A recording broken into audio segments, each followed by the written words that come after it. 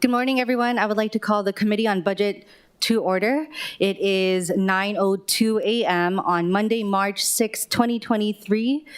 And I would like to first off appoint Councilmember Andrea Tupola to the Committee on Budget. And I would like to welcome Vice Chair Wire as well as Councilmember Tyler Dos Santos Tam. And Councilmember Say and Tulba will be on, and also I would like to welcome our Council Vice Chair, Esther Kia Aina.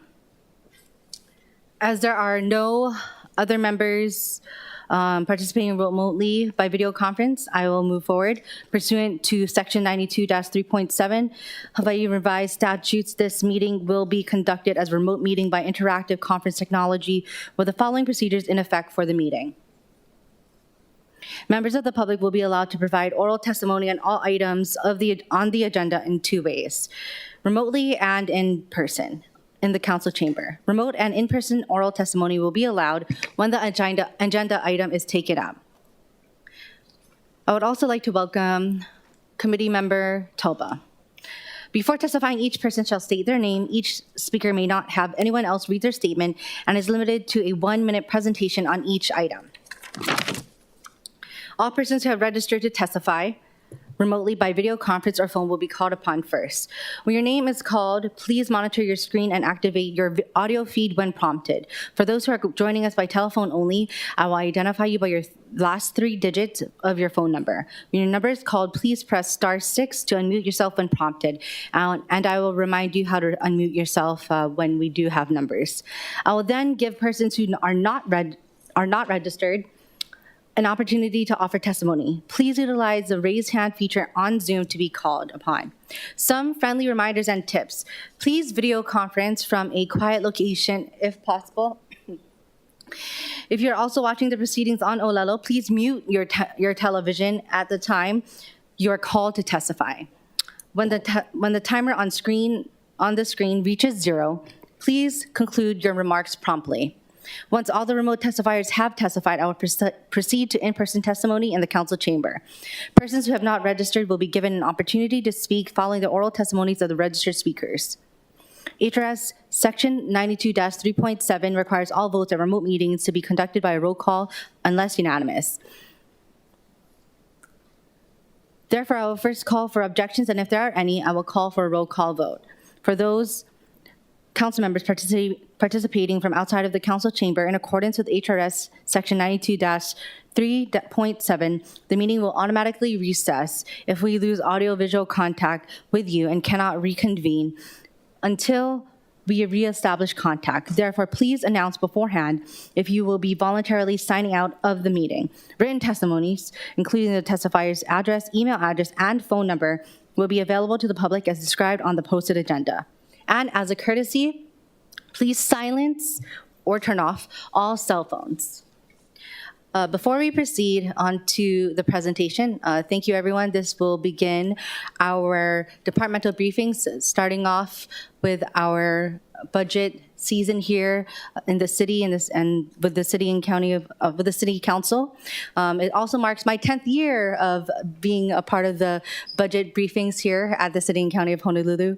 It took 2 years to understand that it's not like the state legislature, and it also took this long, 10 years. I was just talking with Vice Chair Wire about how even though we were a part of it, it made me realize like how every year is different. Although that we have the processes may still be the same, every year has different challenges, has different considerations, and one thing does remain, though, that we do have this process where the City Council is able to provide input on the city's budget, and hopefully we can get work towards a balanced budget come June 7. With that, thank you for allowing us to begin this budget week, and we will now proceed with our administrative overview. One moment.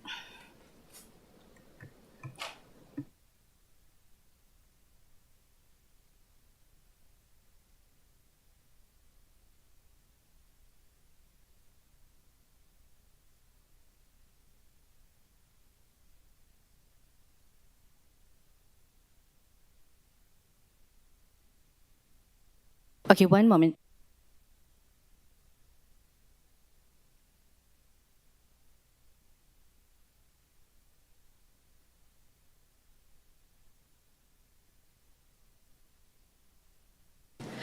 We do have our city administration.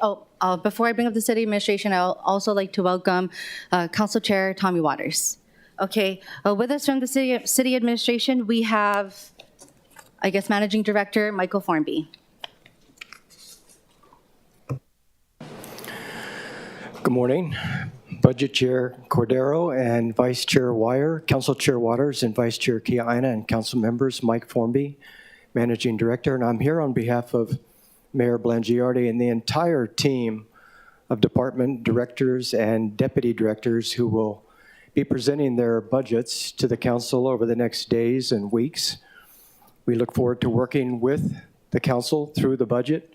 And today we're proud to present the fiscal year 24 Executive Operating and Capital Program budget.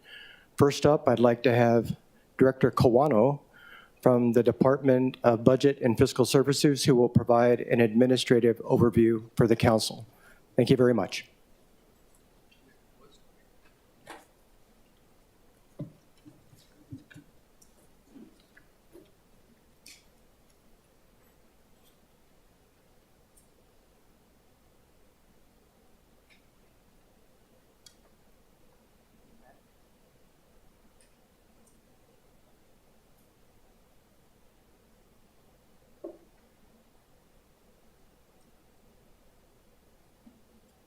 Members, also this, for those in the public who wish to view the presentation, it is on our H&L docs numbered as Departmental Communications 158, 2023.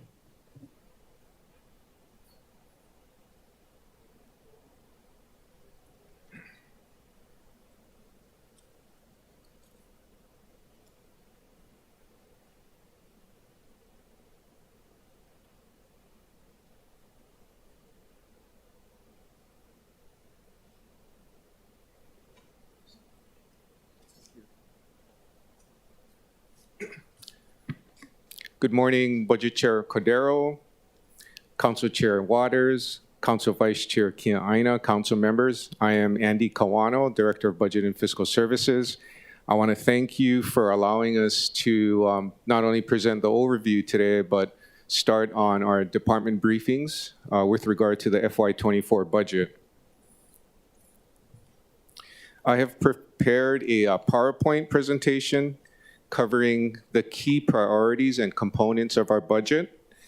And I will spend a few minutes on each slide and ask that we hold for questions until the very end. So thank you again.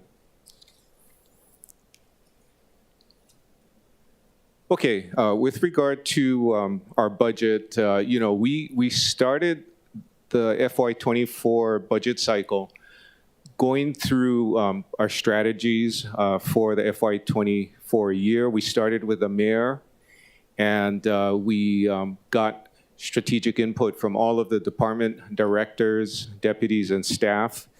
And I thought that everything was pulled together a lot more tightly this year, and we really have good focus on the priorities that I have on slide 2. We're going to cover each of the priorities in the upcoming slides, so we'll go to slide 3. With regard to our FY24 priorities on affordable housing and homelessness, our priority is to execute programs to incentivize development of affordable housing, rental, and startup housing for the workforce, and affordable housing for elderly with fixed incomes. In FY24, our CIP budget includes $100 million for land and property acquisition for affordable housing, for mixed use, mixed income affordable housing with flexible terms. We also will continue to fund the Charter Affordable Housing Strategic Program at $8.4 million. And our managing director has set aside $6 million for affordable housing infrastructure planning in places like Halava and Ivale. And I want to add in the the Kapolei area as well. So there's 3 areas that we're focusing on in terms of neighborhoods. The mayor is also working with the Department of Planning and Permitting to incentivize and expedite the processing of affordable housing plans, permits, and projects within the city to streamline the processing of county, state, and private sector developments. DPP's Chief of Housing Policy and Strategy and his teams are collaborating with HHFDC to optimize the use of private activity bond and the private activity bond cap, of which the city's annual share ranges from $125 to $130 million. Moving on to homelessness, our focus is to continue to provide a full continuum of intervention, treatment, sheltering, rehabilitation, and workforce training services. And you will see budget lines included throughout our agencies that support those services. The FY24 operating budget includes approximately $15.4 million for homeless initiatives, including $11.5 million for the continuation of the city's successful Housing First initiative, and $1 million to continue the core program and in its current state with a view to expand it. Going to slide number 4, with regard to public safety and public health, the budget looks at funding the Honolulu Police Department, Honolulu Fire Department, Emergency Services Department, including ocean safety, and emergency medical services, and other public safety programs that make up 17.3% of the operating budget. The total amount allocated in our operating budget to public safety approaches $600 million. The proposed CIP budget also includes $7.5 million for improvements of the HPD headquarters and other police station buildings, and $5 million for fire station improvements across Oahu. With regard to transit and transportation, we prioritize funding the city and county's mass transit programs in the proposed operating budget in the amount of $411 million, or about 12% of the operating budget. Included in the $411 million is $311 million for the bus and handy van operations. And in our CIP, we have $87.3 million in total for acquisition of new vehicles for the bus and handy van. You know, as you know, we are increasing our service in those areas to get to a level close to pre-pandemic. We are also budgeting $85.1 million for the operations and maintenance of interim operations for the rail. With respect to energy conservation, the FY24 CIP budget includes $10.3 million for the electrification of transportation infrastructure, $1.7 million to plan, design, and construct the installation of electric vehicle charging stations and renewable energy systems throughout our island. With regard to government efficiencies and transformative change, we focus on parks.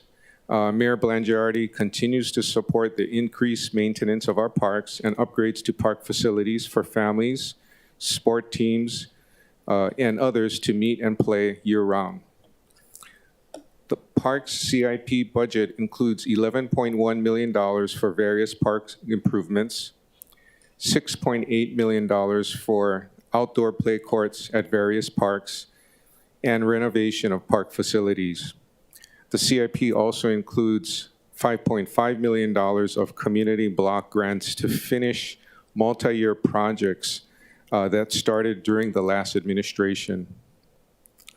The operating budget for parks includes $7.3 million in total for roof repairs, parking lot repavement, refurbishing of gym floors, and other repairs. With regard to DPP, we are doing things to provide services more efficiently and to be more responsive.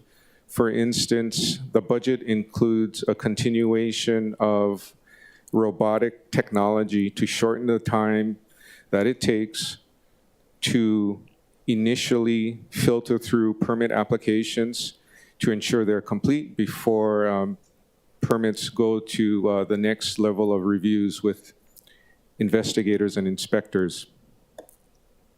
We are in the early stages of using H&L Pay online for the payment of affordable housing application, and we're looking to improve our efficiency in short-term rentals that started in late October 2022. With regard to DHR, we continue to look at improving hiring and being more efficient and effective. We analyze hiring in 3 phases: approval, getting the candidate lists to agencies, and then the interview and selection process. And our DHR team is data mining right now to look at where we can improve in those 3 phases. We also continue to look at digital and social media engagement to improve our outreach for job candidates. And we include LinkedIn. We have a new LinkedIn license for recruitment and outreach for higher level positions. At slide 6, climate change and adaptation is and continues to be a focus of our mayor.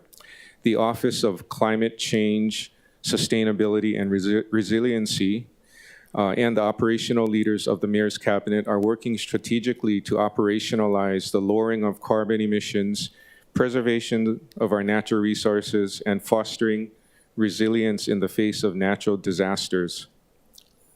The FY24 CIP budget includes approximately $41.9 million for various H-Power improvements and improvements at island centers, and $10.3 million for electrification of transportation infrastructure, $1.7 million to plan, design, and construct the installation of electric vehicle charging stations and renewable energy systems at various city facilities. Okay, that recapped the higher level priorities of the administration. We're going to dig into at a high level our revenues. We're going to go to slide 8. As you can see, the city's revenue base is primarily real property tax. We've added the transient accommodation tax. We've had that for a couple of years now. The other revenue line that stands out is our investment pool. With the higher interest rates, our investment pool has increased interest income by nearly $60 million. Of that amount, about $18 million is from the investment pool for the general fund, and about $16 million is from the investment pool for sewer. So essentially, we invest our idle funds for all different pools of funds by agency. Everything gets consolidated. Earnings are then put back into the respective funds on a periodic basis.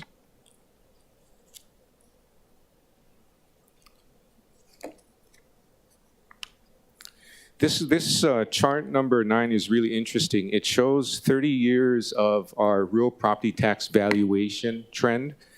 As you can see, there are definitely valleys, areas where we're flat. We have rising valuations when we do when we have recovery. The first big one was after the dot-com burst, and the recovery up through the housing bubble crisis in 2008, flattened out again, and then after the Great Recession, there was constant growth in valuation, and then the flattening and dip during COVID, and then we've had 2 years of strong valuation growth. The fiscal year 22 and 23 valuations were higher. As a result, we're going to talk more about this during our briefing, but we took some of the projected increase of our FY23 valuation, and we're proposing that for FY24, we provide some back to the community by one-time tax credit, and we'll talk more about that as we go forward.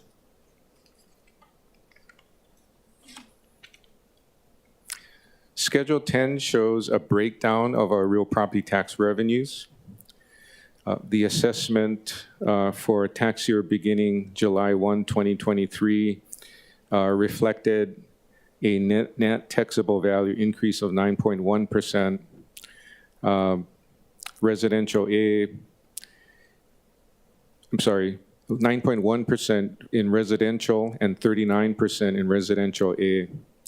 The revenues collected from these categories make up $142 million of the $166 million increase over FY23.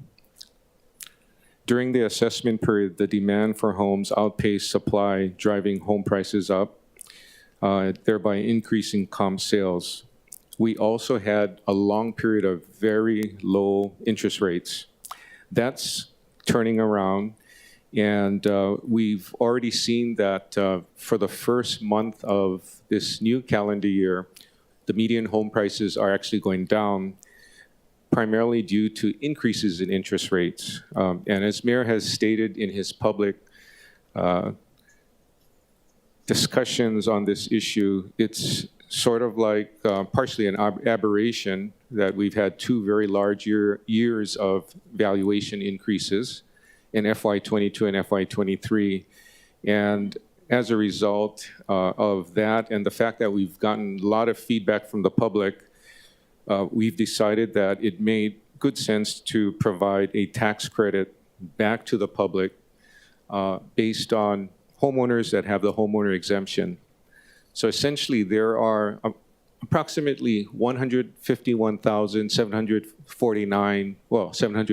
homeowners currently that have an exemption.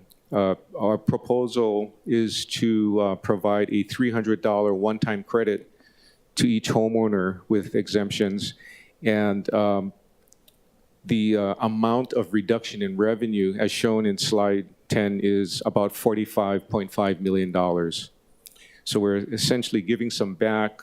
The one-time credit that will deduct from real property taxes that will be invoiced next year, starting in July of 2023, will provide, we think, a significant benefit to taxpayers. A $300 tax credit is equivalent to having an added one-time exemption of about $86,000. So it's sort of like going from $100,000 to $186,000 for 1 year to help people, weather the storm and help the recovery of our residents.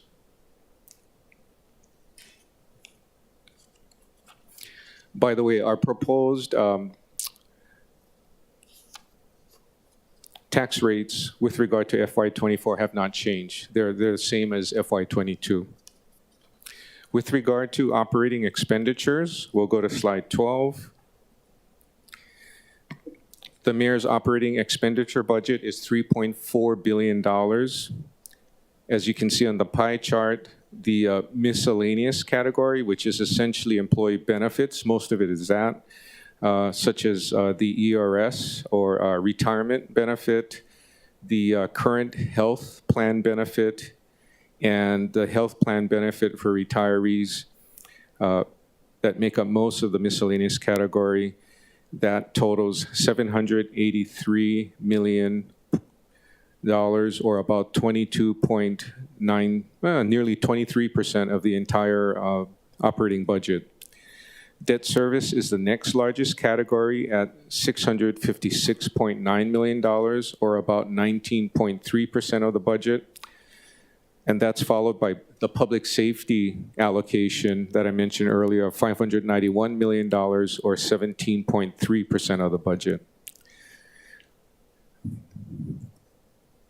So those pieces of the pie, so to speak, make up about 60% of our entire budget. The rest of the budget gets allocated to mass transit, sanitation, general government, human services, culture and recreation, and highways and street.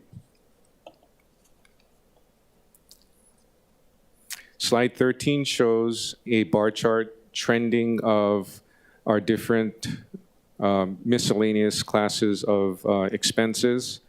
I just want to point out that they're all going up in general, but there was a decrease in the, if you look at the 3 bars all the way to the right, there was a decrease in that group because of the fact that we, as we mentioned earlier, our provision for vacant positions in the provisional section of the budget decreased from about $57 million in for FY23 to about $3.5 million to FY24. And we did that to help the departments with their recruitment so they have more certainty as they hire from now through the end of the year.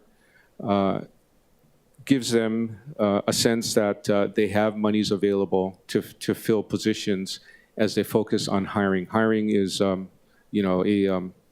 another priority that we're focusing on with DHR, and the goal is to continue to reduce our vacancies as we work through our budget and our processes year to year.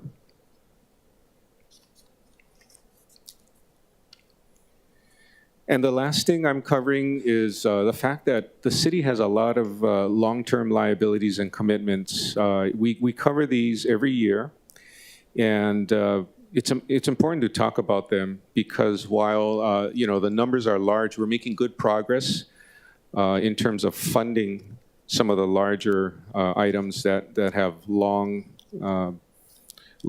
funding periods, like the OPEB, or post-retirement health benefits, ERS for retirement, and then debt service. Slide 15, our OPEB liability.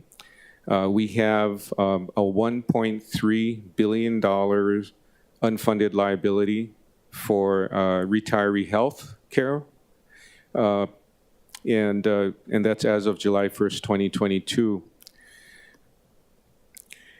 Act 268 of 2013 required the counties to make mandatory contributions to fund the OPEB liability. We're doing a good job through the pandemic, through this current FY24 budget. We plan to make a full contribution of our OPEB towards our OPEB liability, including the prepaid or future portion. The good news is our funded portion of the entire liability is at about 45%. And our investment bankers tell us that a 45% funded ratio is outstanding for municipalities. A lot of cities have just gotten started in terms of funding their OPEB liability, and we are on our way to fully fund the liability. Slide 16, the pension liability. The pension plan, the ERS plan is a multi-employer plan. So it covers not only the state, but all 4 counties. The city's share of the unfunded liability is $2.3 billion. We have complied with the required rate increases required by Act 17, 2017. And as a result, we've continued to fund the pension liability. As of FY22, per the actuary's report, our funded ratio for retirement is about 61.2%. we are on our way to get to 65% by fiscal year '24, and our goal is to fully fund the retirement liability, both current and prepaid or future portions for FY '24. We also pay our spiking charge that's based on, excessive pay above base, a baseline. And for FY '22, which is the last billing that we received, our spiking charge from ERS was $46.1 million, and this charge is payable by June 30, 2024. The total amount of spiking billed from 2013 through 2022 is approximately $158 million. So it's a big cost that we've been funding. And we are going to continue to work on controlling, overtime and other types of premium pay that create excess costs that drive the spiking charge.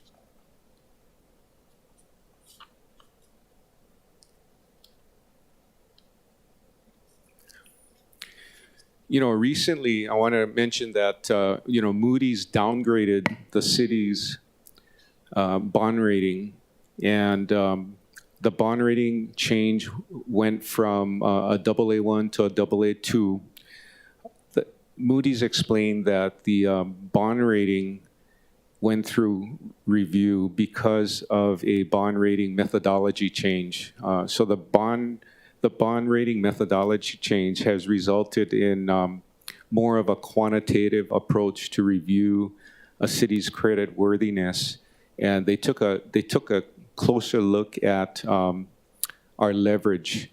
And with regard to pension, the retirement plan, and the OPEB plan that we just talked about, probably the most important thing that we can do to get back on track and to keep our finances solid is to continue to make full payment on the required actuarial determined contribution, and we intend to do that.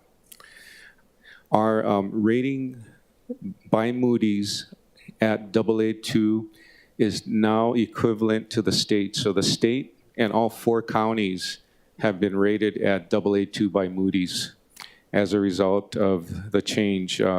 Only Honolulu and Maui County got reduced from AA1 to AA2, and we're disappointed that it happened because we all feel that we are in a much better shape today financially than we were a year ago or 2 years ago. So we're gonna work on getting back to where we were in terms of ratings, and the process moves on.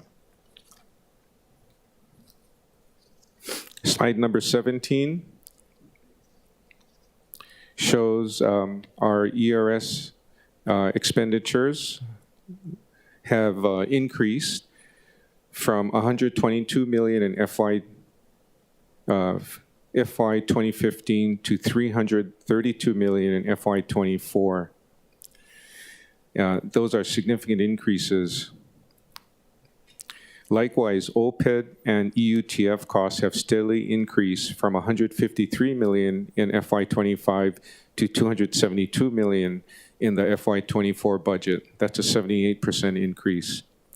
So all of these fixed long-term liability costs continue to increase significantly as we move forward. At the same time, we're being prudent, responsible, and we continue to fund what we are required to fund based on the actuary's determination.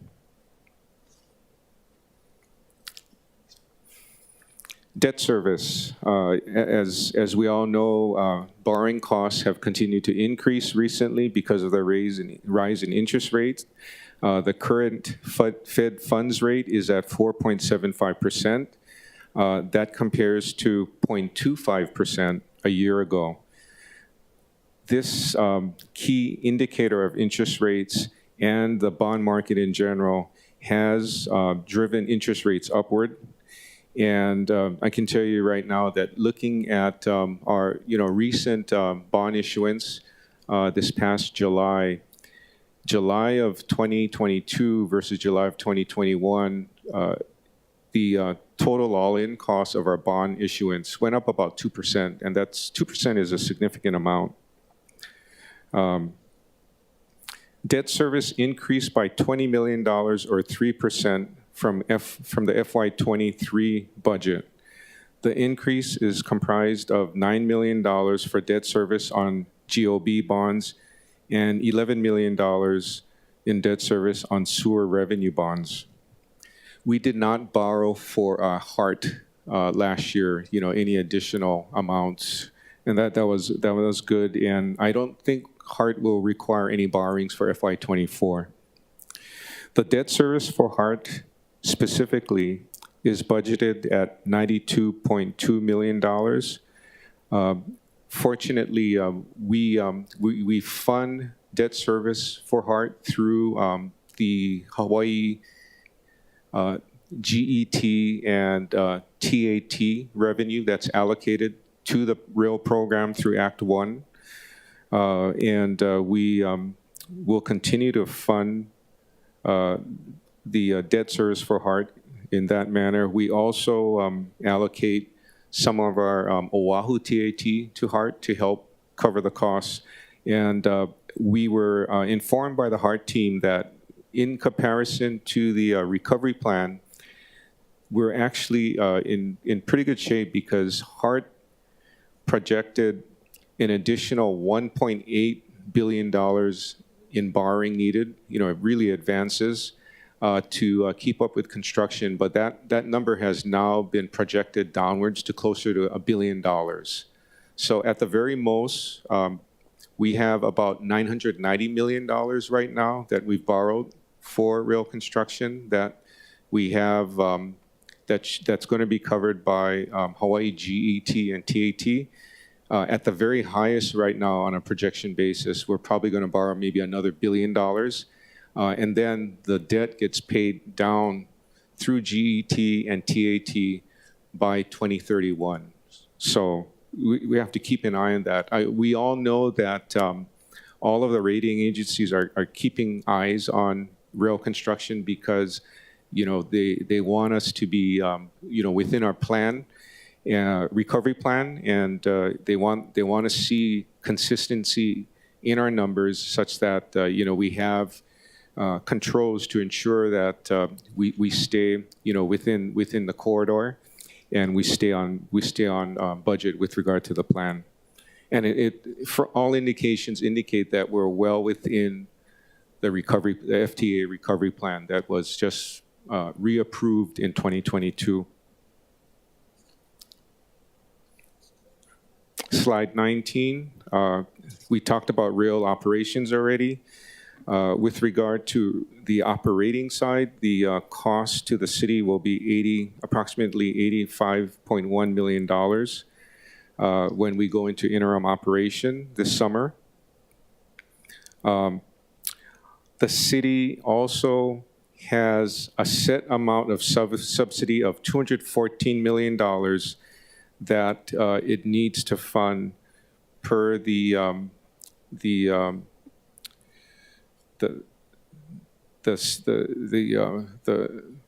FTA recovery plan and full funding plan. For FY24, our annual allocated budget to meet the $214 million bridge funding is $12 million, and the $12 million is in the CIP budget. And that's something that we have to continue to fund per our agreement with the FTA. Okay, so that ends the operating side. In slide 20, we go to the CIP side, and our focuses are the same as for operating. In CIP, we focus on affordable housing, homelessness, public safety, public transportation, parks, and our wastewater global consent decree projects. All of those are focused on. If you go to slide 22, you'll see in the pie chart that a large part of our CIP budget is for sanitation projects, about $565 million. And a lot of that is required by consent decree. About $224 million relate to wastewater projects at Sand Island and Honolulu in EVA. And we have allocations to other large uses of CIP in highways and streets, mass transit, and as I mentioned earlier, culture and recreation, which includes parks.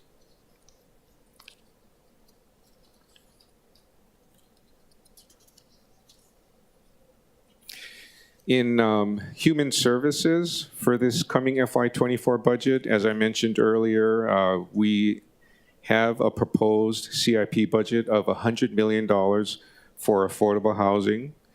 And, we're hoping that we can get that approved because we are looking for acquisitions and opportunities for development of more affordable housing units.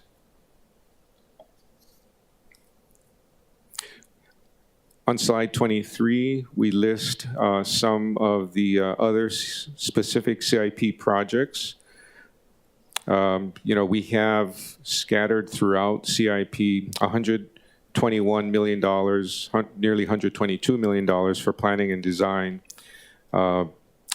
We have the wastewater projects I mentioned earlier. We are looking at computerized traffic control systems, working with state DOT. We're looking at intermodal connectivity improvements of $33.2 million tied to the interim operation of rail. And we're looking at rehabilitation of streets, $35 million. And we've also set aside in the operating side, $11.5 million for street resurfacing. So we're going to focus on street work this coming year. So those are some of the high points, highlights for our FY24 budget. We shared the mayor's priorities early on, and I will take questions now before we go into department briefings. Thank you. Members, before we get to questions, if there are questions for direct departments to answer, they, of course, will be here before us this week. And with that, I'd like to announce how we will be doing a round of questioning.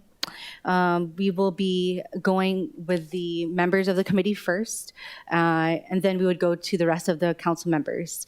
And I ask that you be mindful because we will be going back in rounds over and over as I see that everyone has the opportunity to ask questions.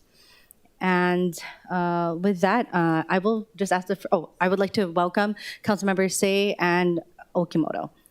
With that, I do have one question, and then I'll move on to the rest of my members. First off, regarding the revenue or the revenue regarding $45.5 million that will result in a one-time possible tax credit, that does have to go before the council, correct?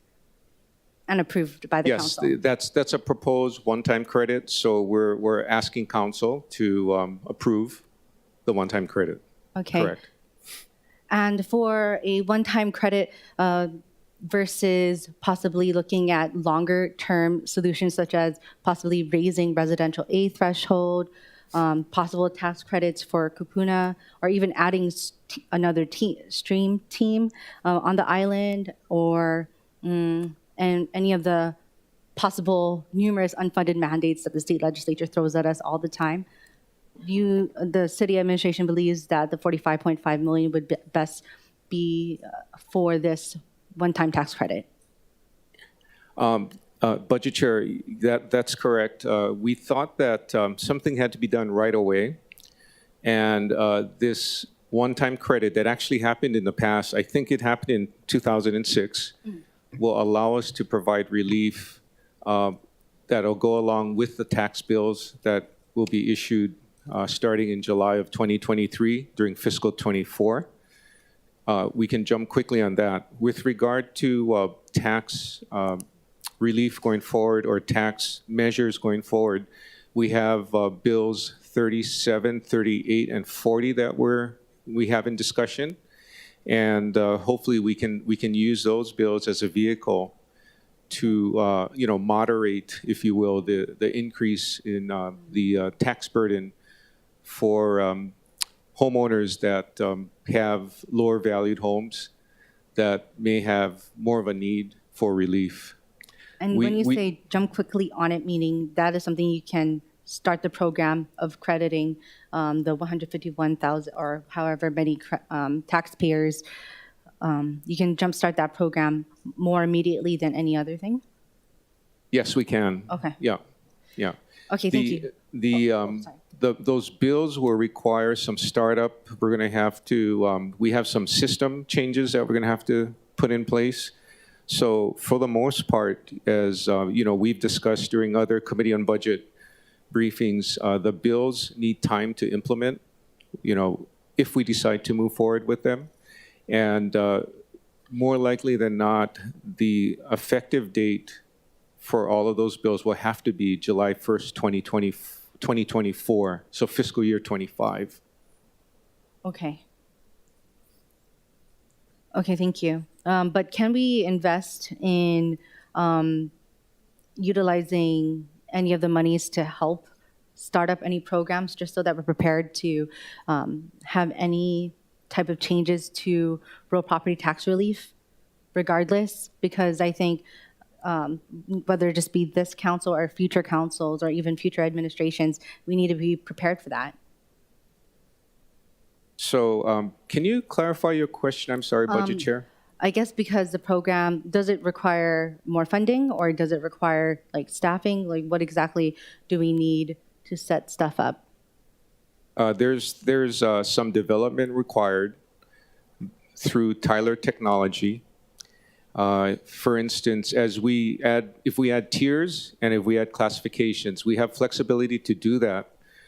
But at the same time, we have to do testing to make sure that the changes are accurately implemented, before we go live. Okay, sorry, Director. I just realized I'm messing up my own rules for the committee and asking direct but BFS questions. So I'm going to stop myself, and maybe we can talk about that further regarding BFS operations when your department does come up. Okay. I do want to open it up to the members to ask administrative overview. Sorry to interrupt you. I made my own mistake here. So, okay, I would like to kick it over to Budget Vice Chair Wire. Mahalo, Chair, and mahalo, Director Quano, for being here.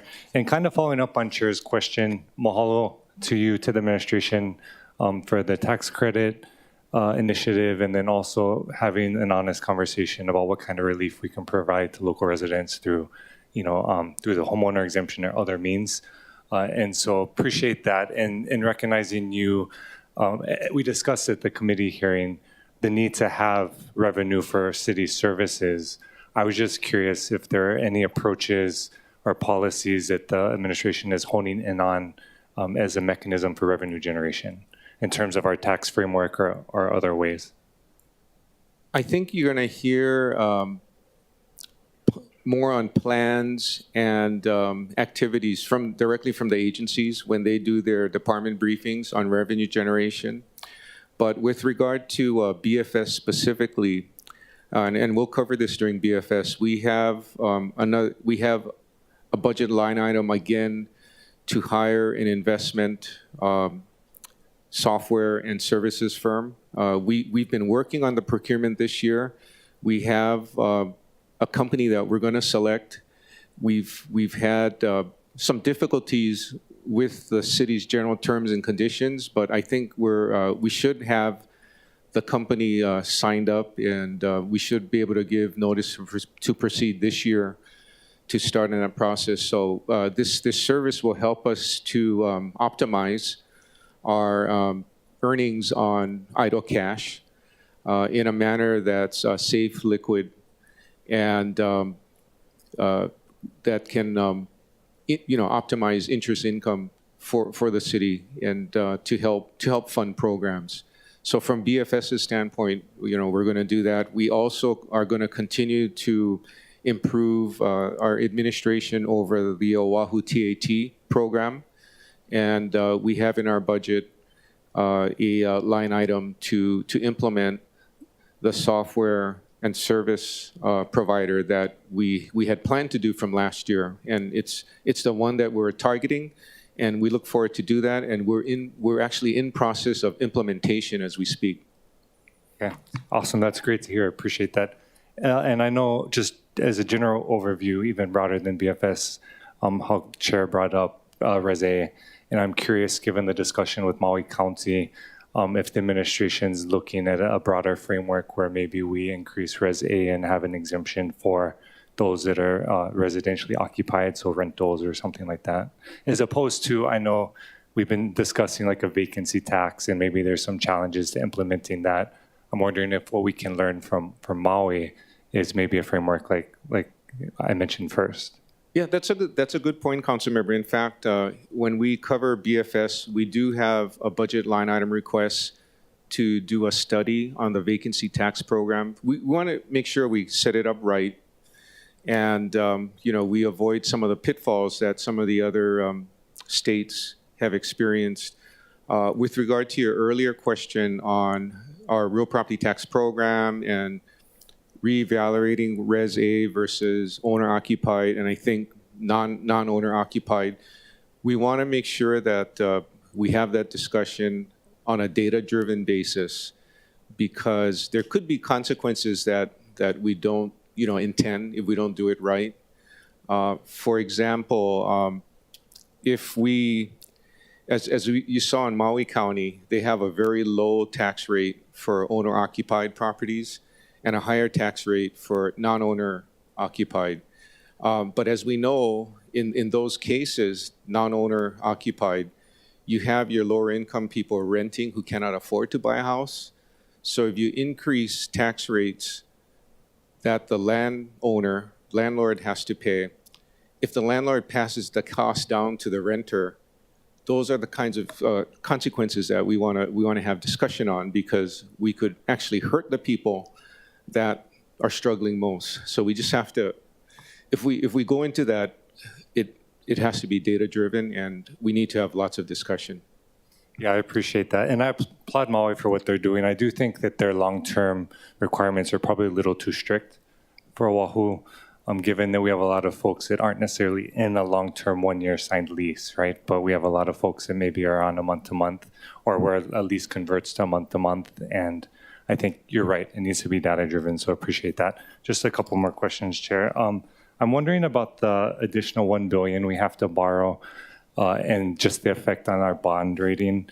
Do we anticipate any changes to our bond rating in the future? I mean, do we know if given that this data is all available and the anticipated additional borrowing is known, was that factored into our current rating, or? It's factored into our current rating. When we do bond rating agency presentations, we talk about the plan, and we explain to the rating agencies that for a period of time, the construction costs expended will exceed the amount of TAT. That's why we're going to have to borrow a little more to get rail construction completed.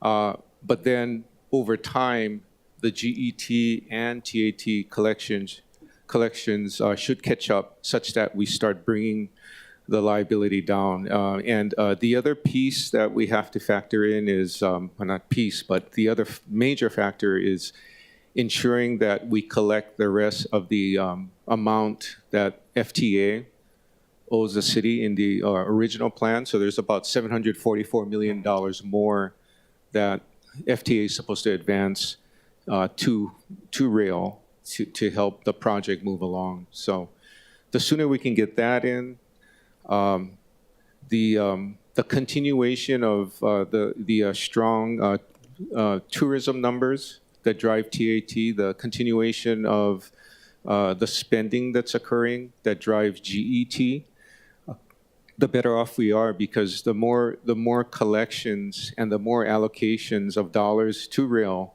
will help to minimize the additional amount we have to borrow.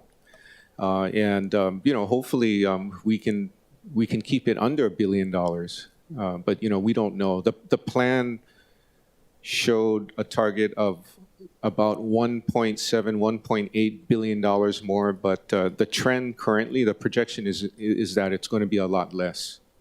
And the rating agencies know about it. So unless we go outside of plan, and we lose our traction, if that happens, our rating could get impacted. But if we stay within plan, I think we'll be in good shape.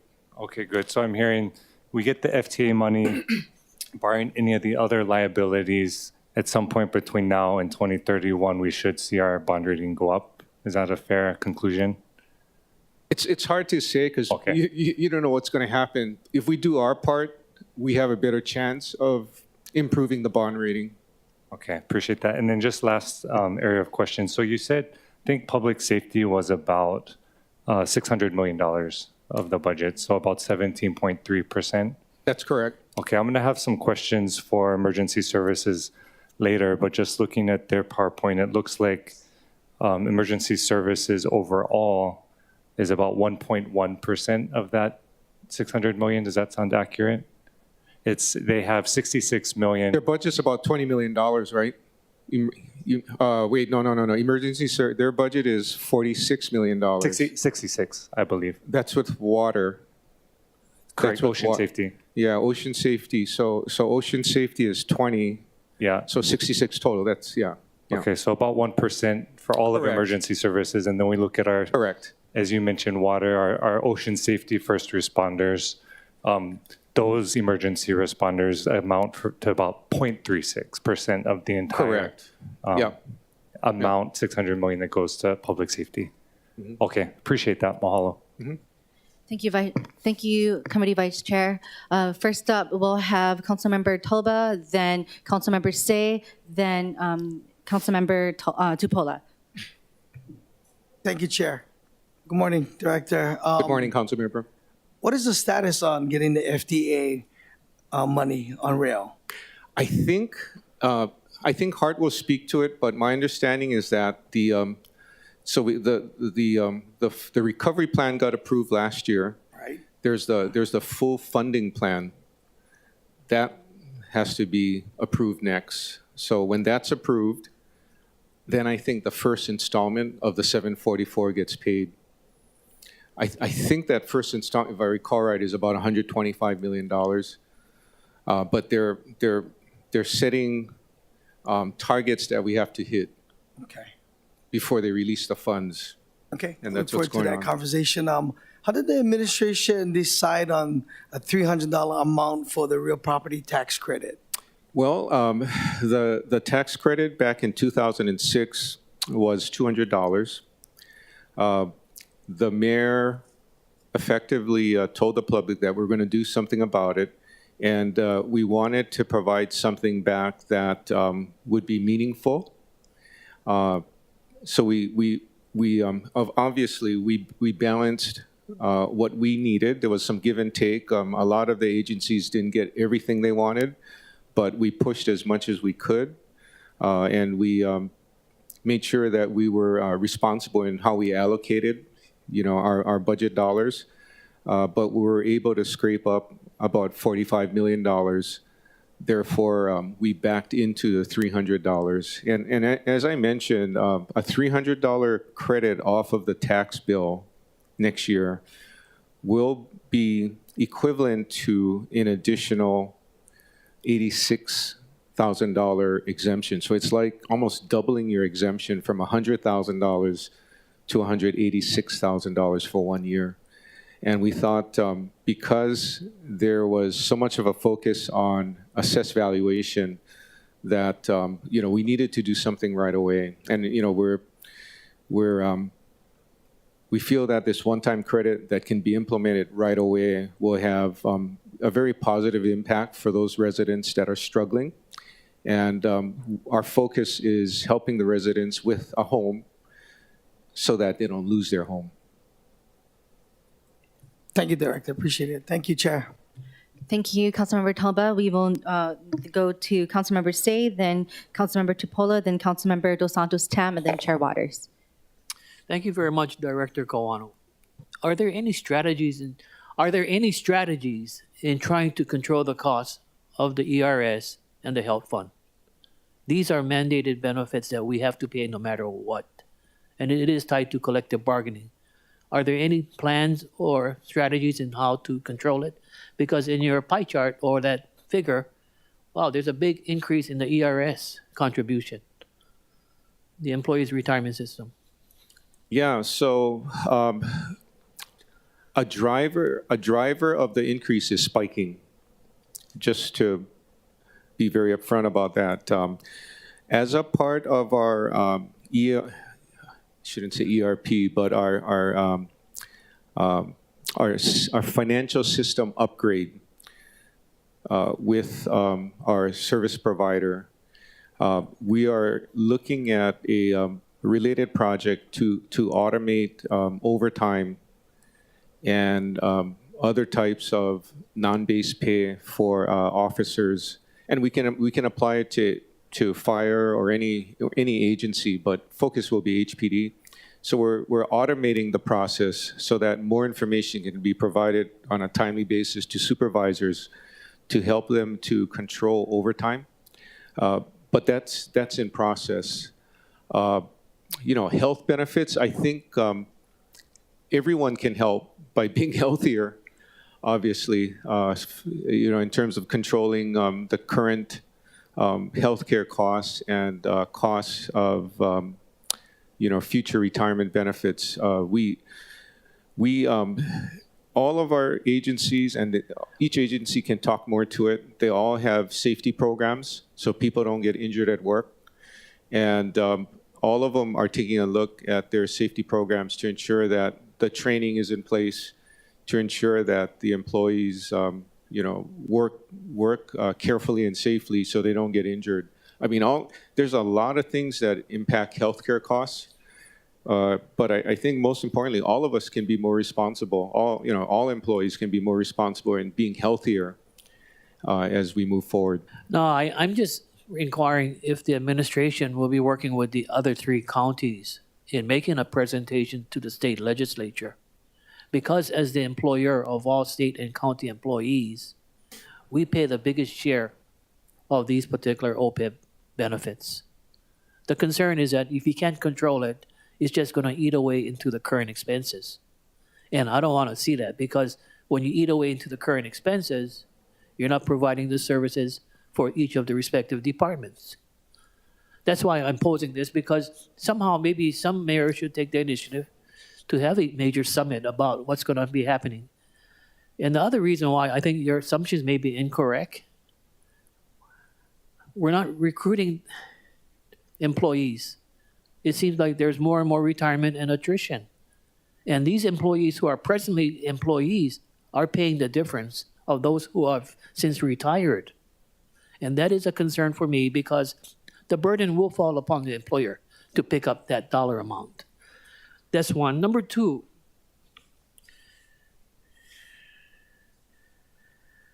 the other concern was for the Office of Climate Resiliency. This is now 2 years that I've been harping on it. Can we not get HART to consider to redesign their stations, just the roofing? I'm concerned about the future out-year budget in regards to operations, in regards to rail, where everything that we do here depends on electricity. What is the cost of the total cost for the city and county of Honolulu in regards to electricity? All I'm asking, if you can get 35% for a solar panel, that would, at least provide some energy resources, electrical resources to our rail, that's going to be one way of cutting the cost for all of us to consider.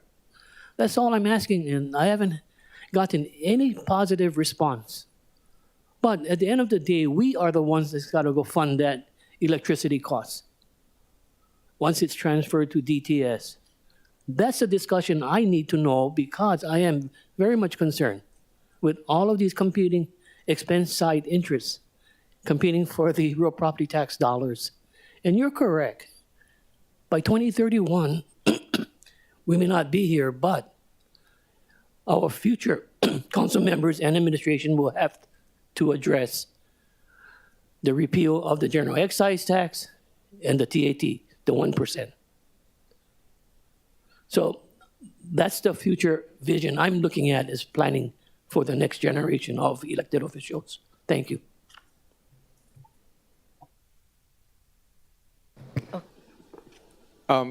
That wasn't a question, right? I was just going to say, Yes. council member, I agree with you.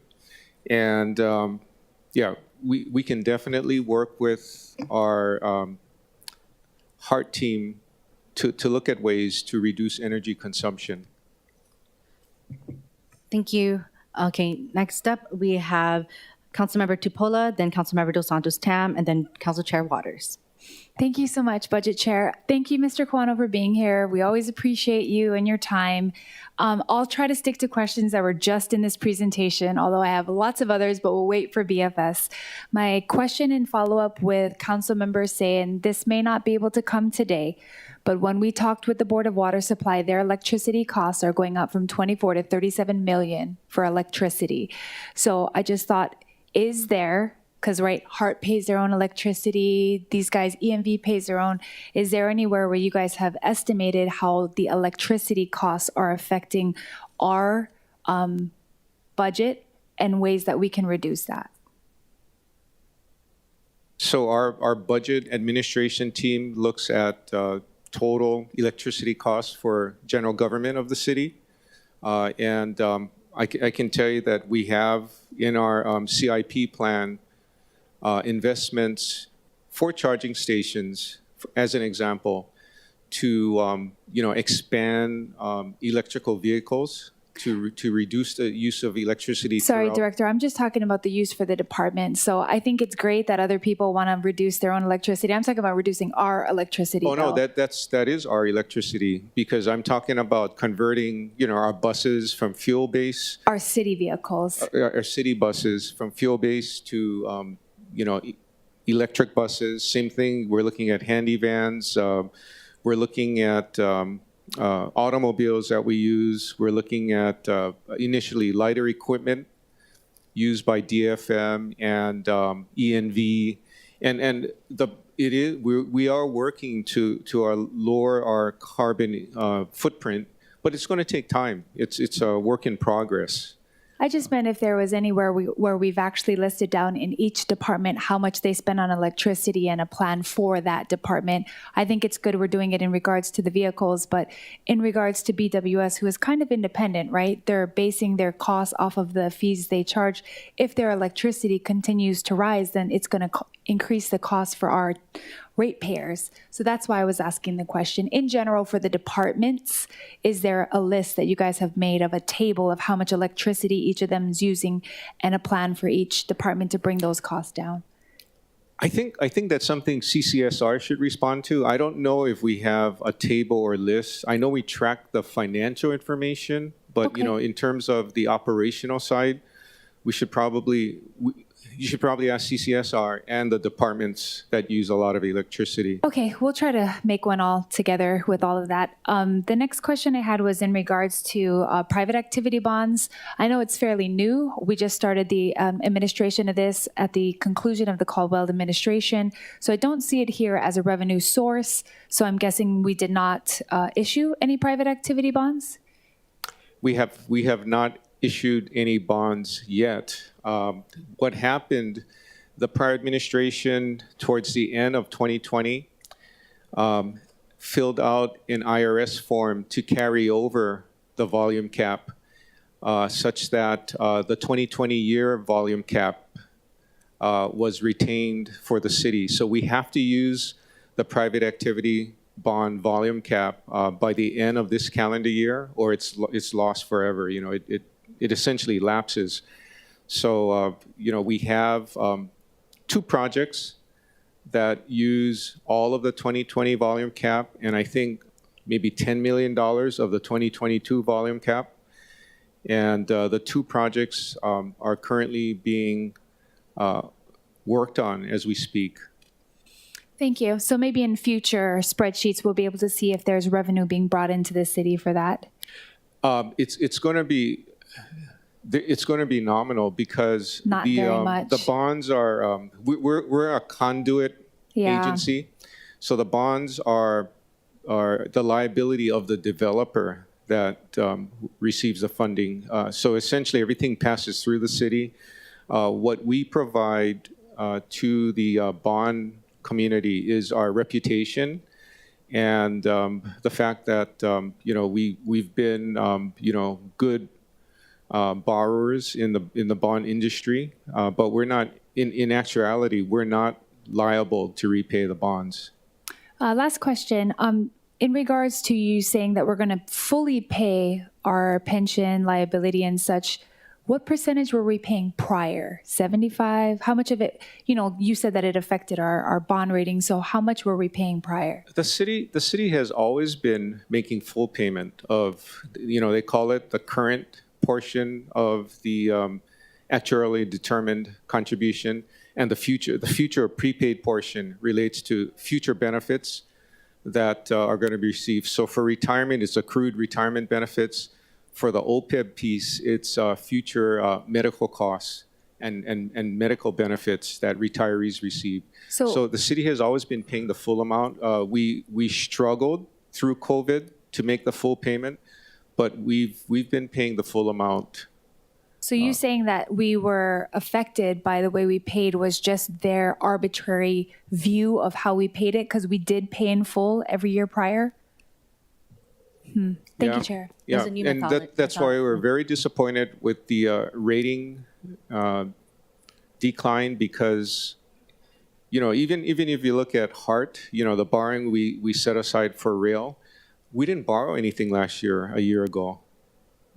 And I don't think we're borrowing anything, we're not gonna borrow this year. So I don't understand how our leverage got to a point where we needed to be downgraded. Understood. And the same thing happened to Maui County as well. Thank you, Chair. Thank you, Councilmember DePaula. And just for clarification, you mentioned is a method. I don't know I can't say it right now. I can't say it. Methodology. Thank you. Okay. Yeah. All right, we'll move forward toward to Councilmember Dos Santos Tam and then Council Chair Waters. And then we'll go to the next round. Thank you, Director. My question follows up on Councilmember Tolba's line of questioning. In previous years, when we gave the $200 credit in the late 2000s, that was actually a steeper increase year on year than we're facing now. And that suggests to me that we may even have steeper increases in future years. And so, I think everyone appreciates the $300 one-time credit, but I worry that we're going to have to do this year after year after year if rates continue to go up in the way that they have. And you've mentioned that it's equivalent to the $86,000. And so I wanted to dig in a little bit deeper into what the logic was of proposing a one-time credit versus an overall increase to the $100,000 homeowner exemption, for example, or something a little bit more long-term that will mitigate it. So we're not just doing this year after year and kicking the can down the road and providing a Band-Aid of relief rather than dealing with sort of the underlying issues here. I think it's exactly that. We understand that there's Bill 40 to address the level of the homeowner's exemption. But we need more time. We need to have more discussion. This one-time credit provides relief that'll happen next fiscal year. So based on the FY23 valuation that was higher for the second consecutive year, it provides some relief back to homeowners that have been, calling all of you for relief for us to do something. And we felt that it was the most efficient way to provide relief, knowing that going forward, we're also looking at the homeowners exemption under Bill 40, and then under Bills 37 and 38, we're looking at the income limit for the low-income tax credit, which is, in terms of our program, that tax credit provides relief. It's what we call the circuit breaker. So it provides relief to people that are really in dire straits, that need support. And I think we provide credits that approximate maybe $5.5 million through that current program, the low income tax credit. And if we increase the income level, that's the discussion right now, so that more people can be included, it will require that the city plan and set aside for that reduction in revenue. So we have things we feel going forward that we can work on, but this one-time credit provides the most immediate relief to our real property taxpayers, and that's why we did it. And as a follow-up, Bill 40, I think, increases it by $10,000 for the overall exemption. But has the administration done sort of modeling in future years to determine what an appropriate rate would be and what the options are if we were to increase that further beyond 110,000?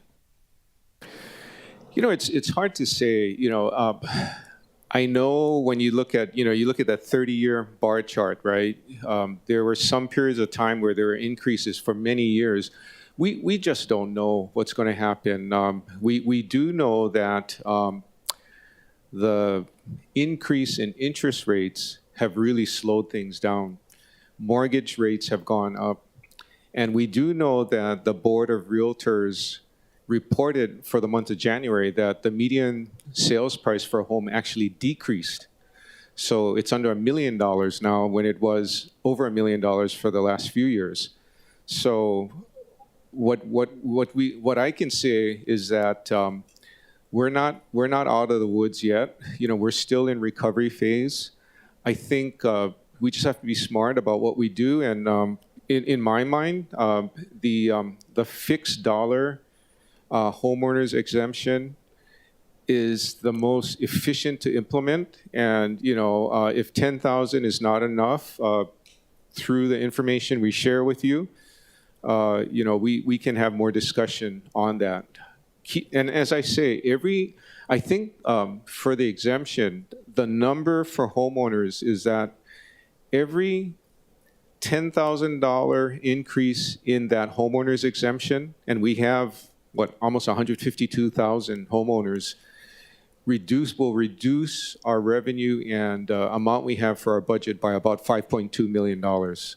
So every $10,000 equates to taking away $5.2 million from our budget, in terms of source of funding for the budget. So we just have to keep that in mind. Okay, thank you. Next up, we have finishing our first round of questions for the administrative overview is Council Chair Waters. Oh, thank you. Thank you, Chair Cordero. First, I'd like to point out that every council member is here, which I appreciate very much. I'd like to start off by talking about the priorities. In the budget books that we were provided, looking at page A2, I note that there's administration priorities and then there's mayor's priorities. The administration's priorities are investment in Oahu's post-pandemic recovery, responsible spending, excellence in core services, modernizing and making more efficient, and align with the state, and partner with nonprofits. And then you have the mayor's priorities: affordable housing, homelessness, public safety, transportation, government efficiencies, climate change and adaptation, and improved city communication. I'm assuming that the budget, overall budget, will reflect these priorities, right? That's correct. The second group are the priorities. The first group is sort of, kind of like guiding principles, what our focuses are. But all of those guiding principles, if you will, factor into how we implement our priorities, which are affordable housing and homelessness, public safety, public health, transit and transportation, et cetera. So in terms of budget priorities, that's what I believe, at least nearly all of the agencies are focusing on those areas. Okay, thank you. But I was just curious why you have two separate categories. Why do you have the mayor's priorities and the administration's priorities as opposed to them all being the administration's priorities? I think again, the first part in terms of investing in post-pandemic recovery, responsible spending on city and county priorities, I think those are all essence of how we want to be leaders, in terms of making the priorities happen. So those points are the guiding principles for all of the department leadership, such that we follow those guiding principles to implement the priorities with regard to the budget. Okay, great. Can you explain what one of the priorities is align with the state? What does that mean? We got to work with the state. A good example is, in affordable housing, and we'll talk about this more, private activity bonds. And I think Managing Director mentioned it during last week's briefing. As we've gotten to learn more about the private activity bond financing mechanism, we've learned that to do it right, the city will have to work very closely with HHFDC. So this is an example of working with the state. And we've learned that developers, if they're building ground up, it's not a rehab, it's not an acquisition rehab, but ground up building. They need financing stacks that not only include private activity bonds and the light tech credit, but they also need to borrow from the state through the Rental Assistance Revolving Fund, or maybe even DERF, so they have additional stacks of financing to make the project happen. I see.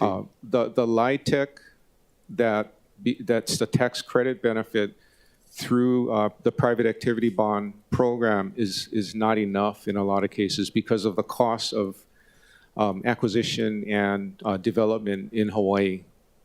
So that's an example of city and state having to work together. I see. Okay. Another administration priority is investment in Oahu's post-pandemic recovery. I do note that it looks like the budget wants to convert OER's positions that were funded from ARPA to permanent. Other than that, what does the budget, let me rephrase my question. Recently we had a request from the administration for $33 million in rent relief, which we took from the second tranche, right?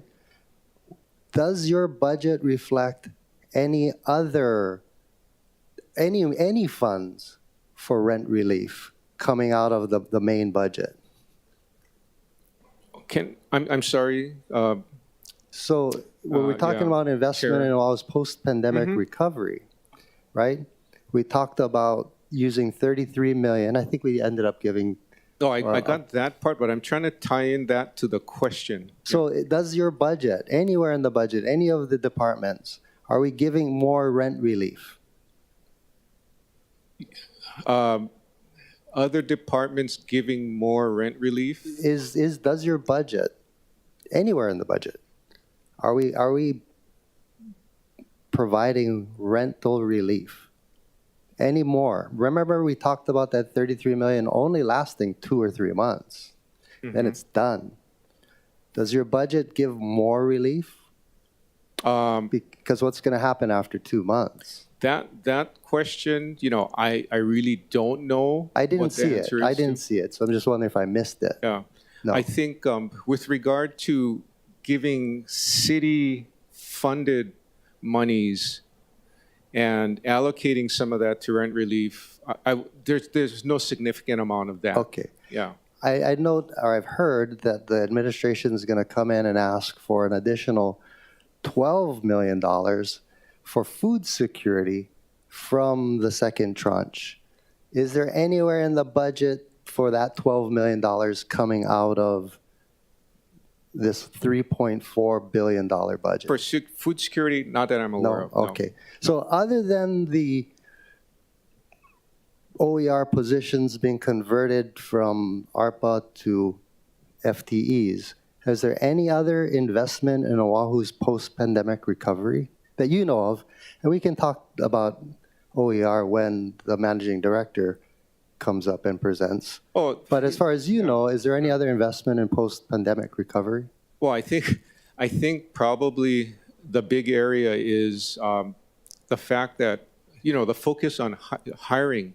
So every agency will talk about what they're doing with regard to hiring, because by staffing, by being able to provide services, core services to our general public, we help post-pandemic recovery. And Interestingly, I note that our vacancies, according to the budget sheets, went up from 2,360 to 2,636. we're going to have to break it down, Council Chair, because when I discuss BFS, as other directors will brief on their agencies, you'll see that a lot of effort was put forth to hire. So, you got the plus side where you actually bring people in to the city, and then you have with that transfers and promotions to fill positions. So there's great activity happening there. At the same time, people are retiring, people are leaving, and we're trying to, there's a balance we're going to have to get better at, but the effort is definitely there. We have processes.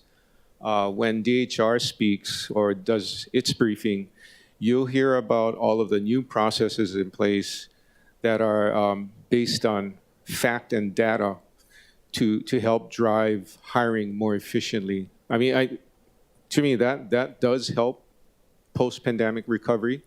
And then you asked, for example, DPP. We're working on a organizational study using an outside firm to look at how DPP is organized, look at all of the rules DPP follows. We're looking at codes that we have and whether codes can be improved. So looking at transformative change there, and also we're in the process of once some of that is done, looking at the system again to upgrade the system so we can process permits more effectively. That will help to, improve post-pandemic recovery. Just getting permits approved sooner. Again, on post-pandemic recovery, just drive around town, I see businesses closing all over the place. In the $3.4 billion budget, is there any help or relief for businesses? I think, no, we don't have any direct relief to businesses, in terms of grants or that kind of stuff. Yeah, I'm just looking across the board. Each department, each department's budget is increasing this year, right? Some higher than others. I know it's budget and fiscal services is an increase of 19%. DIT is an increase of 35%. The MD, Managing Director's Office, is an increase of 39%. And in fact, as I mentioned, the overall budget has an increase of from $3.2 billion last year to $3.4 billion this year, which looks like a total of $193,427,000 more than last year.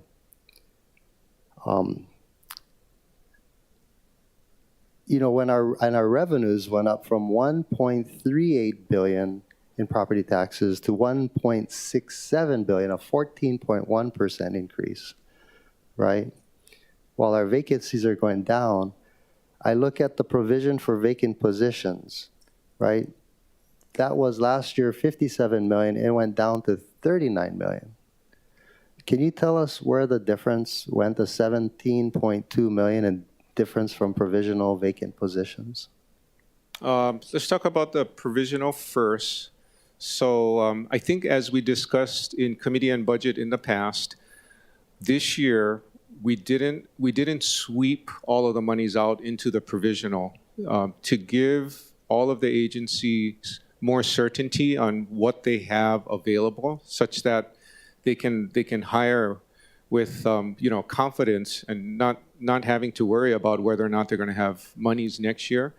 The provisional was not funded as we have in the past, so we did not reclassify salaries for vacant positions into the provisional account.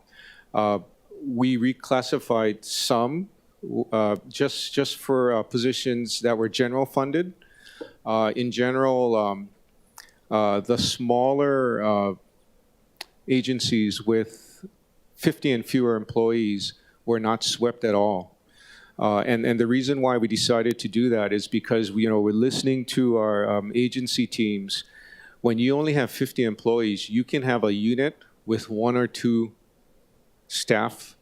And if we sweep, let's say, half of it like we did in the past, they have a hard time filling positions, because the concern is, okay, we may have monies now through savings, in the current budget year, but if the provisional is not maintained and is used for other purposes, am I going to have funding in the following budget year to pay people that I've hired? So what we decided to do was not sweep or move budget dollars for vacant positions from salaries into the provisional account. And that's why the large decrease. So the department's increase, some of it was due to the provisional not being swept. It's just a reclass. But the other part too is you got to remember collective bargaining. The impact due to collective bargaining exceeded $100 million in this year's budget. Right, and that's reflected in the presentations by each department, but we are reducing the provision, you are reducing the provision for vacant positions by 17.2 million. But does that coincide with, that's sweeping the funding? Are you also deleting the FTEs that are adjacent to this? Because remember last year I made a big deal about all these vacant positions from 2008, right? Are any FTEs reduced as a result of? You will hear from some of the agencies that they deactivated positions. Oh, great. So the budget is not picked up, but for the most part, our agencies, retain the positions that they felt they needed. One thing that we always talk about, we have unbudgeted personal service contract workers, and there's a lot of them. There could be, 1,200, 1,500 of them, and their pay is funded by savings through the vacant position budgets that we have. So we have to keep in mind that we have these contract workers that we pay. No, that helps. That helps. Yeah. I was wondering how these contract positions were paid. Just a couple more questions. Is the provision for salary adjustments and vacation pay? So there's an account. Provisions for salary adjustments and vacation pay went down from 37.2 million to 7.9 million, right? I mean, this is like when people retire, you got to pay out their retirement, or their vacation pay that they didn't take. Are you saying we only need $7.9 million now to take care of the entire city budget for all these folks that are retiring? Well, and why such a big cut? 37.2 down to 7.9 million. So last year at this time, we were still going through collective bargaining. We had not settled. So as we discussed with council last year, we needed to set up an accrual because we didn't know what would happen for FY23. We currently have final settlement amounts for all of the bargaining units. And we have, and what we have to pay is factored into our salary budget this year. So it's just in a different place. I see. And that's the more than $100 million that we've had to put into our salary budget this year to, to fund all of those increases as a result of collective bargaining. I know the $300 tax credit has been already discussed, but how did you folks decide on $300? I mean, what's the logic behind determining $300? I think so it's a tax credit, so it'll be a deduction from the tax bill. As I mentioned, the equivalent exemption amount is nearly $86,000. And we wanted to provide something meaningful to taxpayers. So this credit is such that, you still have to pay the minimum tax. The minimum tax per parcel is $300. So if the credit cannot reduce your tax bill to an amount under $300 if your tax bill is such. We wanted the credit to be significant because we listened to all of the pain and concern people were going through. The concern is 2 years of increases. And the concern is this second increase could have been an aberration because everything's pulling back, right? Median prices are pulling back. Interest rates are still high. The Fed will continue to increase its Fed funds rate, maybe at 25 basis points at a time until they're comfortable that if inflation has been tamed. In that kind of environment, along with the uncertainty of the war that's happening in Ukraine, the thought was this increase would create sort of like a tax bubble for 1 year and then come back down. So what we're saying is that we want to be responsible. We want to provide relief immediately so that people are not impacted as significantly, and provide some cushion such that as we legislate other tax program changes going forward for FY25 and forward, there'll be more. While the real property taxes are still going up, there'll be not as steep of an increase. Give people more certainty. Does the $300 apply to all the 152 residential taxpayers, every single one? So are we giving tax break to foreign investors who have these vacant homes? They're going to get a $300? I don't think you break can, because you need a homeowner's exemption as well. Okay, so I don't think it only applies to folks with homeowners. it's people that live exemptions. here at least 270 days during the year. Okay. Yeah. And that's only to residents, so we're not giving the businesses a tax break, or the hotels, or the industrial side, just the residents. Just the residents, yeah, with homeowners exemption.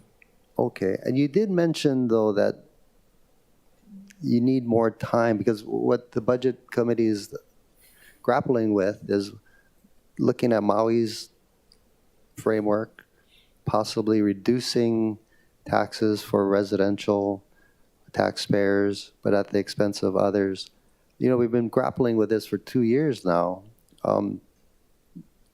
We look to the Department of Budget and Fiscal Services to help us there going forward, because of course whatever changes we make now isn't going to take effect until a year or two out.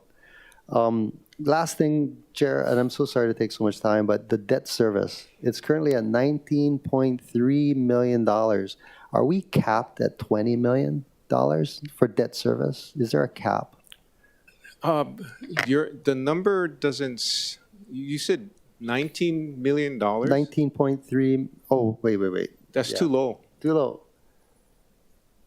Debt service, percent. I'm so sorry. Okay. The debt service is $656.9 Right. million, but I calculated to about 19.3% of our overall budget is debt service. Is there a cap as far as how much we should be dedicating to debt service so that our rating perhaps can get better I mean, I'm sure that's part of it, right? You know, that's a tough question to answer. All I can say is that how the methodology that Moody's uses works is that they look at leverage. So one way they look at leverage is they take debt service and they divide it by the operating budget of the government. So they have these different ratios that they look at, and they compare it to peer governmental units. So other governmental units that are, in our case, we were at AA1. So they look at their universe of AA1 governments, and they compare those types of ratios that we have to others. And what I was told is that we were far above, other governmental units that were in our peer group.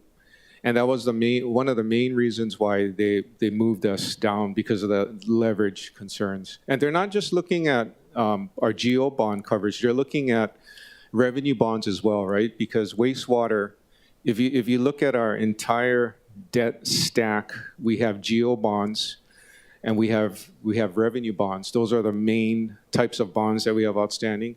Wastewater has a lot of revenue bonds outstanding. So when you look at everything, I think our total amount of debt, government-wide, is about $7 billion. That's the principal amount outstanding. But if you break that down, we know about $1 billion of it is for HART. That's funded by GET and TAT. About maybe $2.5 billion is, related to wastewater. And then we have other smaller borrowings like wastewater and I think solid, E&V in general, borrow from the state. State has a low interest loan program. I think it's just 1% or 2%. So you have some debt payable to the state of Hawaii. But I'm assuming the wastewater bonds are paid back by the ratepayer, right? On our water bill, That's right. But when we look at our total debt, when Moody's looks at the total debt of government, they include debt paid by other parties. I see. Yeah, not just the GO debt.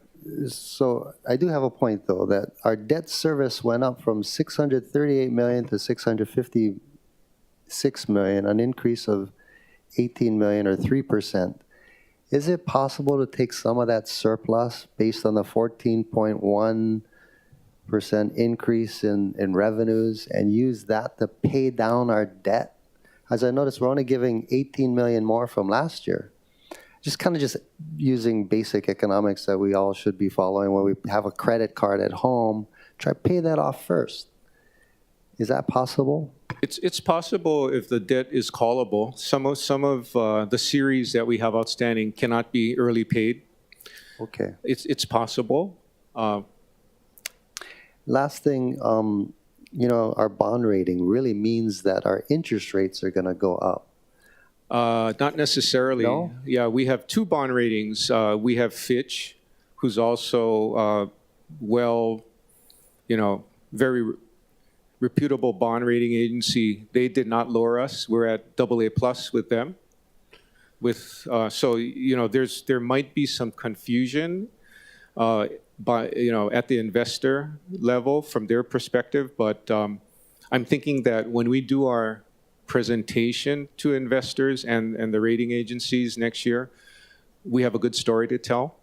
And I don't think our interest rates are going to be impacted because of the downgrade. Also, the other issue out there is that the Moody's, for some reason, decided to lower Maui County as well. And Maui County has solid financial statements.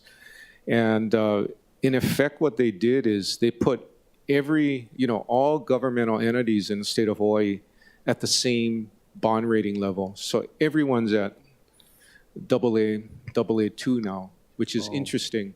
Yeah, super interesting. And that's why we were very disappointed because, again, we feel that today the city and county of Honolulu is better off compared to a year ago or 2 years ago. So how can they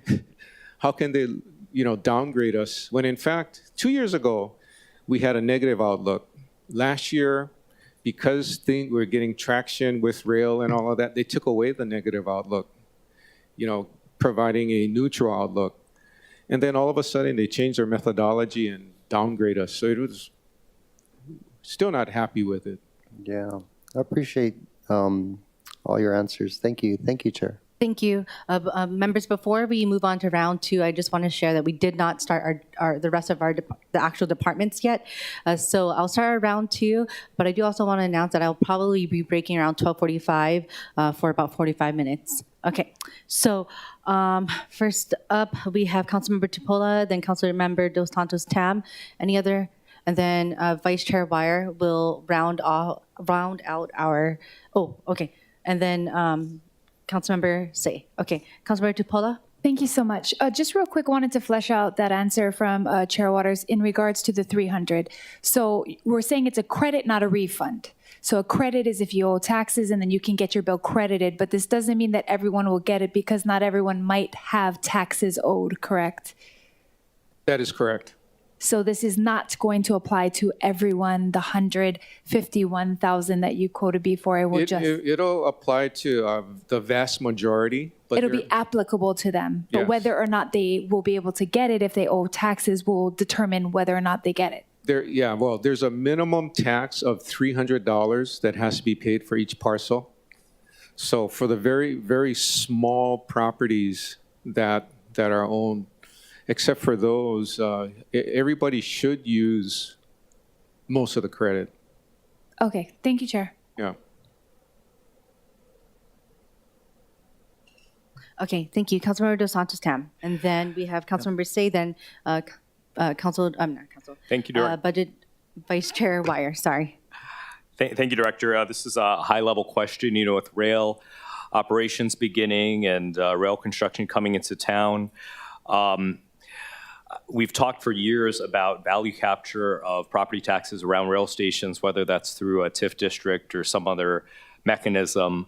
Could you briefly explain kind of your department's approach to this and your thinking about perhaps creating a district or, what would be required to do so? Because as projects come in, we just approved one in Waipahu, we want to make sure that revenue gets captured in a meaningful way. Well, I think before we go into a TIF or a CDF, we got to do our homework. I think TIF especially, we have to make sure that there's going to be enough of an increase in assessed valuation to pay off any debt that we issue for a district that we circumscribe, for the TIF. Because if we don't do that, the city is on the hook. So if for some reason the assessed valuations don't increase at the amount we anticipate to pay off the debt, the rest of the taxpayers around that district will have to make up the difference, or we essentially cut services. We're going to have less revenue to fund city services, and we have to cut services. So I think the most important thing we're going to have to do is get our homework done before we do any of that, before we do a TIF or CDF.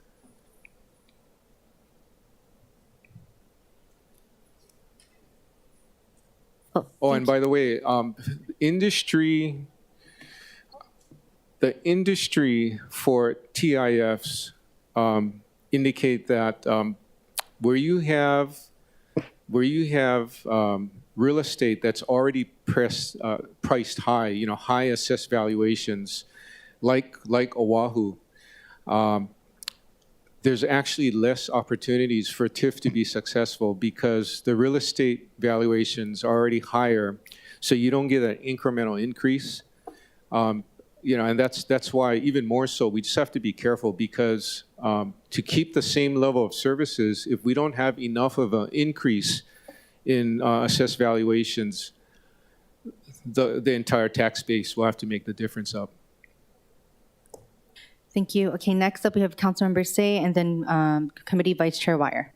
Yes, Miss Madam. Thank you very much, Madam Chair. For Director Kawano, on page 8, are we comfortable with your assumption in regards, I don't know what investment pools are, and the amount is 58 million.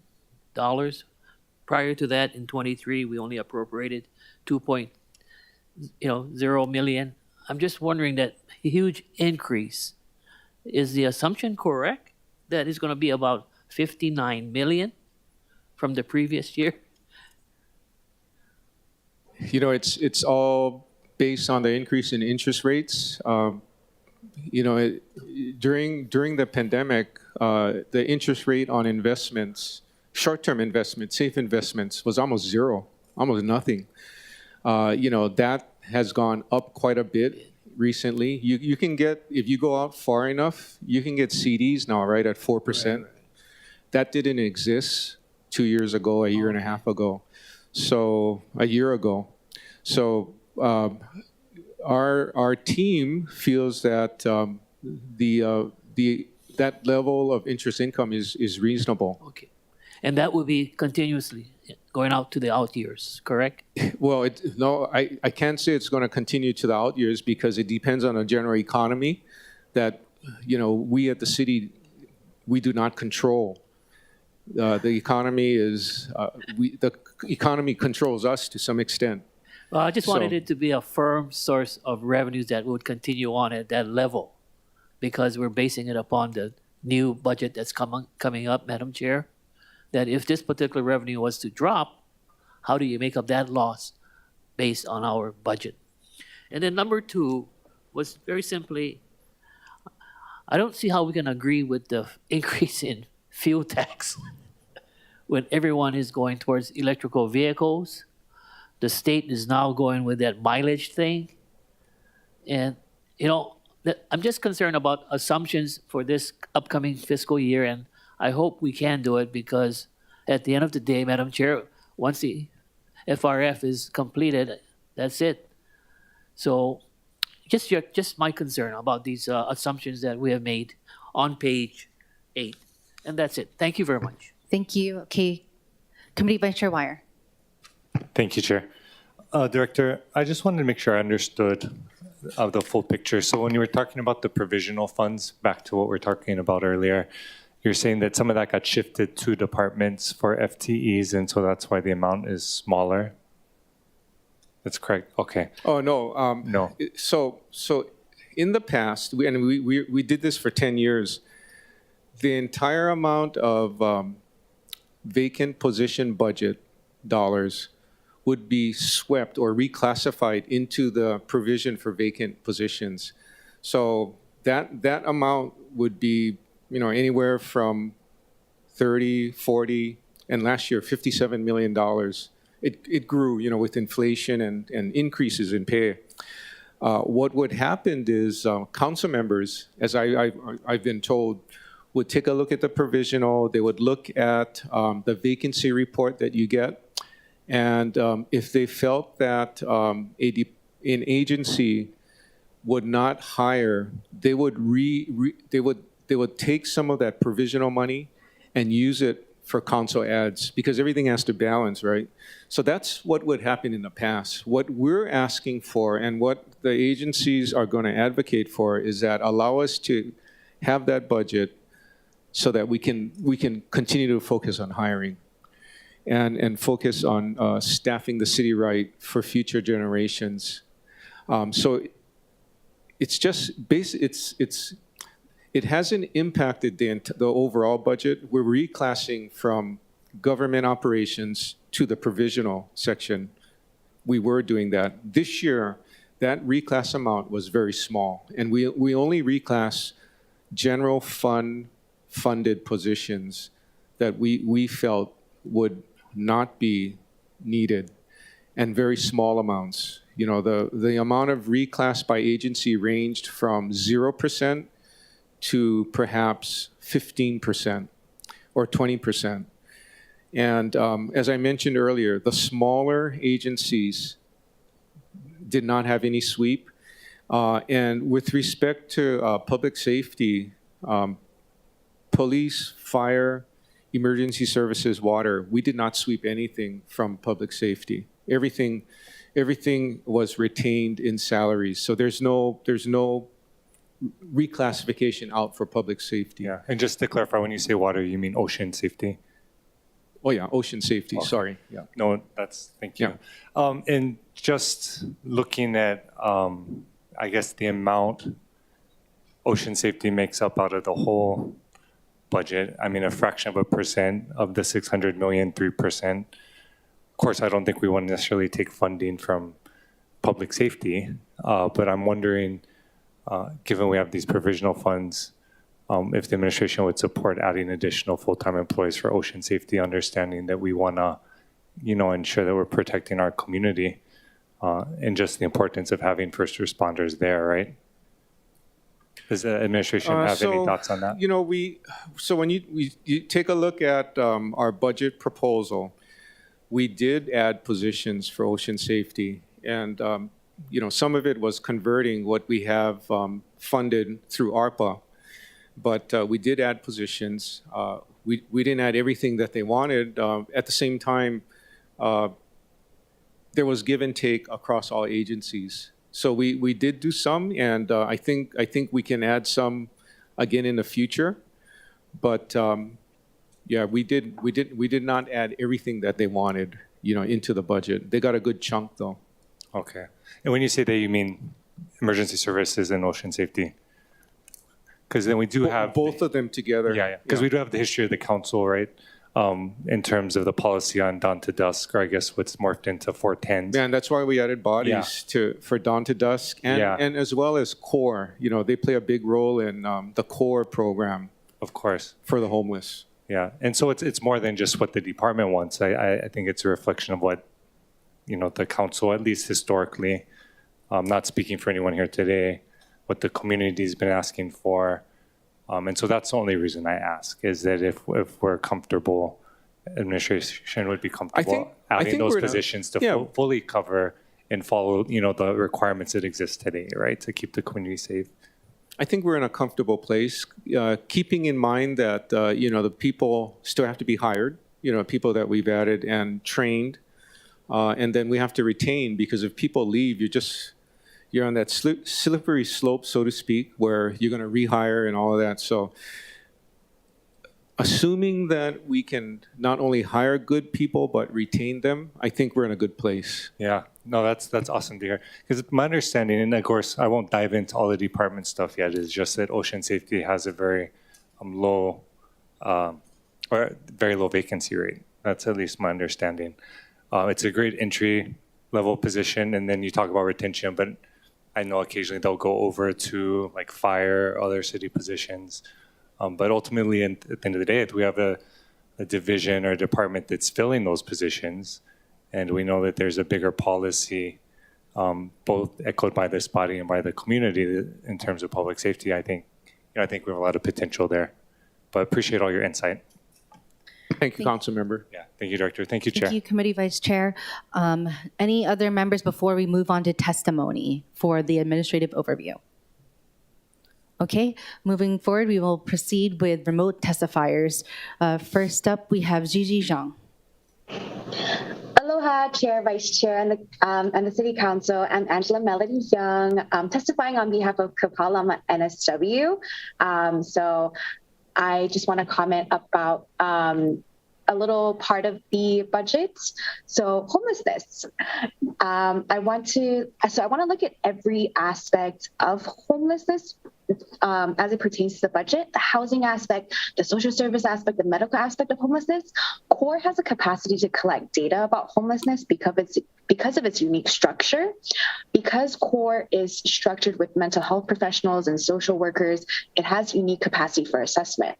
And after Kahale gets built, it could have even more of a unique capacity to partner with Kahale, because Kahale provides housing. So at the state, they are deliberating about chronically homelessness, and it sets up a new way to look at things. It's chronically homelessness is a disability. It's a medical condition that inhibits, decapacitates, and debilitates this person from being fully functional in society. HPD cannot assess homelessness in terms of what to provide for them, to help them, and to care for them medically. HPD can only assess violations and offenses. Thank you, Angela. Okay. Thank you, Angela. And I hope you had a great birthday last week. Okay, thank next you. up, I would like to ask which item Julie Reyes Oda is testifying on. Is it administrative overview or the executive capital and operating budget review? Oh, hey, it's Is it this item on this agenda? yeah, it's on this item. Sorry, Chair Okay. Cordero, this is my Yes. first time speaking. Welcome. Okay, please proceed. You have 1 minute. Thanks. Good morning, City Council Chair Cordero, Vice Chair Wire, and Budget Committee members. My name is Julie Reyes Oda. I'm a resident of Eva Beach and sit on the Eva Neighborhood Board. I'm submitting testimony to make sure that we follow the neighborhood plan by properly funding the neighborhood boards to bring in valuable public participation and democracy from across the island. The NCO should be advocating for the boards with you. When I joined the board, I had to swear to support the provisions of the neighborhood plan and to conscientiously and impartially discharge my duties to the best of my ability. That's why I'm here. The purpose of the neighborhood plan and the neighborhood boards was to increase and assure effective citizen participation in the decisions of government. The neighborhood boards have not received a budget increase in a while. Please consider directing more resources to us. And please ask the NCO to provide us with the level of service needed so that we can obtain the public participation our government wants and needs. Thank you. Thank you very much for your testimony. I really appreciate it. Okay, next up, Ms. Charmaine Duran, which item of the agenda are you looking to testify on? Chair, testifier is not logged in. Oh, okay. Just kidding. Okay. Are there any more remote testifiers that have not registered? Please use the raise hand feature. Okay, seeing none, we will now proceed to in-person testimony. Okay, seeing that there are none, are there any other in-person testifiers that wishes? Nope. Okay. Next, members, any last questions or discussion? Okay, moving forward to our executive capital and operating budget review. Just as a reminder, I'm going to be recessing at 12:45 for 45 minutes. Okay, first up we have Office of the Mayor and the Managing Director, which also includes, and I don't know if you have your presentation to get up already. To kill time, I'll just mention all of the offices that are in it. It's the Office of Economic Revitalization, the Film Office, Mayor's Office of Culture and Arts, Neighborhood Commission, Office of Housing, Office of Climate Change, Sustainability and Resiliency. And of course, the Office of the Mayor and Managing Director. Okay, with us from the administration, we have Deputy Managing Director Krishna Jayaram. Good morning, Budget Chair. Good morning, Budget Vice Chair, Council Chair Waters, Council Vice Chair Kiana, and Council members. Thank you for having me here today. Krishna Jayaram, Deputy Managing Director. I will be presenting today on the fiscal year 24 operating budget for the Office of the Mayor and the Managing Director's Office. And we are going to try to get it up on the screen, so please bear with us for a second.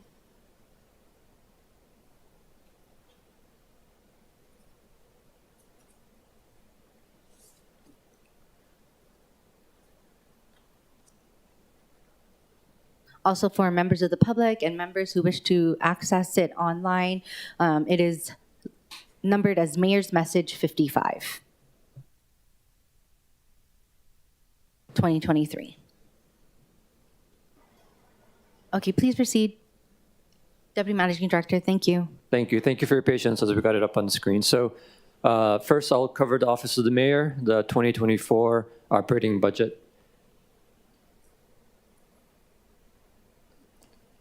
As you can see from the slide that shows the difference between the fiscal year 23 and the fiscal year 24 operating budget, the big change here really is the FTE as well as the salaries. So the one FTE that we're additionally asking for is a transition and operationalization of the communications, the head of communications from FRF funded to general funded. So that's one position, that's the requested position there. The salaries reflects that position in addition to the step increases to the support staff for the mayor's office. Current expenses show a small increase of $5,000. That's for out-of-state travel for the mayor. In this post-pandemic world, we're hoping that there'll be more opportunities for the mayor to travel. We believe he is a very effective ambassador for our city and county, and he's also a lifelong learner. So we're hoping for more opportunities for him to be out there meeting his peer mayors in other cities and learning what other cities are doing and bringing it back here to us here. In the contingency, we're also asking for an additional $10,000. The contingency is for events like the Little League World Series Parade. The mayor is by nature very optimistic. We're hoping there will be other good things for us to celebrate as a community. And when those good things happen, we would like to be able to fund celebrations that the whole community can join in on. So this is the mayor's fiscal year 24 proposed budget.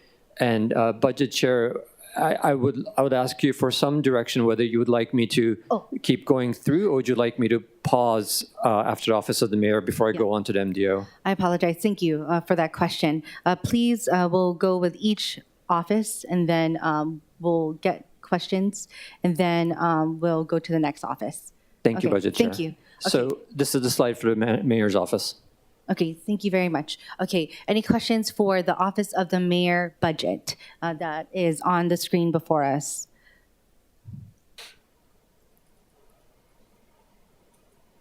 Okay, Council Chair Waters. Thank you. Just on the slide that you have up there, the $190,000 in increase in salaries, is that what the person's salary is, or does that include fringe benefits? So thank you for that question, Chair. The 190,000 is broken down. The one FTE is actually 150,000. The delta is for the step increases for staff. And these numbers, as we go through the entire day, at least for the MDO's office, does not include fringe. Does not include fringe. Does not. Okay, okay, thank you.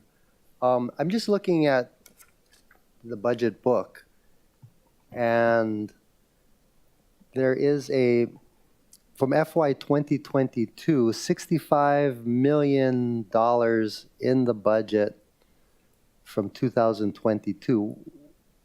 What was that?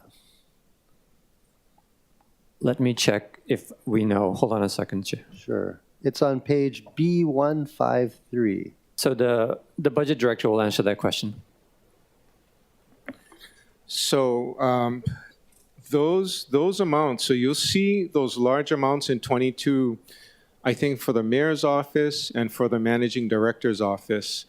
Those are the amounts of the actual federal dollars spent for various programs that have flowed through, like emergency rental assistance and ARPA. So depending on which office received the funds, the expenditures flow through, but we don't budget for those programs because they're not ongoing programs. And to be clear, is it an accurate statement that this $65 million that went through the mayor's office was appropriated by the mayor's office and not appropriated by the legislative body, the city council? That's correct, because it didn't go through the budget process. Okay. Yeah. And then moving forward, $811,383 for current services. What is that for? I don't know what you're looking at. The budget book that was provided to us.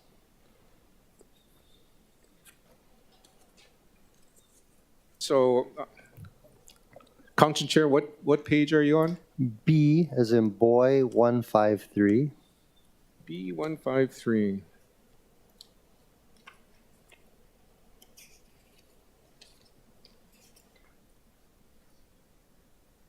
Oh, okay. Actually, never mind.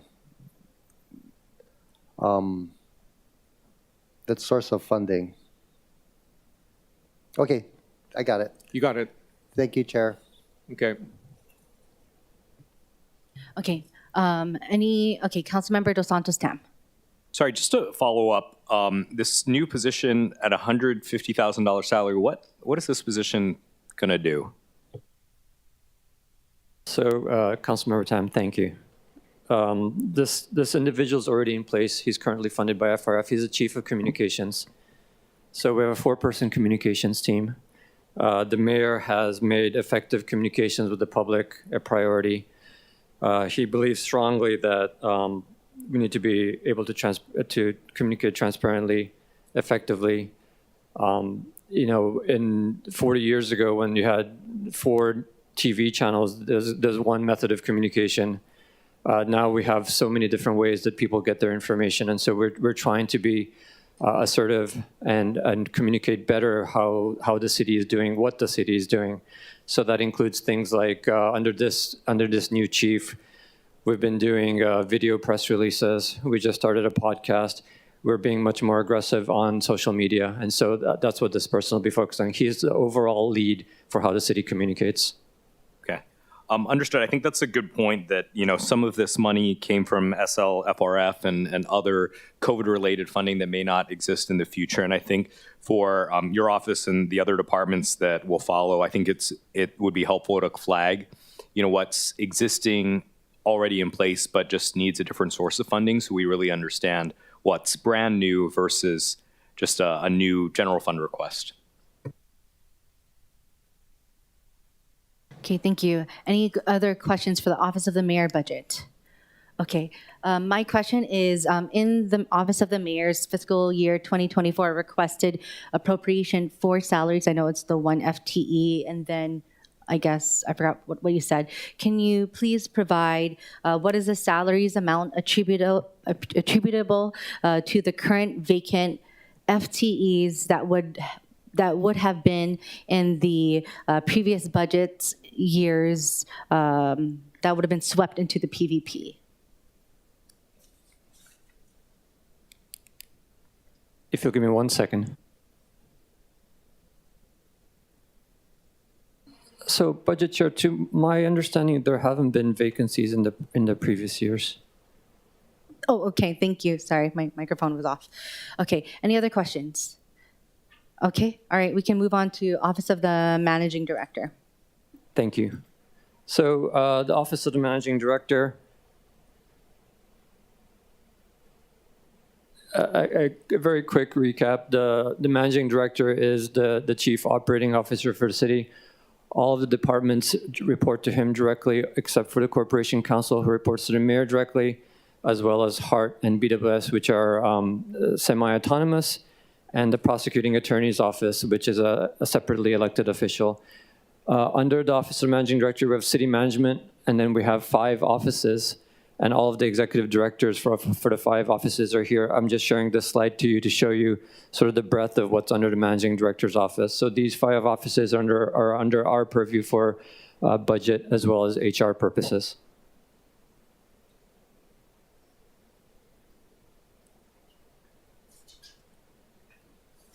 Now, with respect to the Office of the Managing Director, as you will see, the big change is in the authorized FTE. So we're going from 59 to 77, which is an 18-person change. To Councilmember Dos Santos Tam's point, out of those 18, 12 are currently funded with FRF, and we're transitioning them to general funded. The direction we gave to the offices were that we should be transitioning a certain amount of them this year and come back next year and transitioning a certain amount of them next year. And so that was a discussion we had with former Budget Director Say and with Budget Director Cordero as well, that's how we would be coming in, so that we wouldn't be coming in 2 years with just an enormously massive number. So that's why we did it this way. It's roughly half, but not quite. And you'll see by office how this happens.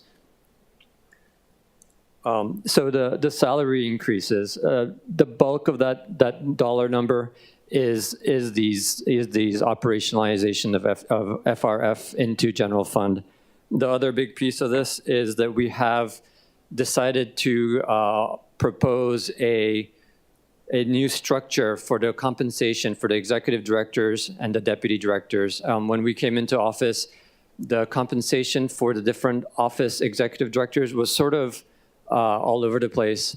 And so where we've come in is with the proposal where the Office of Housing OCCSR and OER will have one salary level, and then not housing, MOCA as well as the neighborhood commission would have another salary level.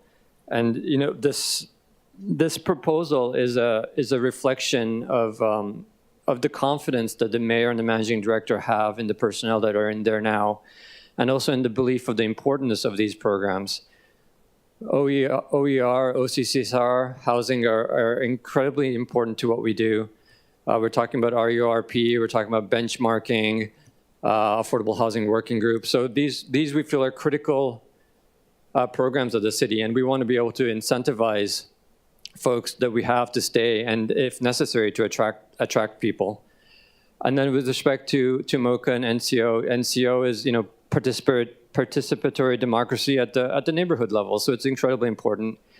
And MOCA brings joy to our lives and adds that intangible to our souls. So we feel that it's well worth it. With respect to the current expenses, I do want to point out something with the current expenses here that we struggled on how to represent this on this slide, so I want to share this with you. In fiscal year 23, there was an anomaly in that there was a $750,000 item that was meant for admin costs with respect to RURP. So under fiscal year 23, that appropriation, current expenses, if you back out the $750,000, what you get was actually, it's showing as a 4.36% decrease, but if you back out the $750,000 from the fiscal year 23 appropriation, it actually ends up being a $616,000 increase. So it's a 26.52% increase in current expenses. So I did want to point that out to you folks so you guys were aware of it. It will be discussed in more detail when we get to the OER section because that's where it is in their budget. And with that, Chair Cordero, I'll pause and see if there's any questions that I might be able to answer. Okay, members, first round of questions for the Office of the Managing Director. Of course, each office will be coming up before us with their budget as well, such as MOCA and CO and whatnot. But anything for Office of the Managing Director as a whole. Okay, Vice Chair Kia Aina. Oh, actually, sorry, Councilor Jose, did you have one? Okay, Vice Chair Kia Aina. Thank you. Thank you. Deputy Managing Director, thank you for clarifying when you are going to transition from ARPA-funded positions to the general budget. And I'm assuming that's not just for your office, but also across the board. My question is, who is making the determination on whether or not it's warranted? Because some positions were specifically to meet the needs of the pandemic. So number one, I guess I want to know who is making the ultimate decision. I'm assuming it's the Managing Director's office for all of the agencies. And second, if you were to give me a number, a percentage of how many positions do you think you're going to try to transition into permanent, what would that percentage be? Vice Chair, thank you for that question. And you're correct. It's not just these offices, but other FRF-funded positions are being operationalized. In terms of what's warranted, you're right. There are certain positions that were very much COVID response specific, and so those would not continue moving forward. And it really is a discussion between the executive directors and the managing director and myself to determine which of those positions aren't moving forward. But do you have a percentage? Because let me tell you what I'm concerned about. Once those funds are gone, it's going to impact our budget. And I would hope that you guys are prudent in not doing that, because just because they were funded doesn't mean it needs to be retained. You need to be very judicious in how you look at what is warranted. So could you give me a percentage, 50%? Vice Chair, thank you for the question. And you're right, we do have to be judicious. I don't want to make a mistake on the percentage, so I don't want to give a percentage right now. If I may go back and actually look at the numbers and provide an accurate percentage to you, but I do believe the majority of them are coming back to be operationalized as general funded. But I will come back to you with a proper percentage, if I may. Because as we proceed over the next couple of days, I think I'm going to keep on asking that, and I know I have some questions for the OER budget, which I will raise then. But I think we need to be careful because it's going to impact our budget. And as we are trying to juggle all of the other priorities, including relief for our taxpayers, I think that the fact that we are not going to do anything to stem costs, I think is not helpful. Thank you, Vice I'm Chair. not saying some of them are not warranted, but I'm sorry. A lot of them were specifically tailored for the pandemic. And if it's going to be more than 50% of the jobs that are going to be retained, then it's going to impact our budget. Vice Chair, thank you for the question. And we did have that discussion with all the executive directors that they be prepared to come in here and justify the positions they're asking to be general funded. Thank you so much. Okay, next up we'll have Councilmember Tupola and then Councilmember Okimoto. Thank you. Deputy Managing Director, thank you for being here. Along those same lines, is there a current director for the Office of Housing right now? I know it had remained vacant for some time. Thank you for that question. So at last week's committee meeting that Chair Wire had, Mayor did share that he has identified the individual for that position. I don't want to get ahead of the mayor, but that announcement will be made as soon as everything is set in place. Yeah, because my concern is that we had talked about this previously about trying to consolidate this with the Department of Community Services that is overseeing much of our grants for housing and for homelessness. And because the director position had remained vacant for quite some time, in fact, even though there is someone being asked, we don't know if that person will ultimately take this job. But now we're looking at an increase.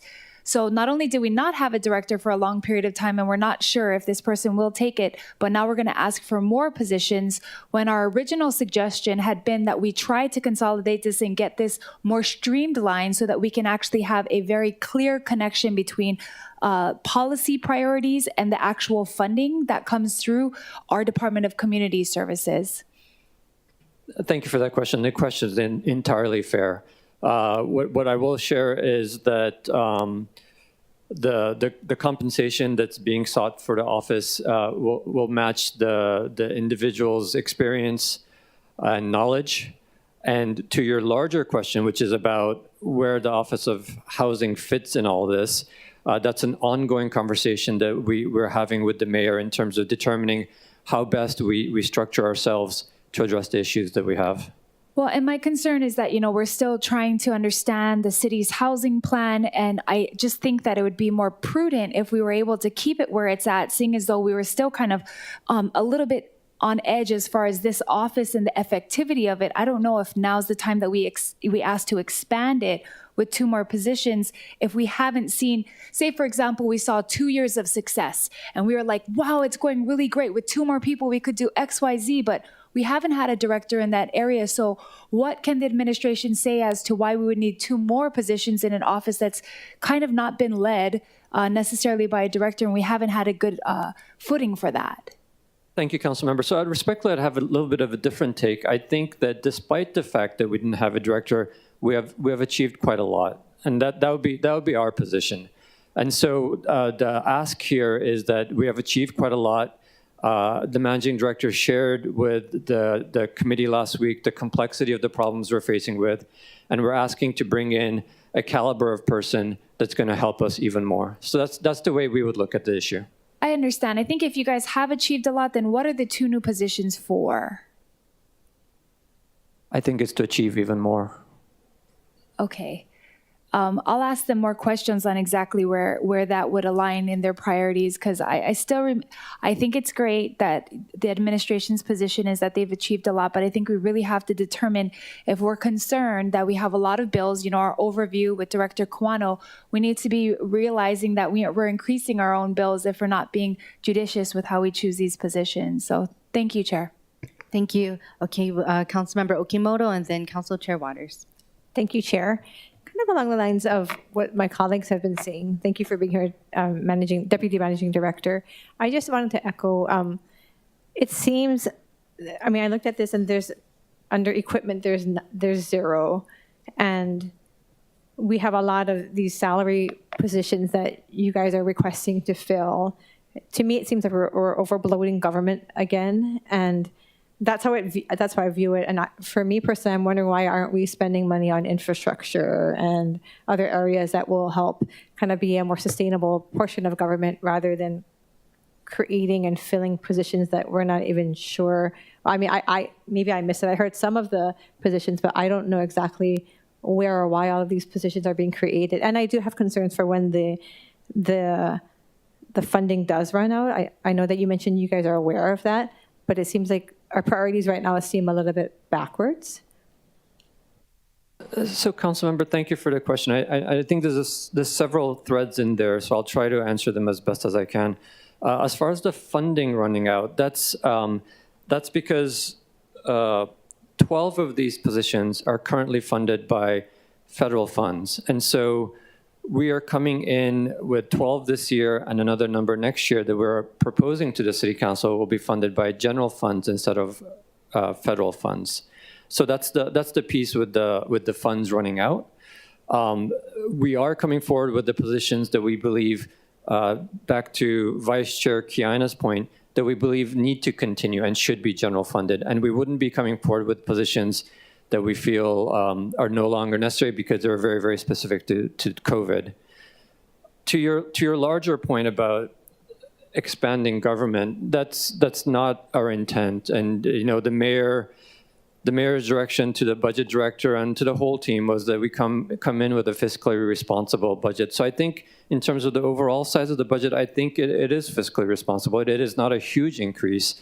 These numbers are large, but in terms of the overall budget of the city, they don't reflect absolute dollar terms a huge increase. And these are, in our view, important programs. So we're talking about OER, OCCSR, housing, and just for the council's awareness, after this slide, we will talk about the Office of the Managing Director, the City Management Office specifically, and then each of the offices will go in turn to talk about their programs. So I think, council member, at that point, you'll have a chance to judge for yourself whether what we're asking for makes sense in your mind and reflects a fiscally responsible perspective. Thank you. I know that we had finished the slide before on the mayor's budget, but just, again, I always come from the perspective of what my constituents and the everyday person views. And we talk a lot about public safety, and that was actually, when I walked door to door, that was the main thing that I heard. So to me, when I see, I mean, I understand the need for communications and transparency, but I think the general public would rather see some of this salary money going to help address the needs of our police department, or, you know, so that we can address the everyday, what people are seeing in their communities as a necessity. Maybe that, and also the infrastructure, how we can prevent antiquated infrastructures from happening. So, I mean, I look forward to the rest of the presentation, but that's just something that comes to my mind as we go through this process, and I'm hearing just dollar amounts, like money grows from trees.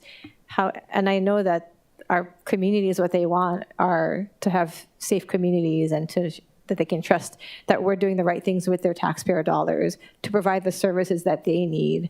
And I think we owe them that. I absolutely agree. I just make one last point, which is for the communications piece. We could do a great job, but if we can't explain the good job that we're doing as a city, that's a disservice to the city, to the public as well. And so that's how we view the communications piece. And I think in absolute terms, it's a very small part of the budget, but something that we think is important. Thank you, Councilmember. Thank you. Thank you, Chair. Thank you. Council Chair Waters. Thank you so much. So I'm looking again at your budget book on page B160. It looks like the Managing Director's Office has an increase of 17 positions, going from 47 positions to 64 positions. Correct? Chair, it should be 59 to 77, so let me just check that 1 second. Yeah, page B160, members, on the top of the page.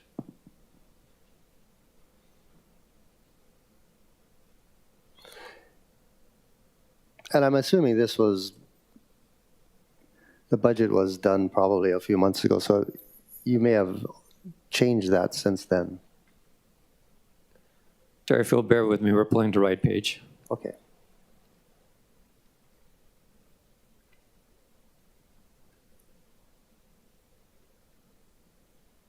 Chair, I believe you're speaking specifically to the City Management Office then? Office of the Managing Director, Yes. correct. So that's actually 18 positions. 2 slides. It's this slide. I mean, I'm just going off of this fancy budget book that you provided to us. My point is, though, that these positions are new positions, right? You're creating new positions within the budget. For city management, we're asking for 1 additional new position. That's correct. Within the Managing Director's office, which would include arguably OER, Culture and the Arts, Office of Housing and Climate Change. Overall, you're requesting, according to this, 17 new positions. Overall, we should be requesting 18 new 18. positions. Okay, but my point is that they're new positions, Yes, sir. right? And keeping in mind administration priority number 2, responsible spending, why aren't we moving these 18 positions from the 2,636 vacant positions? Why couldn't you take 18 positions from this vacant positions rather than expending new money? Couldn't we just use money that's from the vacant positions? Those vacant positions are in other Right. departments. Couldn't we move it over to the Managing Director's office? And that way we're not spending new money. And again, people are asking us, their property tax rate went up by 14.1%. Here we are creating 17 new positions. Well, we can't even fill the ones we have. Why don't we take that money and those vacant positions, move them over to the Managing Director's office and realize the savings? Because that's an additional, it looks like, in salaries,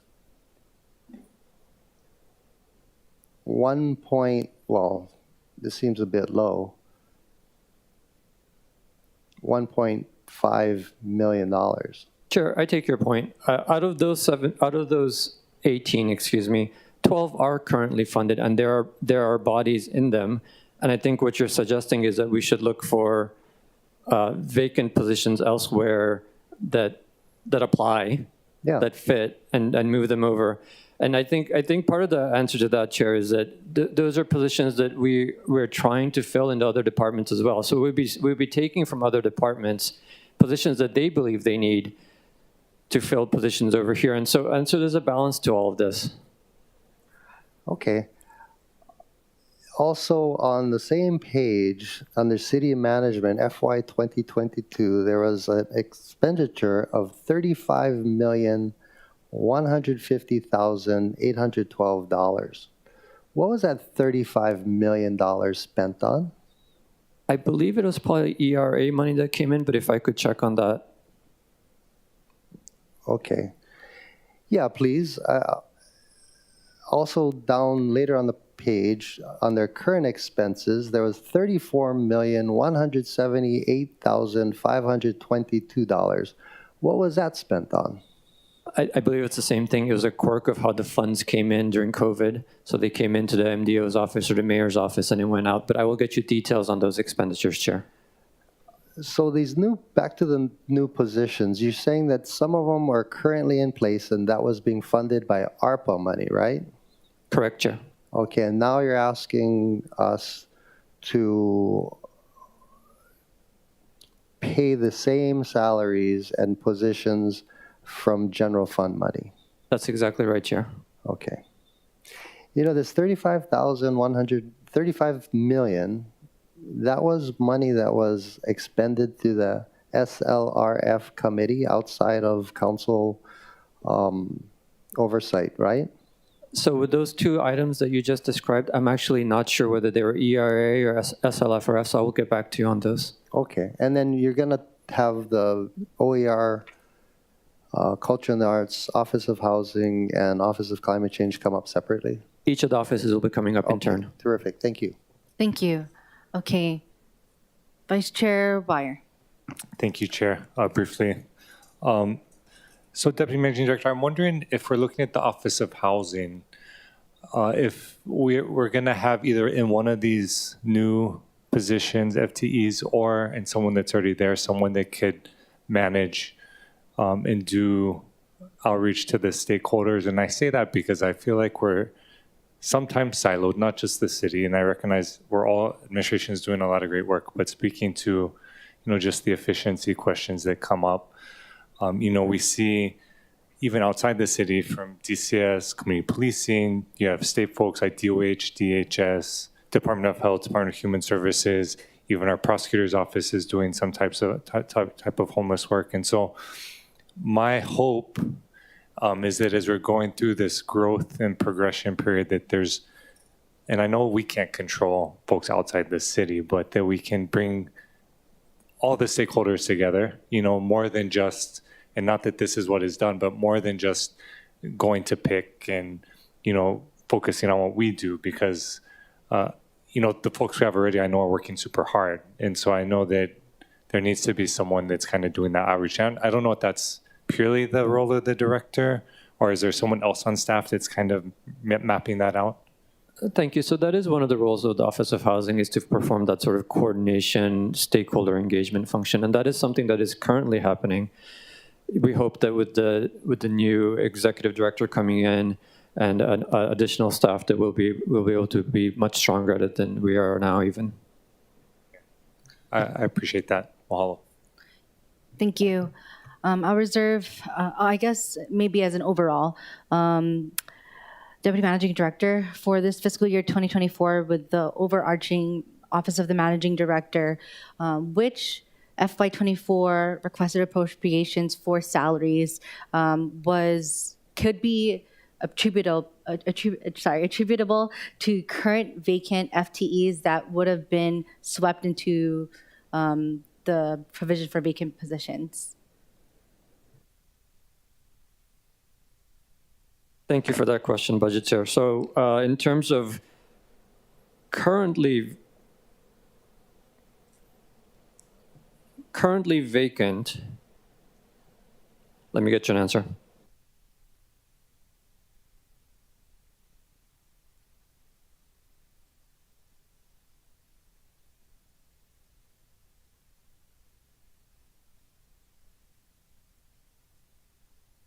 Budget Chair, if you're talking about the vacant positions that would be swept, I'll have to get you that dollar amount.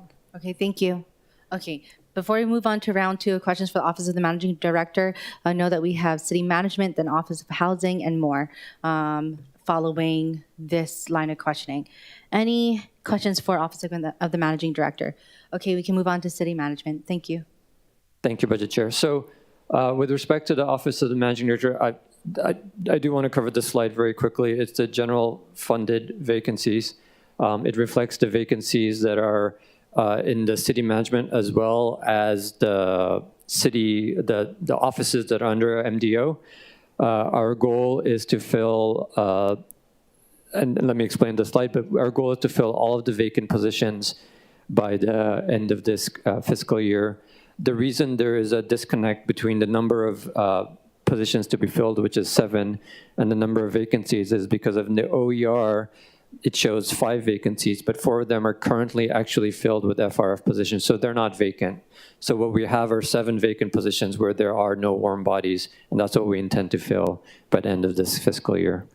The next slide is for the city management. So this is city management only. This is not any of the agencies that are attached, or any of the offices that are attached, excuse me. So the change in FTE is 1 FTE.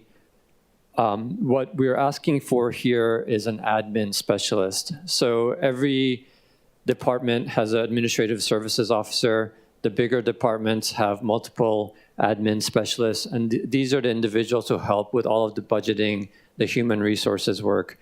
The managing director's office, with the increase in the size of OER and OCCSR in particular, the administrative burden has gotten quite a bit larger, and so we are asking for one additional admin specialist to support our administrative services officer, who handles the main city management office, as well as the five offices. In addition, the salaries, what the salaries reflects is that one position for an admin specialist, as well as a budget for a chief data officer. And Chair Waters, I want to and thank you and acknowledge you for the bill that you passed with respect to the chief data officer. I know you work closely with DIT on this, and we're excited for this position. We budgeted for this position. When the time comes, if the council passes this budget as is, we will have an open recruitment for this position. That's our goal. And then the remainder of the the salary adjustments are for the increases for staff, the step increases. And then the current expenses of $7,000 is what we feel is a nominal increase in the travel budget. Again, post-pandemic, we hope there'll be training opportunities and opportunities to meet with our peers, both in the neighbor islands as well as on the mainland. And with that, Budget Chair, I'll pause here if I may.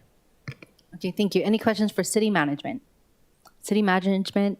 Okay, my question is regarding city management, Deputy Managing Director, is that under the city management in the budget book, it says that there was, back in FY 2022, there was $33,150,000 for federal grants funds, and of course, we didn't see any in the next fiscal year, and then we don't have anything federal grants funds that we're receiving for this fiscal year.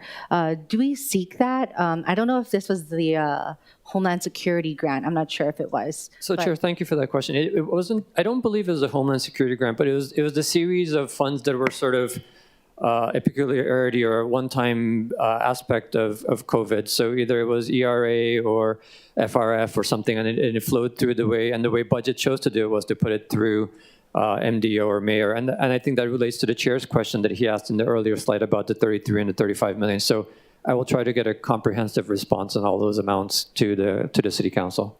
Okay, thank you. Okay, any other committee members for city management? Okay, we have Councilmember Okimoto. Thank you, Chair. Really quickly, Deputy Managing Director, I know that the individual departments have come before us, but I just wanted to know, again, based on the conversation previously, what are these positions, the full-time position for MOCA and the Neighborhood Commission's Office? What are they? What are we looking at? And I'm trying to understand the reason, the need for those 3 full-time positions, 2 in NCO and 1 in MOCA. Thank you. If you'll give me 1 second, I'll get to those sections.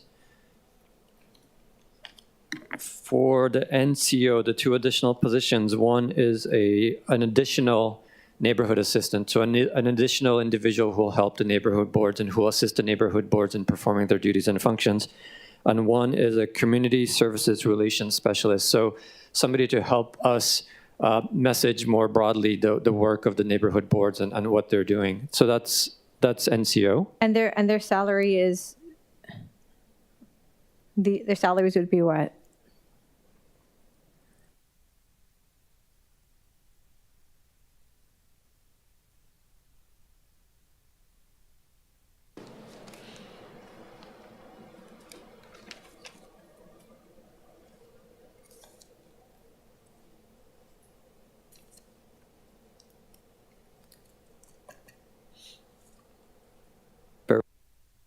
Thank you.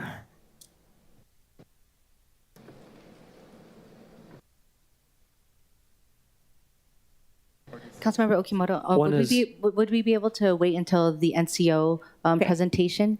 And can you note that question? Yeah, then maybe for NCO and MOCA. Those are the 2 questions. I know you had the slide, but yeah, if those departments could we'll have those dollar numbers ready when the directors come up. Thank you, Chair. Thank you. Okay, any questions for city management? Okay, moving on to Office of Housing. Thank you, Budget Chair. So I will be covering the Office of Housing, and since the Managing Director covered this so thoroughly last week, I don't want to go over this too long, but when we came in, there were 2 individuals in there. We feel that the Office of Housing has made great strides, and we're pleased to share our budget proposal with you today.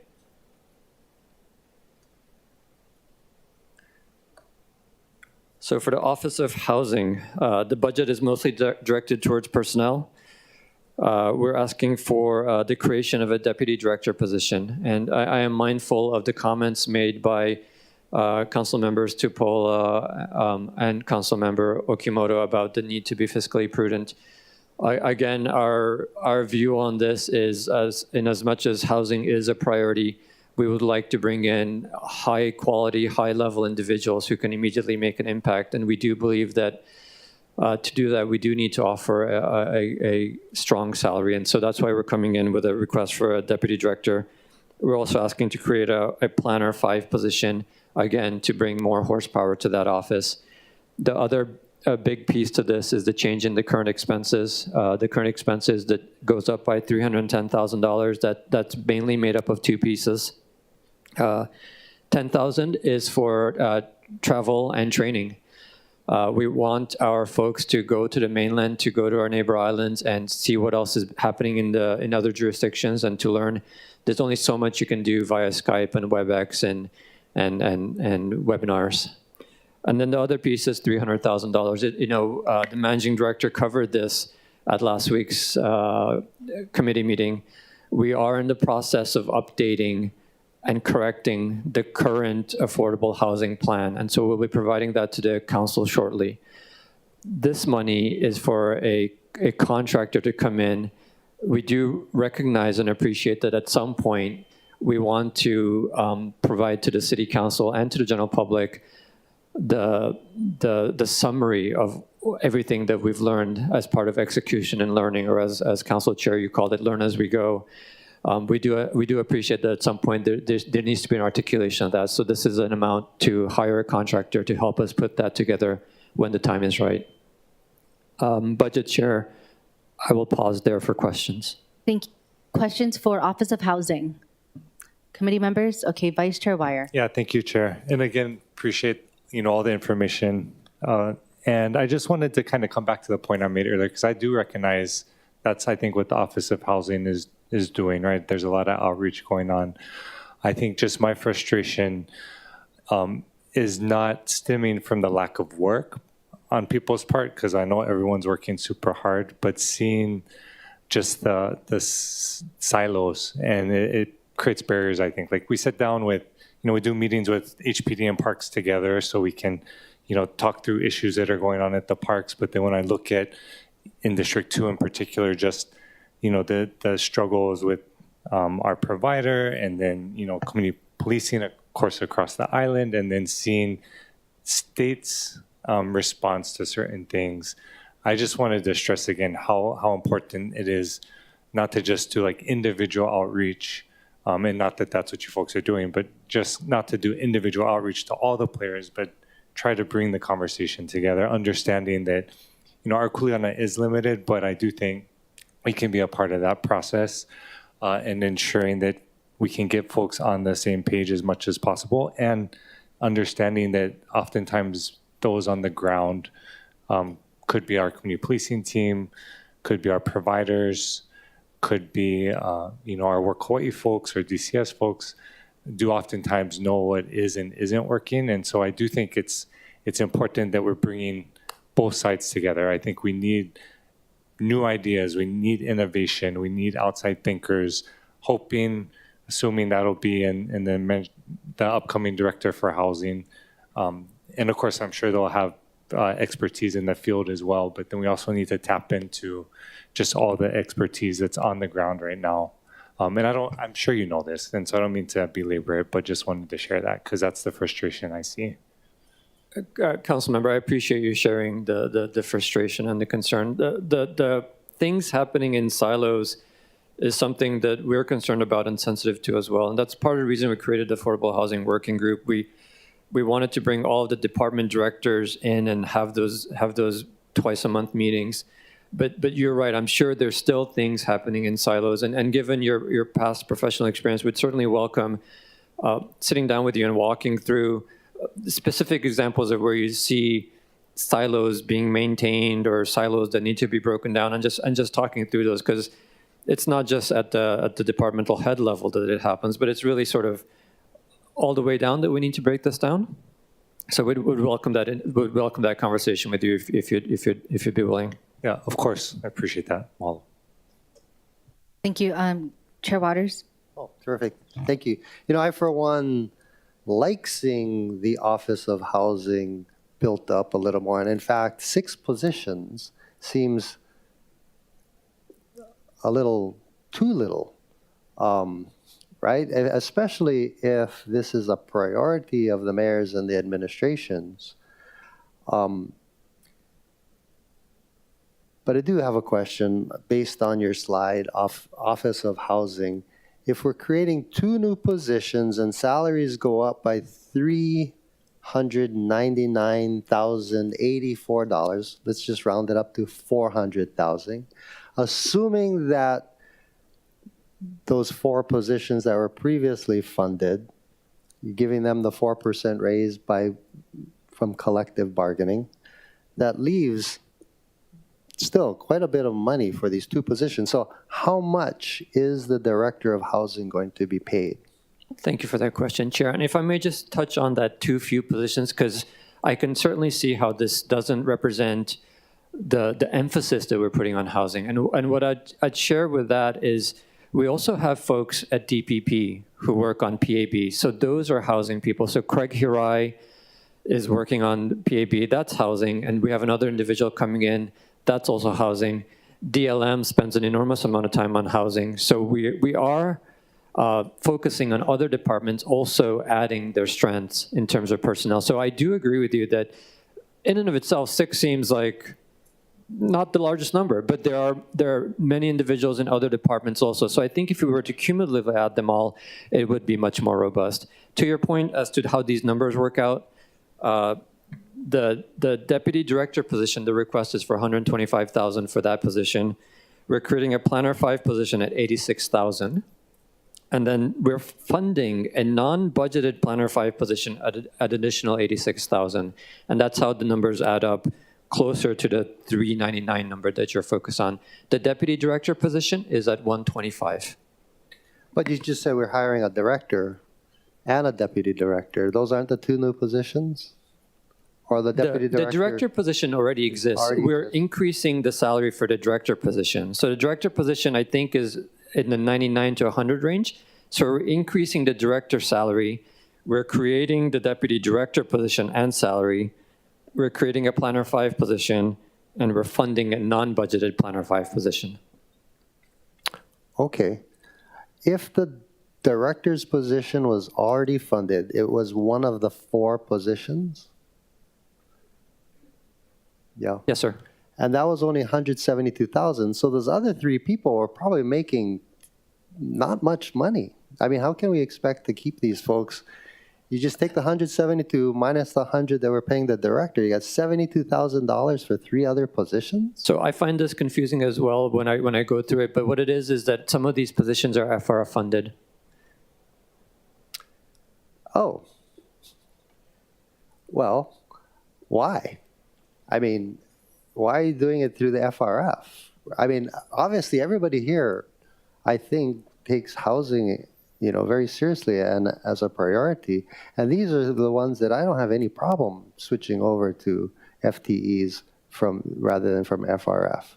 So with this budget, we're largely moving over to most of it being general funded.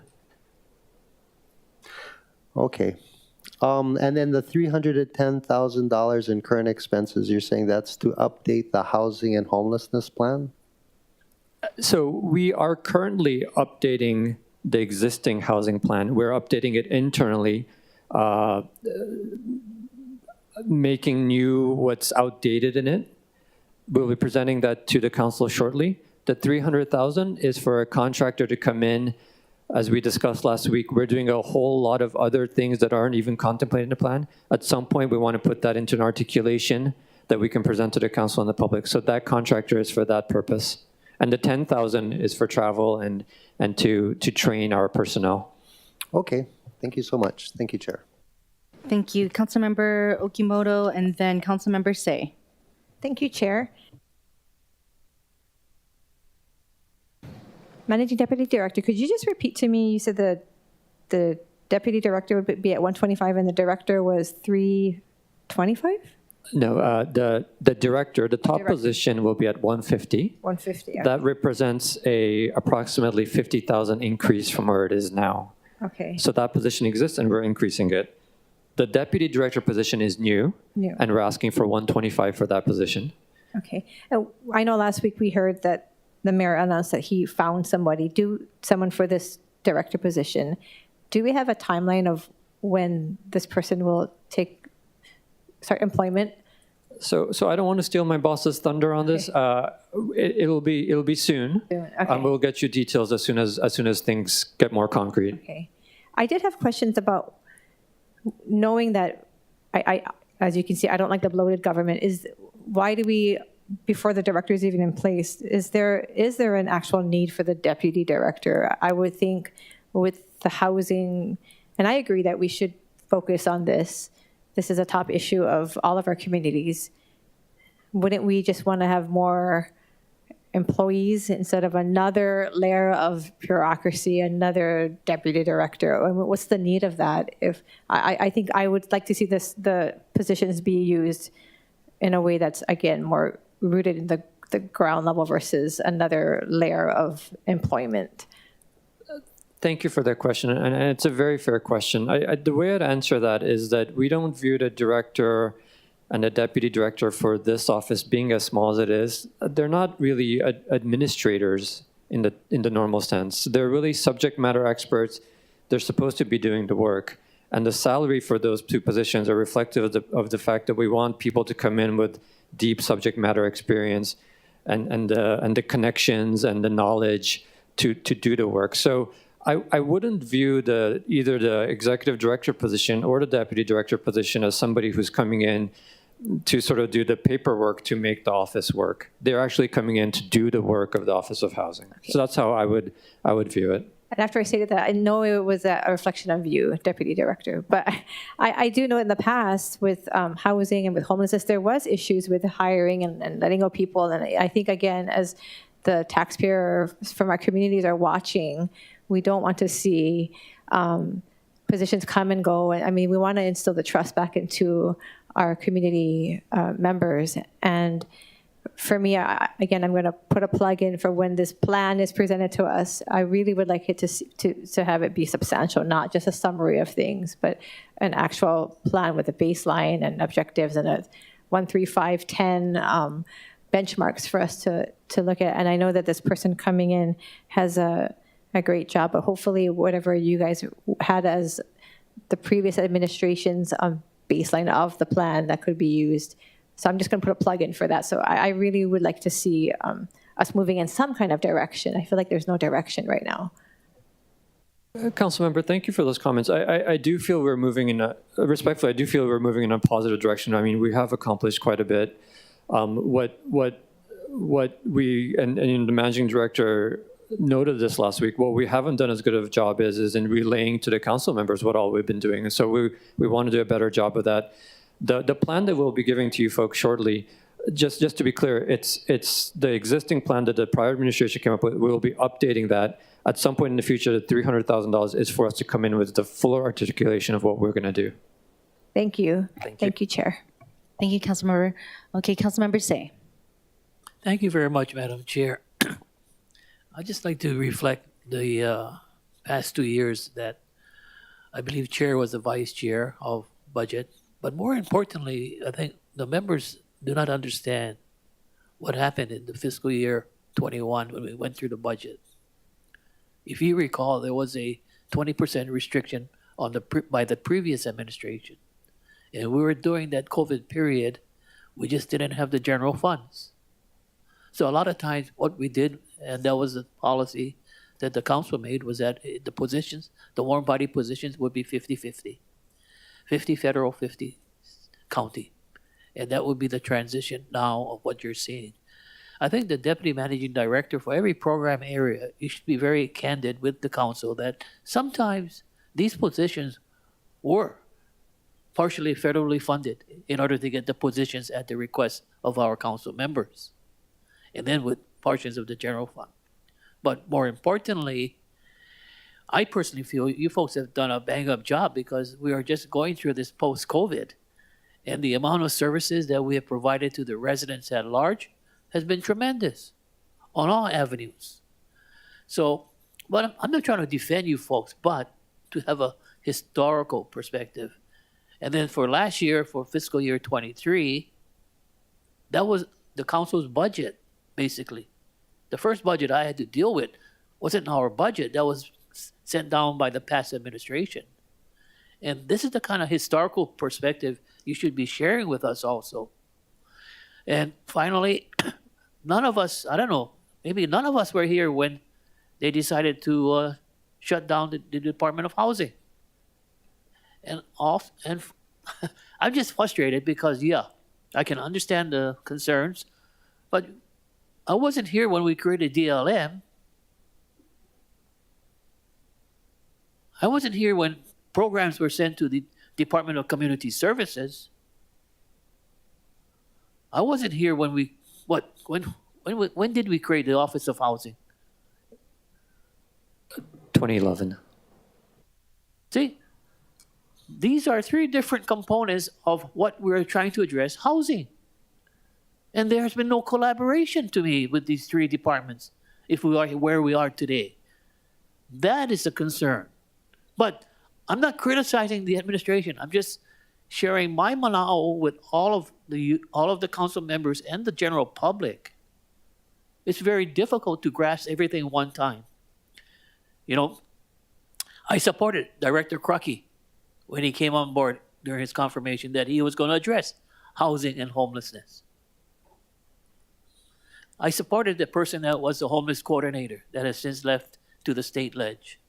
All of this, I can understand and feel for what you folks are going through, but at the beginning of every office, maybe highlight what was the positions in regards to funding. Federal funds, general funds, and that's it. If it's all general funds, there's nothing to talk about. If there's a federal fund component, this is the transition we are doing in trying to preserve these warm bodies that you folks have hired. Thank you. Thank you, Chair, and thank you for sharing the historical perspective. This is my second year here, so I actually I didn't have that in the back of my mind, so I appreciate you sharing that. Thank you. Thank you. Deputy Managing Director, relating to some efforts about consolidating housing efforts, I know this council, or majority of this council, took up looking at the roles of all the housing agencies. And what is the update on that? So, you know, that's a constant topic of conversation and something that we're evaluating and thinking about very closely. As I mentioned to the chair, so many departments touch on housing: DLM, Office of Housing, obviously, DCS, DPP, and so that is still an ongoing discussion. Budget Chair. Okay, thank you. And my next question, as you mentioned regarding how some of the bodies in Office of Housing were federally funded, and now we're adding them to the general funds. How many of those FTEs came from the provisional for vacant positions?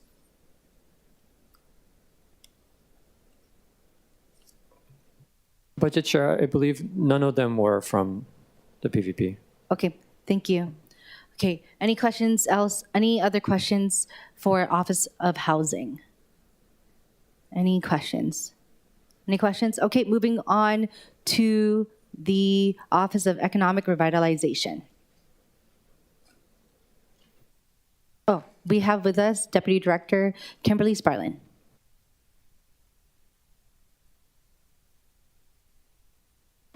Sorry, good afternoon officially. Thank you, Chair, Budget Chair Cordero, Vice Chair Wire, Council Chair Waters, Vice Chair Kia-Aina, members of the committee, and the full council. We're honored that you're here to listen to this because we think it's really important as well. So as Chair mentioned, I'm Kimberly Sparlin, Deputy Director of the Office of Economic Revitalization, and I'm happy to share our request for operating funds in the new fiscal year. I'm presenting on behalf of Amy Alsabai, who's actually out of the office currently with family commitments. So for OER, okay.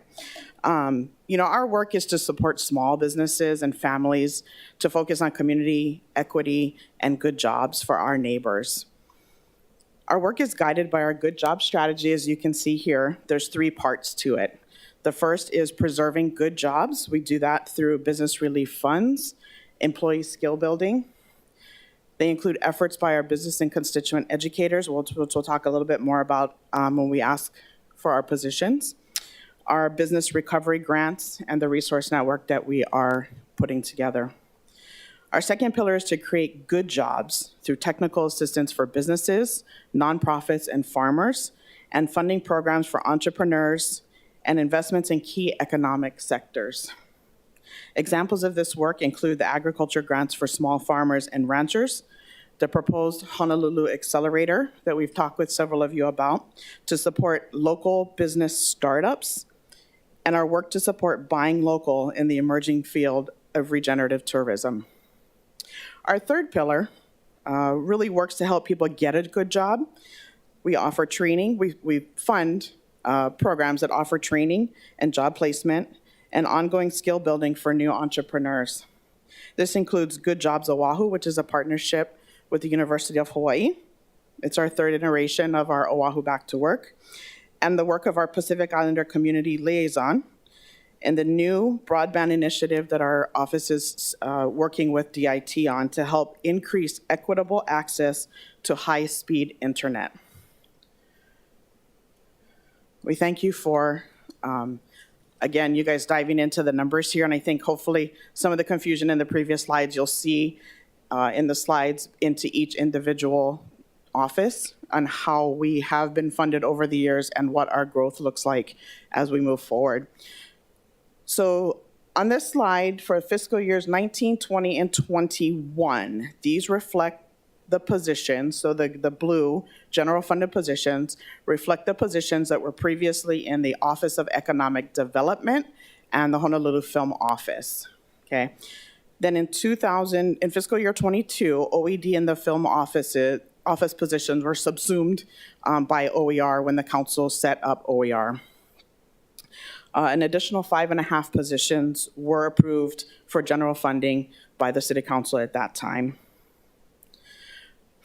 And you can see in fiscal year 22 and 23, even in 21, quite a bit of COVID relief funded positions at that time to be able to be nimble and respond to the needs of the community based on the COVID activity that was happening in the pandemic at the time. So for 24, we're requesting 8 of those SLFRF or COVID-funded positions be converted to general funds. As DMD mentioned, we're asking for a slow increase. We feel it's a little bit more responsible to do it that way and to maintain the work and show the proof of concept of what we're doing.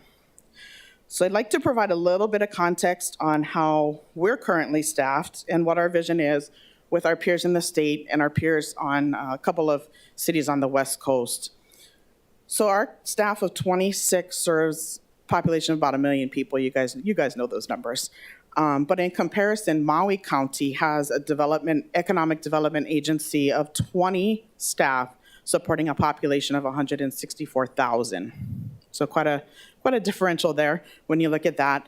As well as Hawaii counties with a population of 202,000 people, they have 37 full-time staff positions.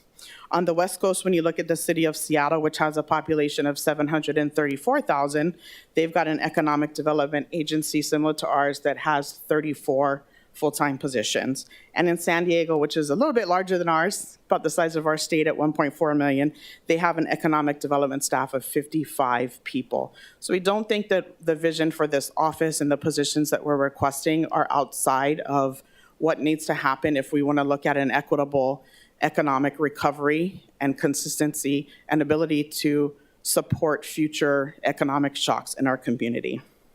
We do, and as we mentioned, we do anticipate a few more positions being requested in general for general funds for fiscal year 25. We are in communications constantly on what is appropriate. We do want to be respectful of the overall budget, but at that time we expect that our roster will be filled. We don't expect asking for any more positions at that time. As you know, OER was established during the pandemic, and our work has focused largely on COVID relief and building relationships and practicing programs and initiatives with the community. our work is now transitioning into a post-pandemic world, and our programs will focus on community, equity, and good jobs for our neighbors. That work, in order to do a good job, requires staff, and that's why we are coming forward to you at this time with this request to pivot 8 of those positions away from the SLFRF funds and into general funds as we grow. I know you guys were asking certain positions that were set up specifically for COVID, like our call center, our rental and utility relief program manager. We are looking at making reductions in certain areas specific to that, so I can assure you that we are cognizant of that, and those discussions are being had. But something like the business and constituent educators, which really was stood up in order to take it out to businesses and let them know what the latest COVID regulations were, what they could and couldn't do, and more of an educational piece and not an enforcement piece, we found has value. And we want to continue those jobs beyond the COVID relief funding that we get from the feds. We're building relationships, we're taking information in so that we can build programs based on solid information that we get from the ground level up and not make the decisions from the top down. So we feel that those are 4 of the positions that we are asking for, and that we feel they're really integral to the work that we do. Without them, you know, it's a lot harder to do what we do. So I want to transition now to our administrative costs. As DMD mentioned, Deputy Managing Director mentioned, there's a little bit of a misnomer here, and we struggled a lot with how to represent this. While the slide shows a decrease of the 51.48% in the current expenses, again, there's that $750,000 in there that we are not asking for. So our overall admin cost increase is actually only 14.89%. That's 14.89%. And this nominal increase reflects a small increase in rent, a little bit of travel added, subscriptions and data analytic tools so that we can do the job that our community and you deserve. The largest addition to this year's request is support of our Economic Revitalization Commission. And again, I can't thank you guys enough. We have a great group that you confirmed back in December. So this $750,000 again was to help with the administrative capacity for the rental and utility relief program to ensure that our contractors had the staffing and the tools that they needed in order to get money out as quick as possible. We're happy to say that we only spent $251,000 of that expected $750,000. So again, showing the fiscal responsibility and the diligence in making sure that we're not just excessively spending. So that remaining $499,000 remains in the general funds. This year's, as you can see, this year's request does not include any of that admin cost recovery. And at this time, I'm happy to answer any questions that you have. Sorry, I did want to mention to the question about the $35 million, we were able to confirm that $32.1 million was for the ERA funds, and we have followed the protocol that anything that is to be expended outside of the operating budget is notified to the council. We have to wait 15 days before we can then contract that out and add to contracts that are existing. So 32.1 of that 35 million was ERA funds that came in emergency rental assistance. Okay, thank you, Deputy Director. Okay, first up we have Councilmember Kia Aina. Thank you. Thank you for your presentation. As you know, I have, since I started the City Council, which was 2 years ago, I have repeatedly been talking about the value of building capacity within the city for a federal grants team. In fiscal 22, I secured $200,000. And of course, Budget and Fiscal Services has $250,000 out of ARPA funds for a grants coordinator, federal grants coordinator. What is the status of this? And I guess I'm a little concerned of the priority placed by what I asked in your budget, because I feel that it would bring value not only to increasing the capacity of OER in federal grants, but the overall city. And so can you let me know what's going on? Because I'm a little number one, I'm upset that it's not been stood up. And number two, that is what you should be asking permanent staff for. So I will be offering an amendment to stand up a permanent federal grants team as part of the general budget, apart from the ARPA funds. That was yeah.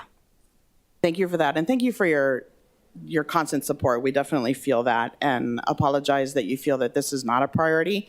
The two positions that were granted in 2022 are assisting the H&L grants team in order to manage the funds that are coming in. And we recognize it's a little bit different of a spirit, but there was a need there. The $250,000 in the ARPA funds that has been approved through the process is currently in the procurement process. So the scope has been drafted. I'm happy once we nail down some of those things to come speak with you before it hits the street, but we are in the procurement discussions right now. And I know at the last meeting I told you it was stuck on my desk, and I heard you and I moved it off my desk. How many staff are you expecting for this team? So this is a contractor to come in and start to help us set up best practices, and that will then inform what the staff needs will be. I would like permanent staff to be stood up.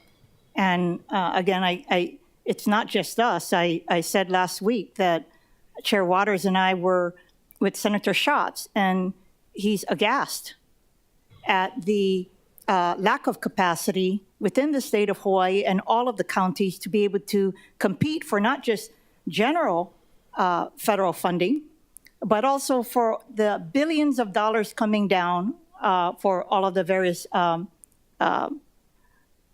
programs related to COVID, right? Infrastructure, Inflation Reduction Act.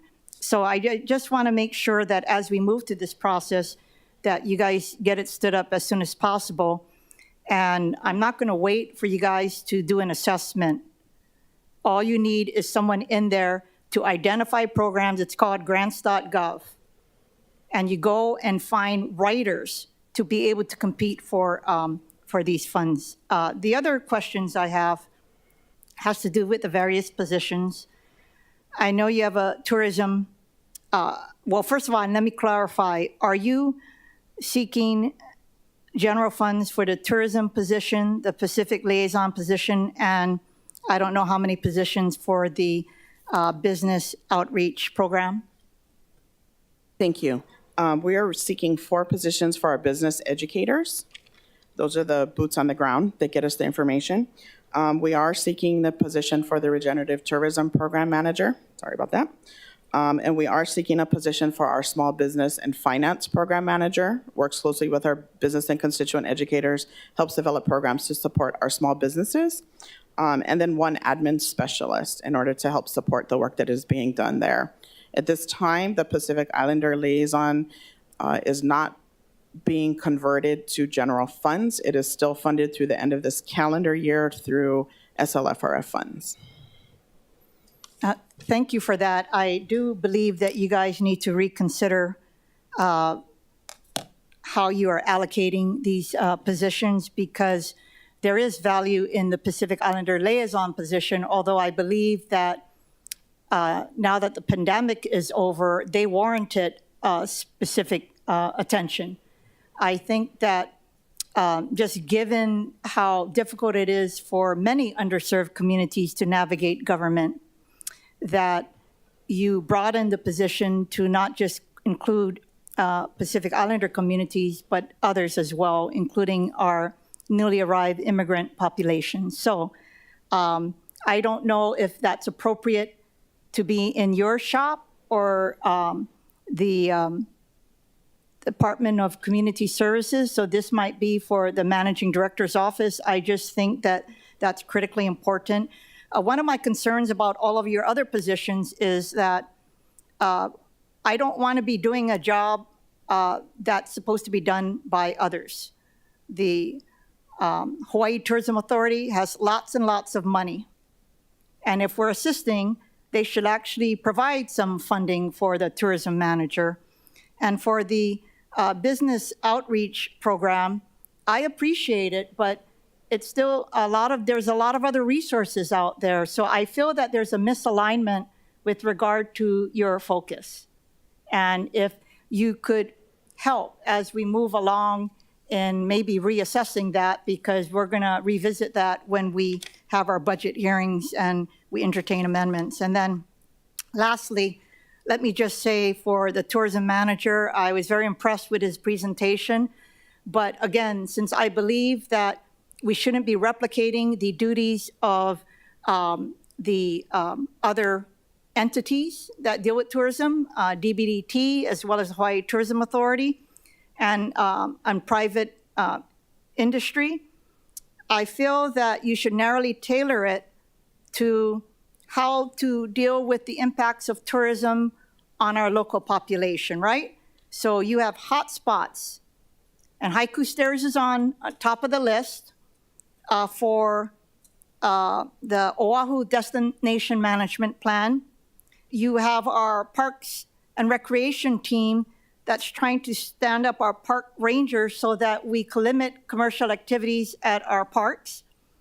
And then you have DPP, who's trying to implement our short-term rental program. Again, I actually value the position, but I would like for us to feel that that person is helping to address impacts to local communities. That's what this is all about. So I think that's all my mana'o. And also maybe transient TAT tax. I know that the Budget and Fiscal Services is going to be incorporating the last 2 fiscal years into the budget. And I just want to make sure that maybe your tourism manager, in concert with Department of Parks and Rec Director, maybe talks with Budget and Fiscal Services moving forward with regard to the proper allocation of the set-aside funds for the impact on natural resources to coincide with some of the priorities that the manager is looking at with regard to adverse impacts on our local communities as a result of tourism. Do you have any comments on my? Thank you. We couldn't agree more with you. I think there was a whole lot there, so I'm going to try and take this one at a time. And I do want to apologize. There's one more position that I neglected to include, and that's one more position for our film office.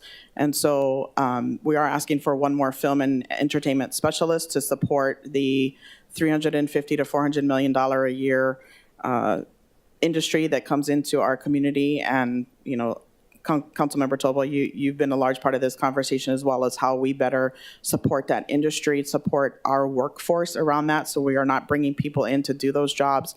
And so we are seeking a position there, and I apologize that I neglected to mention that sooner. With respect to the point of not repeating efforts that are already done, we absolutely agree. We absolutely agree with that. What we're trying to do is fill those gaps. As we're coming out of COVID, we're building what those gaps are and where the city's role truly is. And so these positions are imperative to that. Specifically to the Regenerative Tourism Program Manager, he is in those conversations. He has done a lot of work around, and Haiku Stairs is not one that we have delved into. There's a lot of other things going on with that. But things around destination management, I will note the involvement around TAT and natural resource allocation money. But he is in those conversations, and we really feel that the people of the city and county of Honolulu deserve a voice. And if we expect to have a voice in that conversation, we need to have a person in this role. He has already been working with the large hoteliers and frankly, many of the small boutique hotels to make sure that when they are purchasing produce and proteins, that they are increasing their purchase of local supplied foods and not just buying from, you know, large sources that are being shipped in from the mainland. And so there is a lot of work going on in these areas with the business and constituent educators. Yes, we have lots of partners that we work with. Every time we sit in a room, somebody's like, somebody needs to put all this together and make sure that people know these resources are out there. That's one of the components of what we're doing. We're helping understand what jobs they need, but we're also working really hard to lift the worker voice so that we're not just creating jobs that nobody wants to do. We're creating the jobs, and we're changing our culture here around what work means. I think COVID has really pivoted a lot of people's minds of what work means, and at the end of the day, what the value of our time is. We want to make sure that people are finding value in that. Pacific Islander liaison, I think, is the other one. And you're right. Part of the reason that it's not in our request right now is we're still trying to sort out where does it actually go. We absolutely see value in it in our work as far as helping people find good jobs, as helping small businesses, in the Pacific Islander community. Our Pacific Islander liaison does a webinar every 2 weeks, and hers are the highest viewed webinars that we have. So the word is getting out there. She knows how to work with her community, but there's more to it than just that, right? And you're exactly right. She's focused on the Pacific Islander community. There are very many other communities that need assistance through this and learning how to navigate, a government that we have here in Hawaii that they're not used to. So we are listening to that. We're working through those things to figure out what is the best role. And we will come back to you with that proposal for sure. Thank you for clarifying. So 2 things. Again, I will be offering an amendment to make permanent a federal grants team. And now that I know that the Pacific Islander liaison position is not being funded beyond the calendar year, I will be offering another amendment, and DCS and OER can figure out where it is best suited. For me, you put a lot of boots on the ground with regard to our business community.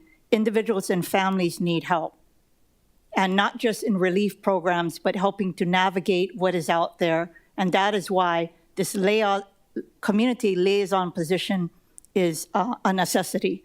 Actually, it might even require a team. But thank you for all the work that your team has been undertaking.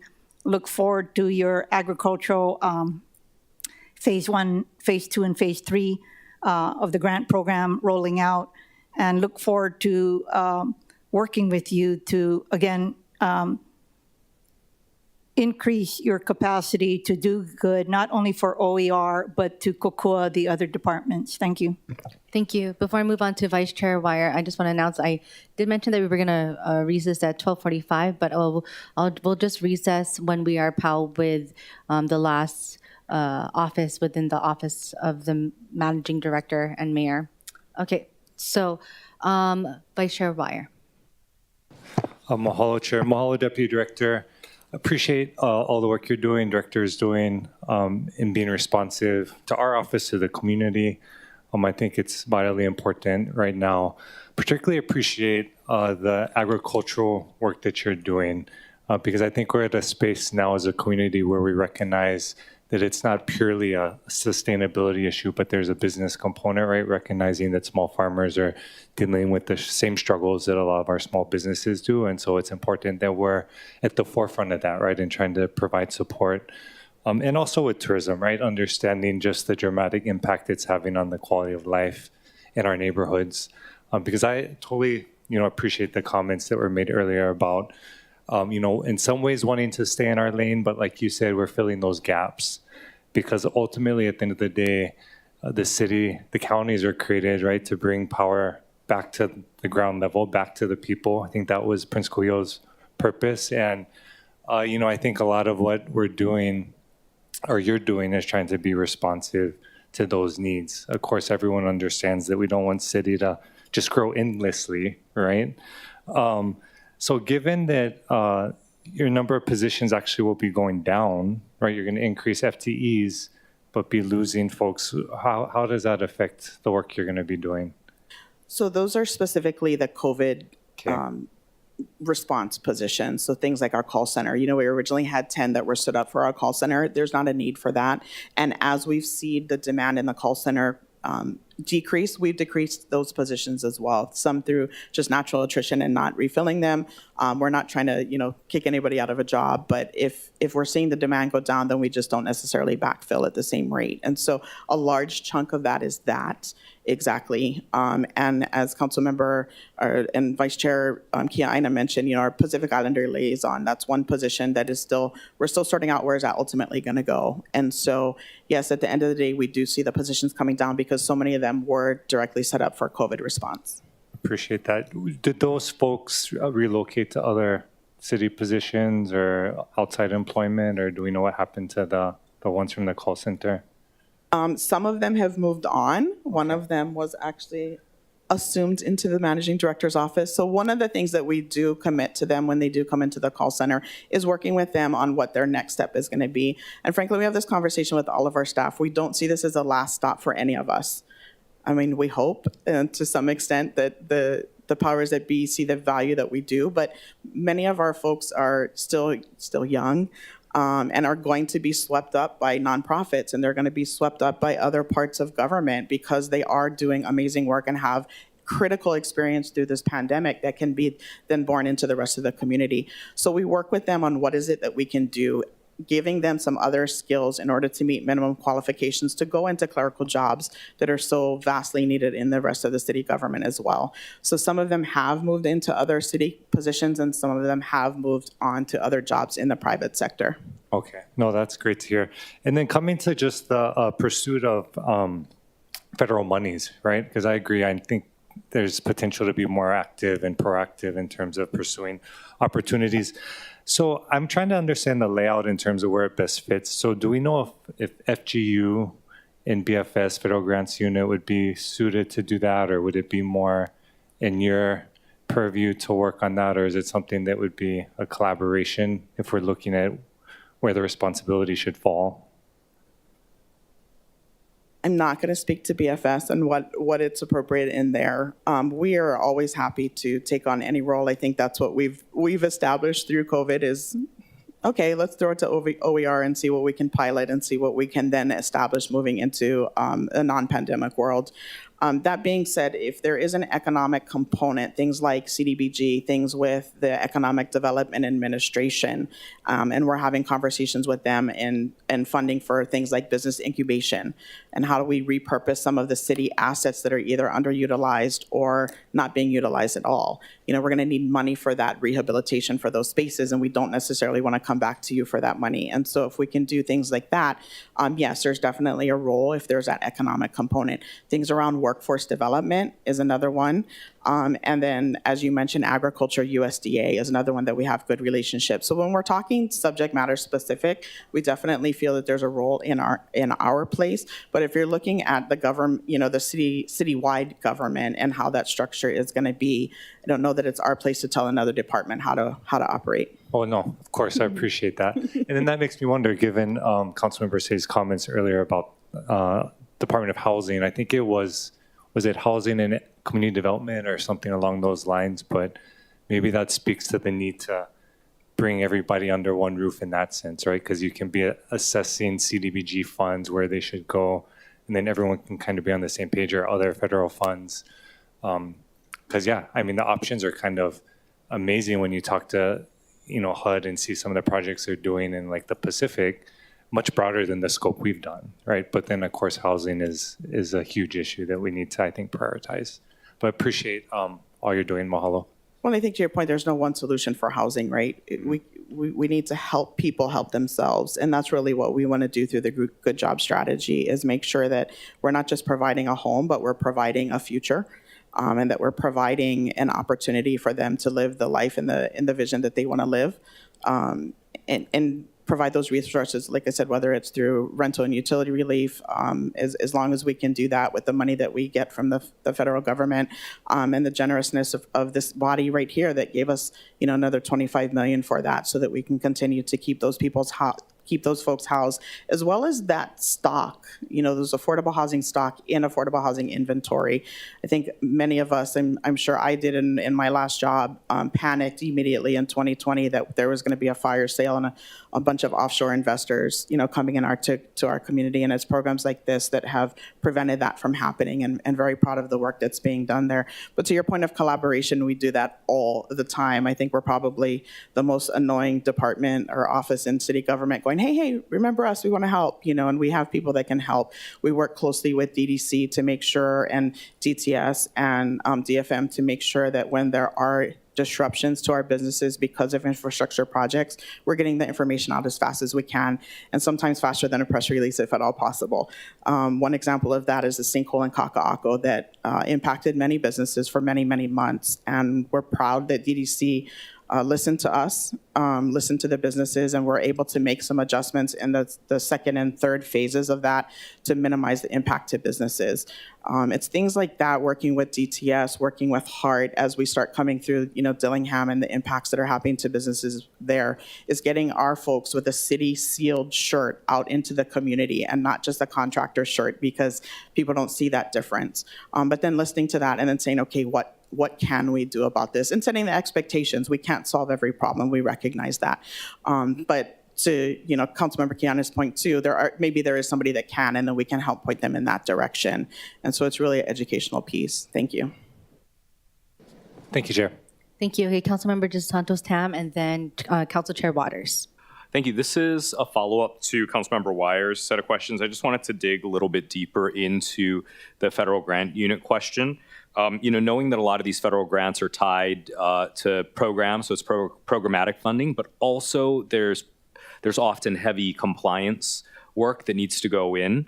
I wanted to dig a little bit deeper to get maybe the Deputy Managing Director's opinion on which department would be better suited to manage the programmatic aspects as well as the compliance aspects. I don't want to necessarily burden OER, although I know they do good work because I saw it in Kaka'ako, but I also don't want to necessarily put it in a place like BFS where it's very restrictive. So kind of, if you could explain maybe your thinking or your approach to where a federal grant unit might be best suited. Thank you, Councilmember. So those are discussions that we've had for a while, and the efforts were somewhat split in different ways. We did believe that there's a role for OER in this, and so that's why we pursued OER, coming up with this idea of a contractor who'd come in and develop capacity and develop expertise. At the same time, we did have a group at BFS that was set up to process our FRF funds, and so there was always a thought in the back of our minds that that group at some point would transition to more of this this role of getting federal monies to departments or assisting departments in getting federal monies. And then as far as the compliance piece, that's always been, to my understanding, one of the big parts of what FGU does. So FGU is in BFS and does take care of the compliance piece to make sure we're compliant. So I do think there is a big BFS component to this. This is an ongoing discussion with Andy, as well as Kerry, as well as OER. And that's something that we're still sorting through at this time.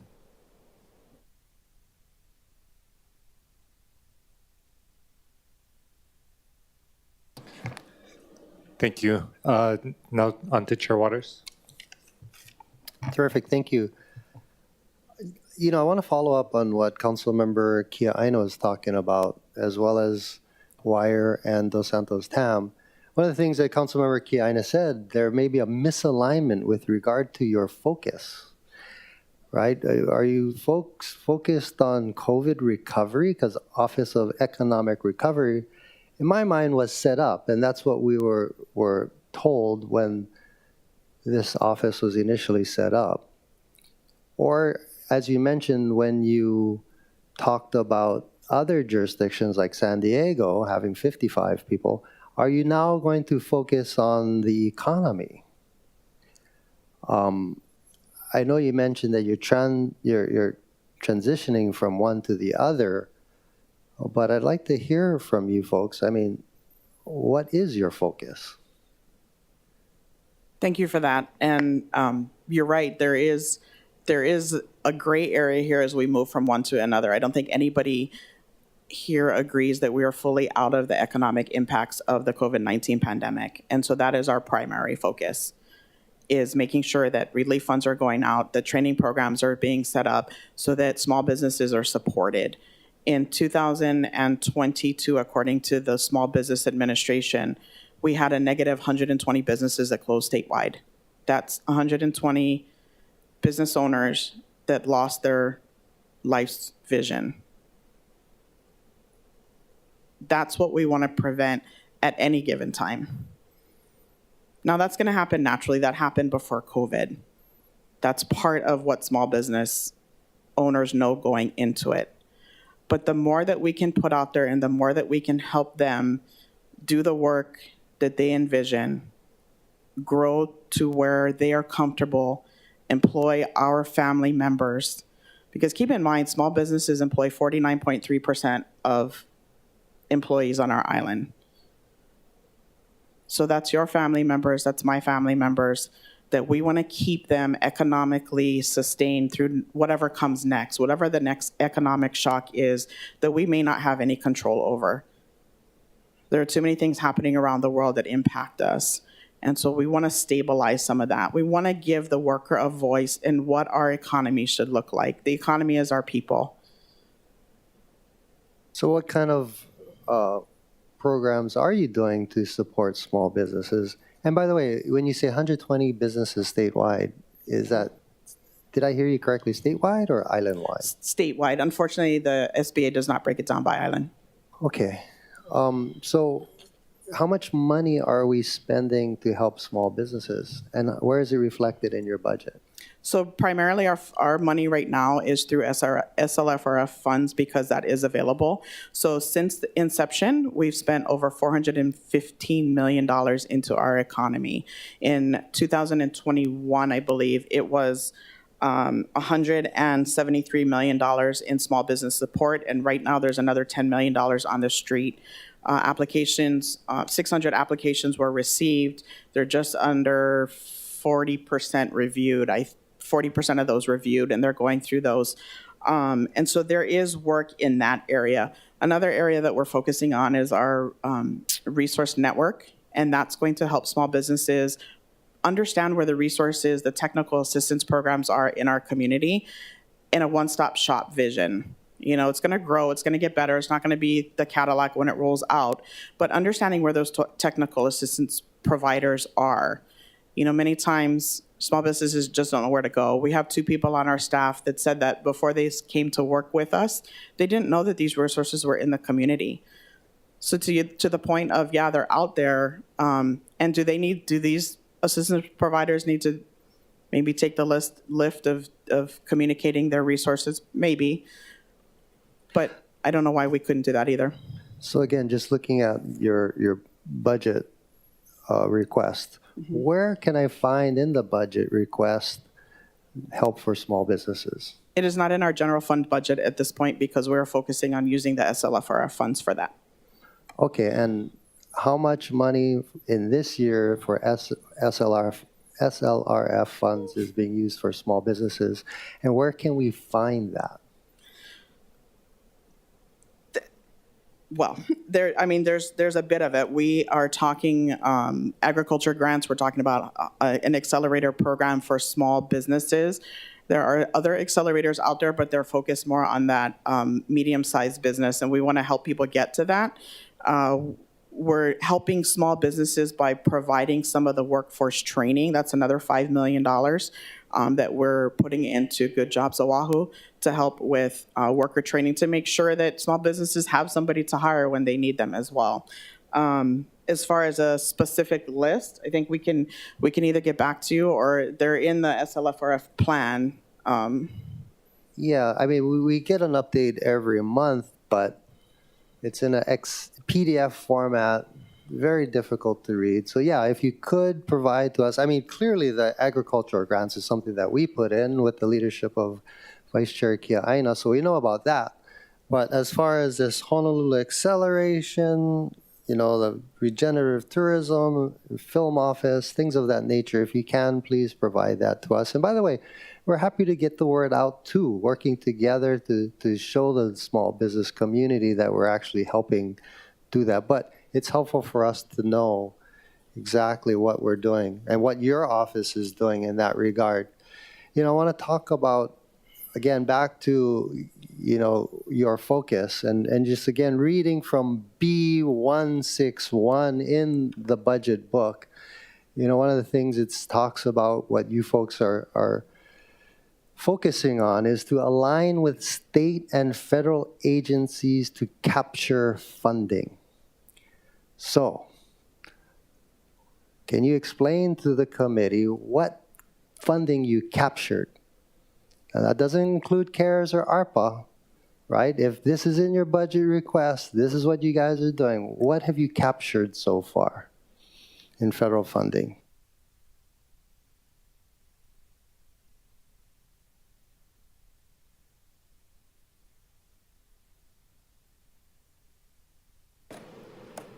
So if you're speaking to what we have done to date outside of our CARES and ARPA, that is the priority, the primary of what we've done. I can't speak to anything else that we've done off the top of my head at this moment. But the point of the work that we're doing is to build the relationships to go after that those future funds. So things with Economic Development Administration, things with USDA. We have we do have USDA grants now that I think about it. Sorry, we do have some USDA grants. And then as the CDBG 5-year plan comes, we have asked to be a part of that conversation as well, so that some of that CDBG money can go into economic development, which has been not included for a couple iterations of that plan. Okay, so again, I mean, you're testifying that this is something in the future that you want to capture. I mean, when I just read the word capture, that means you're going out and you're getting it, right? I look at Director Kawano's budget communication number 3 on page 6 and 7. On page 6, dealing with operating budget comparison by source of funds. Federal grants. In FY23, we got $134 million. In FY24, it's down to $111 million, a reduction of 17.3%. On page 7, CIP budget comparison by source of funds. Federal grants funds, FY23, $266 million. FY24, $127 million, a reduction of 52.3%. So again, I'm asking you, what is this a priority of your office to go out and get the federal funds? We gave you the money for these positions. I mean, I kind of want to elevate the question, right? That it really should be a decision made at the very highest level that we should or should not be going after these federal funds. And based on the testimony that I'm hearing and the testimony that's in writing, it seems to me that the decision is we're not going after the federal funds, right? And you can sense my frustration, Councilmember Kia Aina's frustration, and when we're in Washington, D.C., talking to our federal delegation, they were stunned. And it's, by the way, it's not just Honolulu, right? It's the state as well and other jurisdictions, right? But you look at Kauai. Kauai is doing fabulous. They actually hired a firm to go out there and do it for them. So if you're telling us you can't do it, and that's kind of what I'm hearing, then contract it out, right? Have you looked at the Inflation Reduction Act? So we have, we're still sorting through that. I know CCSR has agreed to help us sort through that as well, because there's a lot of things there. There's a lot of workforce development, specifically in clean energy, and some of the other critical industries in our community that we support as well. I know that you are having a hard time hiring these people for whatever reason, but perhaps can you have people who are currently there, or one of these 8 new positions that you're asking us for, they are repurposed to do this? Consolidated Appropriations Act of 2023, the Bipartisan Infrastructure Law. These are all sources of federal funding that we really should be looking at. And I mean, we belong to the National Organization of Counties, National Association of Counties, NACO. Just go on their website. They actually lay out specifically what's in there for counties, so that we don't have to, wait for the state to get it and give it to us. The president came from the county level. He was a county council member before he went into the United States Senate. And the money that he recognizes, the money should come directly to the counties. So it's there. You got to go get it. I got an idea, Chair.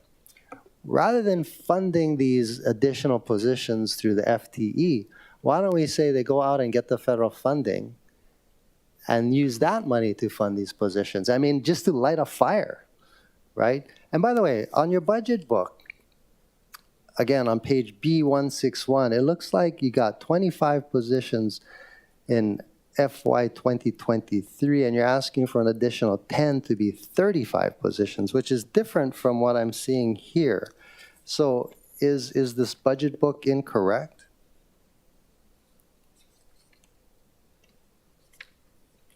Moment, let me pull that info.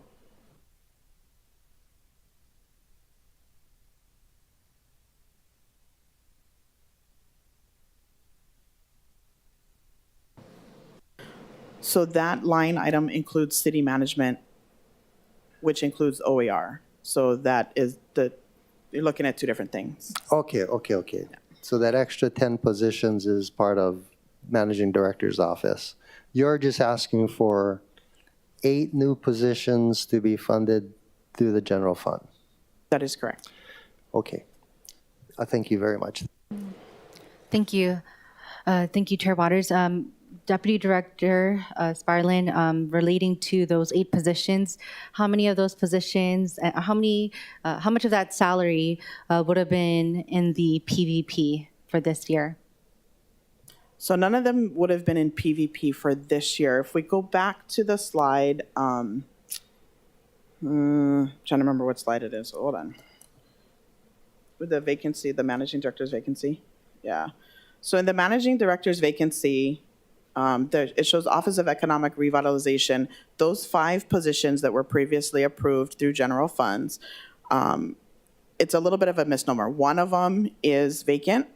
The other 4 are through the SLFRF. So of that, there's 300 and I want to say 343,000 that went back to the PVP. But these 8 positions that we're asking are not. They were never included in general fund, so it would not be swept back to the PVP. Okay, thank you. And also in your budget, is anything in your budget related to payment for, I guess, subscription or membership of National League of Cities? No, ma'am. Okay, thank you. Members, any other questions for Office of Economic Revitalization? Okay. Before we move on, thank you, Deputy Director. Before we move on, I just want to remind that we will be recessing after the offices are completed within the Office of Managing Director.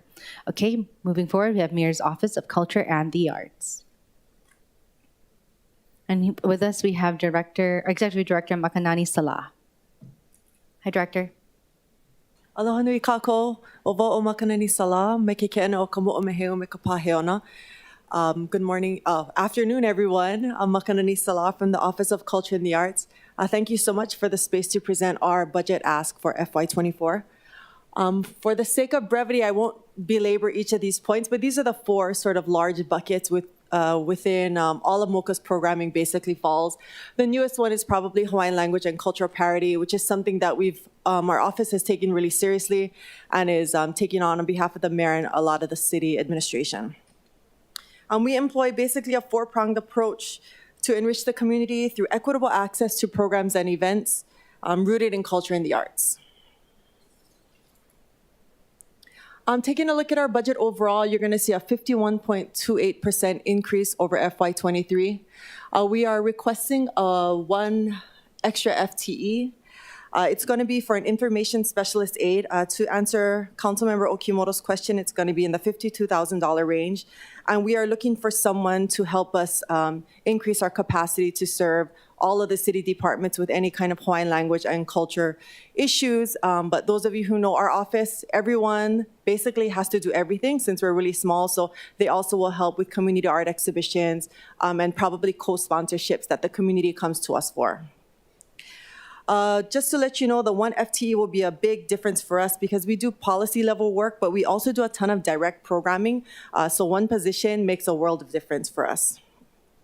In terms of salary, we are looking at a 28% additional salary cost. First, as Deputy Managing Director covered, is for my salary as equitable with all the other Executive Director's salary. Also asking for increase for each of the current staff, and that's also for that new position we are requesting. In terms of operating expenses, that's where you're going to see the biggest jump. The first is additional $10,000. And this is basically for help with Hawaiian language interpretation and signs. So we would have someone on staff who already does this, but there are certain cases where you need to go deep into research, which can totally derail other projects that you have happening. And so this money would just sort of be there for that, would help us to just assure things that are really difficult, we can sort of farm out to someone who is more specialized. The big ask is for $200,000 in support of the Festival of Pacific Arts and Culture. And just to give you a little bit of background, this is a festival that happens throughout Oceania. It was first held in 1972, and Hawaii was not actually invited. It was a South Pacific festival. It was thought that Hawaii was too industrialized and to America to be part of it.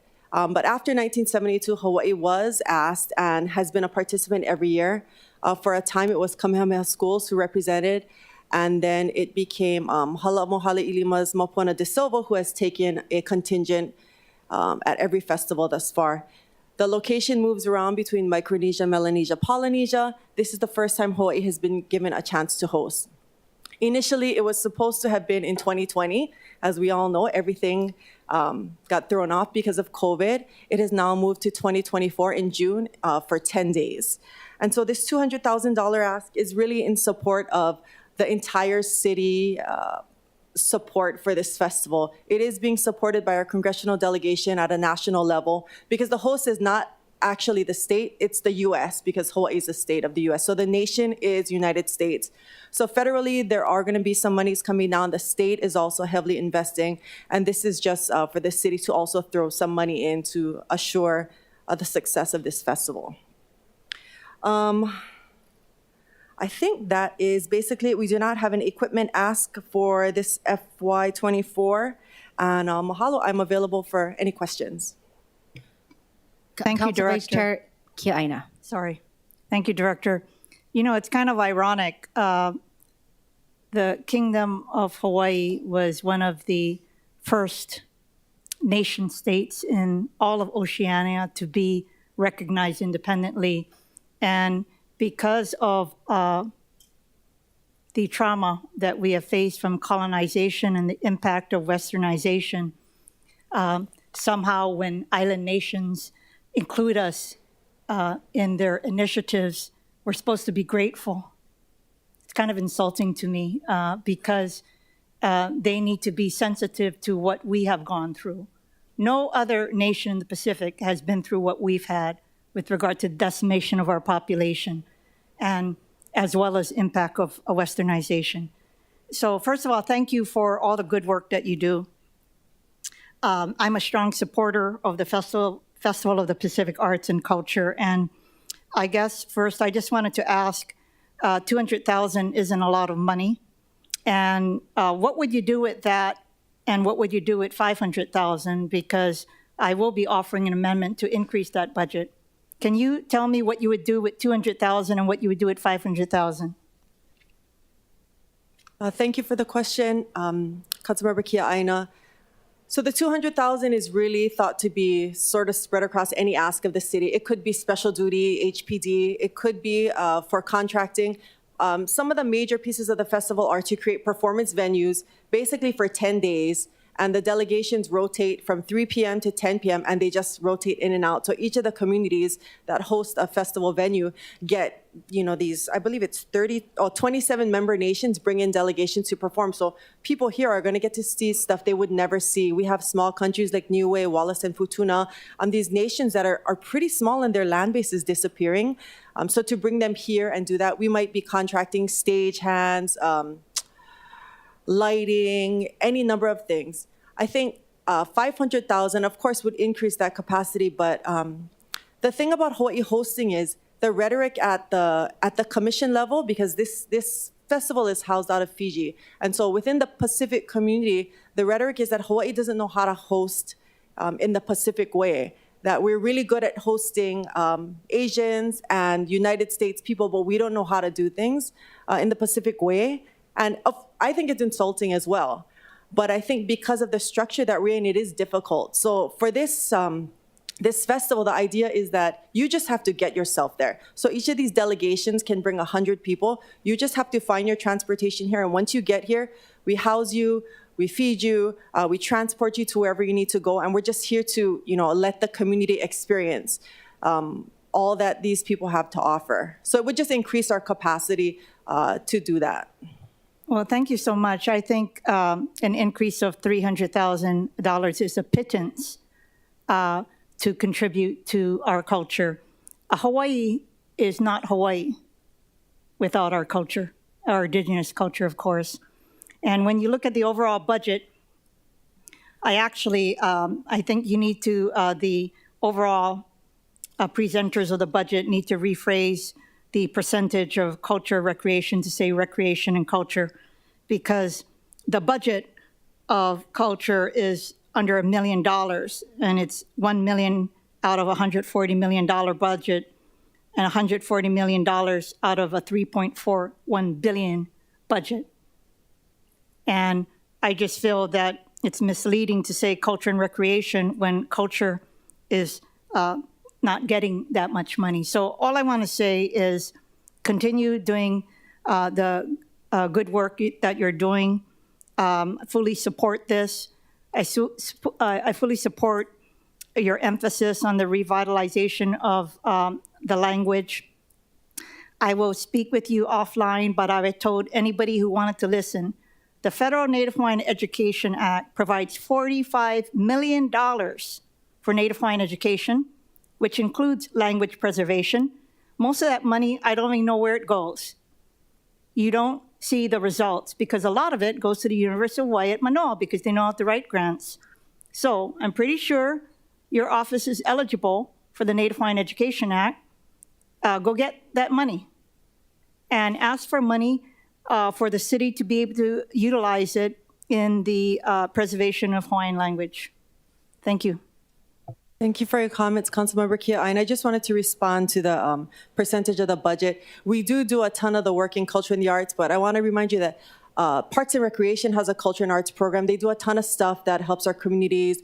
May Day, Lay Day, they do Memorial Day, things that they try to incorporate culture in each of the districts. So I want to just acknowledge them as well. Okay, thank you for your clarification. But anyway, good luck. Mahalo. Thank you. Okay, next up we have Councilmember Okimoto. Thank you, Chair. Aloha. Could you quickly explain to me, you mentioned the information specialist, but at the $50,000, what would that position be doing? So each of our positions basically handles one bucket. The Hawaiian Culture and Language Parity bucket is basically, I've been holding that bucket by myself, trying to keep up with the requests. But due to a problem of our own making, which was great, street signs, Hawaiian Culture and Language Parity in all of our communications, we get a ton of requests from outside departments that do not have the capacity. For example, anytime design and construction now does a new project, they have to change street signs. We vet all of those street signs. When permitting and planning has an issue or they are also changing a project, we help them do that. That's not to say a ton of departments actually do a lot of the work themselves. We are sort of the stopgap for those that don't have the capacity. And so this person would make sure that all of those things are covered, but also just sort of our extra hands for things like city lights, which basically stop our operations from our October, right, until January when we move the decorations. It's a pretty big lift. I know it seems like it's small, but because we're so small, that we really need an extra person to help sort of in every area. Thank you. Quick couple follow-ups, and thank you for the city lights. That's, I think, is a family tradition for everyone, and we don't like to see it leave. I was wondering about the festival. Do you have any idea? And I think it's great. You know, Hawaii is a melting pot. We want to include all the cultures and show appreciation, definitely. Do you have any idea? Is there a concept of how much revenue it brings into our city or our economy here with these festivals that they're pretty big, this festival specifically? Yeah, thank you for the question. I don't have exact, I'm pretty sure that there is data related to that. I don't have it, but I can make sure I find out. Okay. There are going to be 3,000 delegates plus an estimated 6,000, which would come here for tourism. In terms of numbers, I'll have to see if I can get that information and I'll pass it on to you. Thank you. Mahalo. And I think if offline, when we meet, we haven't met in my office, I would like to kind of get an idea of how the artwork within the library that you have is collected and distributed. Something I'd like to discuss with you offline. Thank you. Mahalo, we're so happy to do that. Thank you. Thank you, Chair. Thank you, Councilmember Okimoto. Executive Director Salah, I was just wondering regarding the one position addition. Did that come from the provision for vacant positions? Thank you, Chair Cordero. No, it did not. Okay, thank you. And my next question is relating to the festival as well. Will some of the sister city funds be absorbed to assist with that festival? I think I'm not sure. Can you try that one more time? You're asking if the sister city funds we do have? Yes, correct. Would be absorbed in the festival? To assist With the festival. I think so, because the way that we think about programming is that, of course, sister cities would play a large part in us hosting. And just to let you know, there are a ton of heads of state of these nations that will be here. And as you all know, I've mentioned that we would like to set up a few extra Pacific jurisdictions as sister cities in preparation for the festival. And we'd like to sort of, blow it out of the water at festival and show that Honolulu is very supportive of what's happening in the Pacific. Thank you. Okay, members, any other questions for the Mayor's Office of Culture and Arts? Okay, thank you very much, Executive Director Salah. Mahalo. Okay, next up we have the Office of Climate Change, Sustainability, and Resiliency. With us from the administration, we have Chief Resilience Officer Matt Gonzer.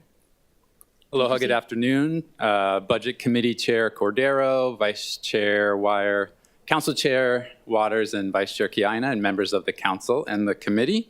Matt Gonzer serves as the city's Chief Resilience Officer and Executive Director for the Office of Climate Change, Sustainability, and Resiliency, and thank you for the opportunity to speak on our office's proposed budget. Over the past 6 years, since the call to action from the residents of this island to establish the office, we've worked really hard with community and with council to define the top priorities for the city to address and undertake actions around climate change, sustainability, and resiliency. These 4 documents really do outline these goals, actions, and progress. And our budget request to date and how the FY24 proposed budget, it really mirrors these community and administration priorities and expectations. So first off, in 2019, the city's resilience strategy actions focus on a resilient and affordable future for our island. This council in 2021 adopting the city's first ever climate action plan, comprehensive strategy to reduce Oahu's contributions of the emissions that are causing climate change, while really also improving quality of life here on Oahu.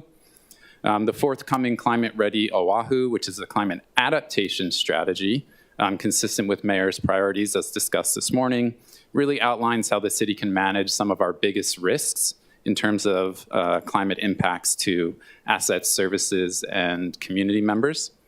And we do track progress toward these goals and island-wide sustainability indicators in the required annual sustainability report, the next version of which we'll be able to deliver back to City Council in late April. And I can come back to this in regards to Councilmember Tupola's question from earlier this morning and city energy usage. These strategies really do include programs, projects, the power of people, and the policies to set the defaults for success. These are not just CCSR's projects or plans. These are really citywide efforts in concert with City Council. So we do focus on implementation of these strategies and actions across the city.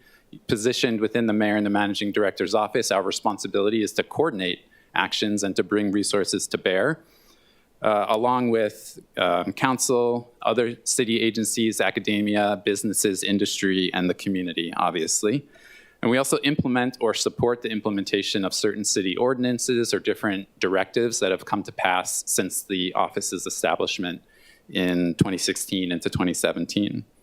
And we have been successful in and will continue to seek external support through grants and partnerships, really to see these plans through and to maximize and leverage the limited city funds that have been entrusted to us. And just a note on that, additionally, we've even deployed some of our private grant or federal grant monies to other departments for their personnel to really advance this critical work. Next slide, please.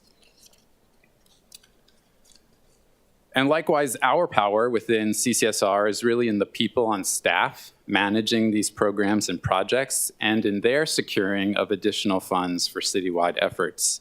So the office, as I mentioned, does have a successful record in leveraging grant funds to support the work and to staff our team, as demonstrated here. We've worked with private grants, with federal grants to support personnel. In fact, actually, the first executive director was actually supported by a private grant for the first 2 years of that position. And as the evolution of the office and the administration and community expectations have really evolved, including Ordinance 20-47, which further detailed CCSR's policies and programmatic responsibilities, we see a need to evolve and really brings greater stability to these positions and for the people in those positions. And the bar chart here, I think consistent with one of the questions earlier, really shows a combination of city general funds, the external grant funds, and the more recent COVID relief funds for CCSR over the past several years. And it's the far right-hand bar chart, which is our proposed and requested FY24, which I'll talk about on the final and next slide. Similar to others that have presented thus far today, our greatest operational change is in respect to personnel and salaries for this proposed budget.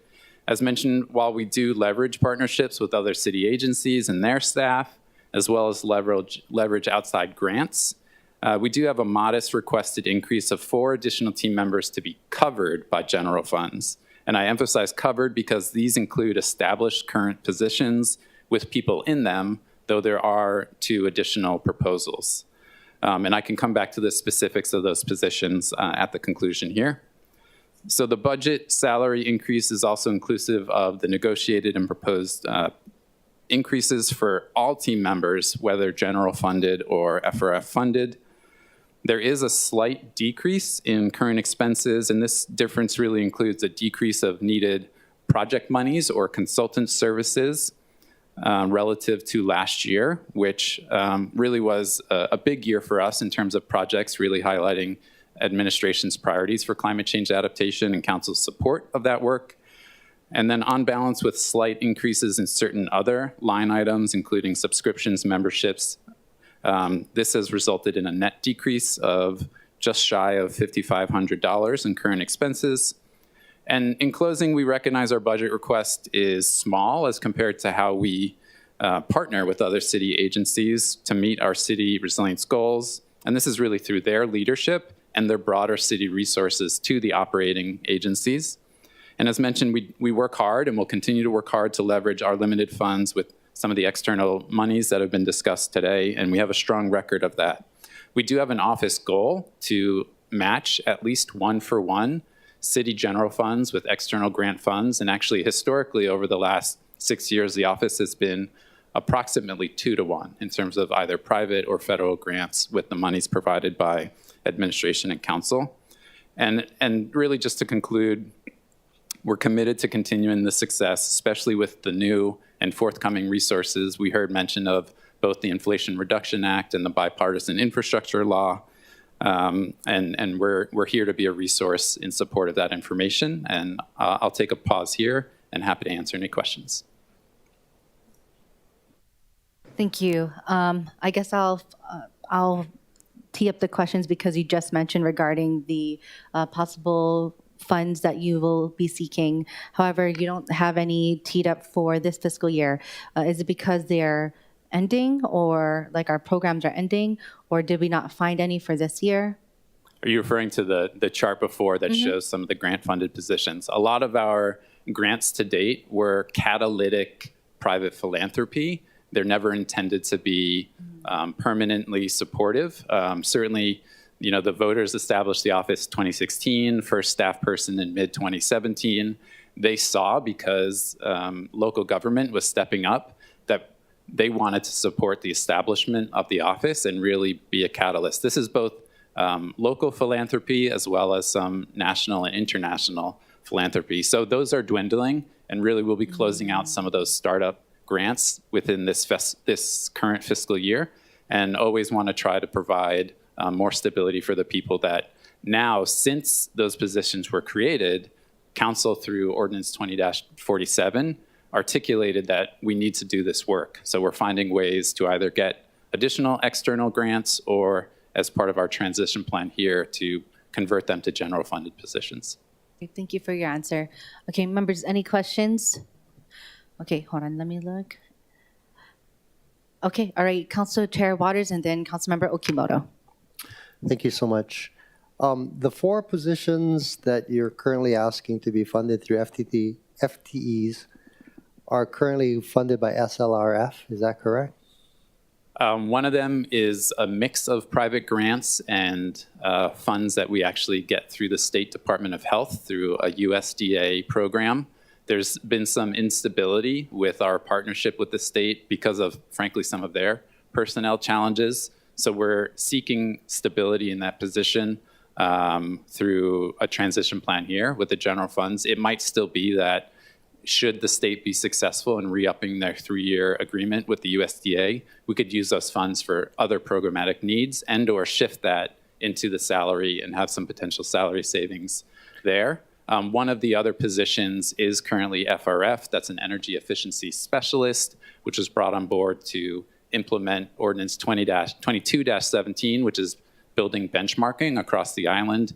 Great progress to date. And that individual, especially because it is a required program, we see some short-term need to stabilize it so that they can also be available to support the bringing down of the IRA. The point of benchmarking is not just to report, it's to learn from the information and find ways to actually act upon it to cut waste and save money. We have another position that we were able to creatively use some savings through salary and the VISTA budget, the AmeriCorps VISTA budget, and we established an adaptation specialist. As I mentioned, the Climate Ready Oahu is forthcoming. There will be new work and new opportunities to pursue some of the federal funds, and that's actually a new requested position.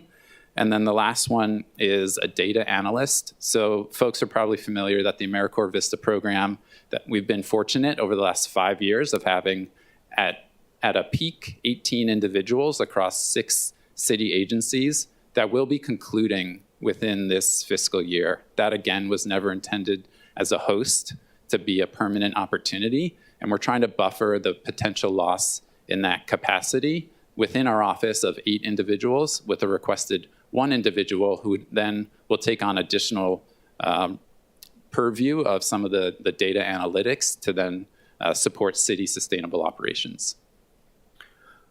Okay, and just to clarify then, those 4 positions or the 4 positions you just described, okay, are there any other positions that are in your office that are currently being funded by outside funds and just not reflected here? Because I know Deputy Managing Director talked about citywide, they're not converting all the ARPA funded positions, but just trying to do a portion of them.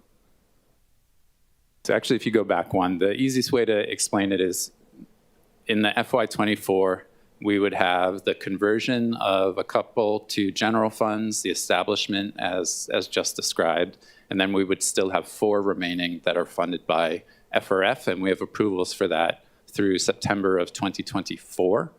And our private grants are currently diminishing, and we won't have them as a resource into the next fiscal year. Okay, thank you. I'm just looking again at the budget book on B164 and sources of funding. For the most part, you're being funded through the general fund, your department, but it does say special projects fund in FY22 approximately $86,000. And then from FY23 it's zeros, and FY24 it's also 0. So kind of following up on what Chair Cordero was saying, you don't have another pipeline of federal funding coming in? Is that how I should be reading this? We had a similar question when we saw that number for FY22. And I want to dig more into that because there's another segment of the listing of vacancies that shows those positions as potential vacancies within CCSR in FY22, but not moving forward. We don't currently have any vacancies for the approved and funded positions. So I'll need to get a better answer on what was the origin of that special project monies, what did it mean? But in terms of our private grants, the FRF positions, we do hope to pursue some of the federal resources as potential ways to maximize. That's a question that any agency gets asked when we go to the FRF committee. Why do you need FRF? What potential other resources are available to you? A lot of the federal programs through those two major laws, the bipartisan infrastructure law and IRA in particular, they're not yet established. A lot of the rules are still being defined, and the door and the window to go out for or other receive formula funds hasn't started yet for some of them. The money for us as individuals is out there and ready to go if you want tax breaks and credits. But in terms of the more government-centric programmatic opportunities, we're keeping tight tabs on that so that we can potentially find ways to bring them into our operational efforts. Thank you. And it kind of begs the question, you know, we had a long discussion with OER, kind of putting the focus on them requesting these money, but is that their job or is it going to be the various departments' job to do that? Because I know you and your predecessor actually got quite a bit of federal funds, as you mentioned. And by the way, he works in Washington, D.C. right now and might be a resource that we, the city, particularly your office, may be able to tap to try to find these federal funds. But I noticed that in your budget worksheets here, in other departments, they actually have a line item, federal grant funds, and we've talked about it with the Deputy Managing Director, that really was ARPA funds. I don't see any line item for federal funds for you folks. So just reading it on its face, does that mean that your department did not receive any ARPA funds through the SLRF committee process? I can't speak for how it's represented in the others, and I'll have to check with the ASO here. But no, per the bar chart, we have several positions that are FRF funded, and this was approved by the committee, and we appreciate that support. Okay, lastly, the Climate Ready Oahu is expected in mid-2023, and really excited to hear about that. How did you fund that? Or is that the 1.2 million that we appropriated in FY 2023? So the project initiated in 2020 with city general funds. We married it with some of our private philanthropy to make a larger project. And we've had all the community engagement underway. Obviously in 2020, it's a difficult time to start a community-based project. So we made sure to not rush it. We wanted to find more ways to get inclusion. But in terms of the resources that helped support it, it's the people, project managers, and then both general funds and our private grants. Okay, and again, I'm really looking forward to seeing that. And it's focused on impacts of climate change. You know, one of the things that really concerned me is the impacts of climate change and sea level rise on the hotels in Waikiki. You know, I went down there during the king tide, and I could see water percolating not only through our storm drains coming up in the opposite direction, right, going Mauka rather than the Mauka water coming out. And then you see the big waves just slamming up against the hardened seashore. Does the Climate Ready Oahu plan deal with the hotels and how they're going to deal with the impacts of climate change? So the specific answer of how to manage Waikiki is being tackled by a whole variety of resources. The strategies and actions within the draft Climate Ready Oahu are really helping to set these evergreen principles that we know will need to find more resources to support, will require more community discussion. We're fortunate that right now DPP, with funds that were provided by Council in FY23, they'll be going out to work on a Waikiki Special Area Plan. So that's the next tier down from the community-based plans to look at smaller geographies. And we're simultaneously doing this work in concert with the state, the Office Planning and Sustainable Development, with funding that was provided by Senator Moriwaki to support that district and help with the visioning, right? We know that a lot of infrastructure needs to be designed over time, one of the best ways to help people think about what the future can be is through work that the School of Architecture and their Community Design Center does. And that's been proving successful in other districts all around this island to then help set the vision and then really commit to finding the resources to help actualize this vision. And then the last thing on the ocean side, State DLNR is the lead. They work with us. There's many improvement districts in Waikiki, one particularly the Waikiki Beach Special Improvement District. You and I both sit on it as appointed members to the committee consistent with city law.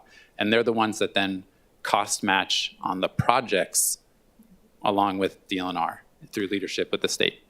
You know, as you mentioned, your budget is little over 2.3 million, which is, you know, fairly conservative. So to the extent that you can do more with more resources, you know, please let us know. As you mentioned, that the legislature did fund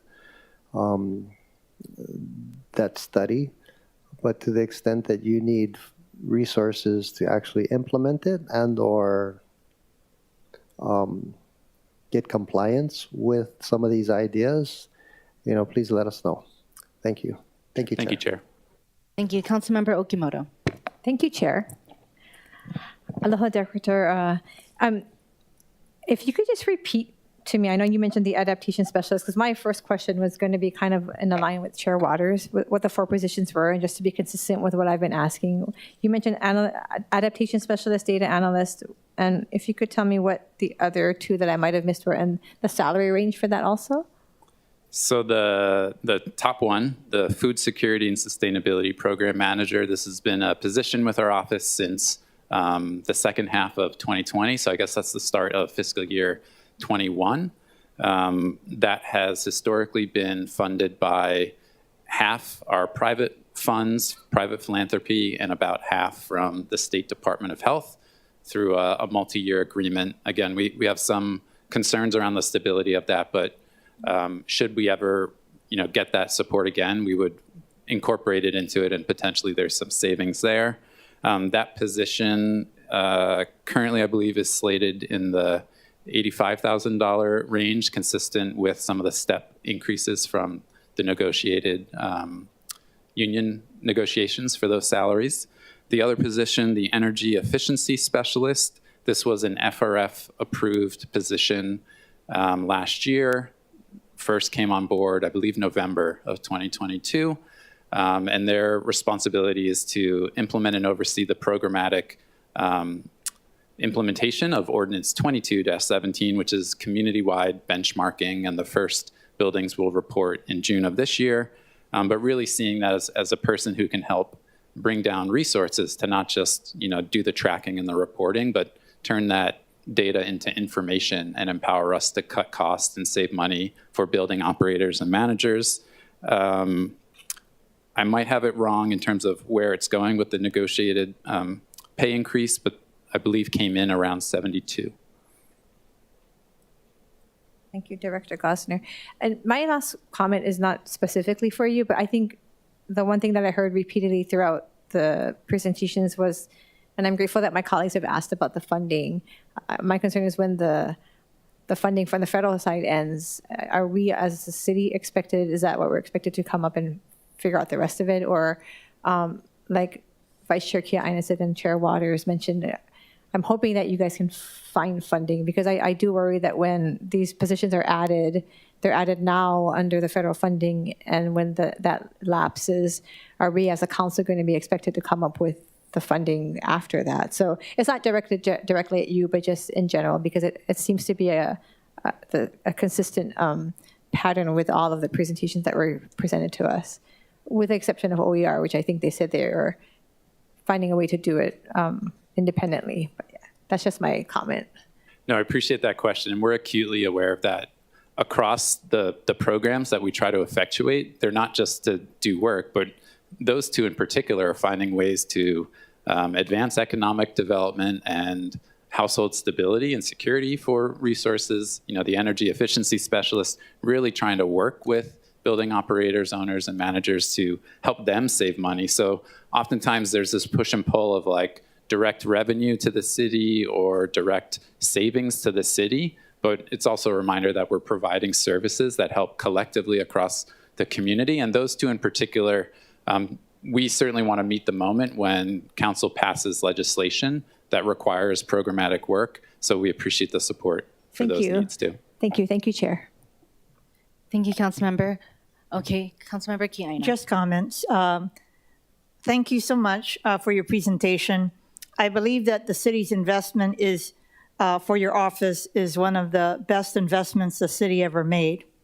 And I have every confidence that you're going to continue to not only do good work, but build capacity and competitively compete for federal funds.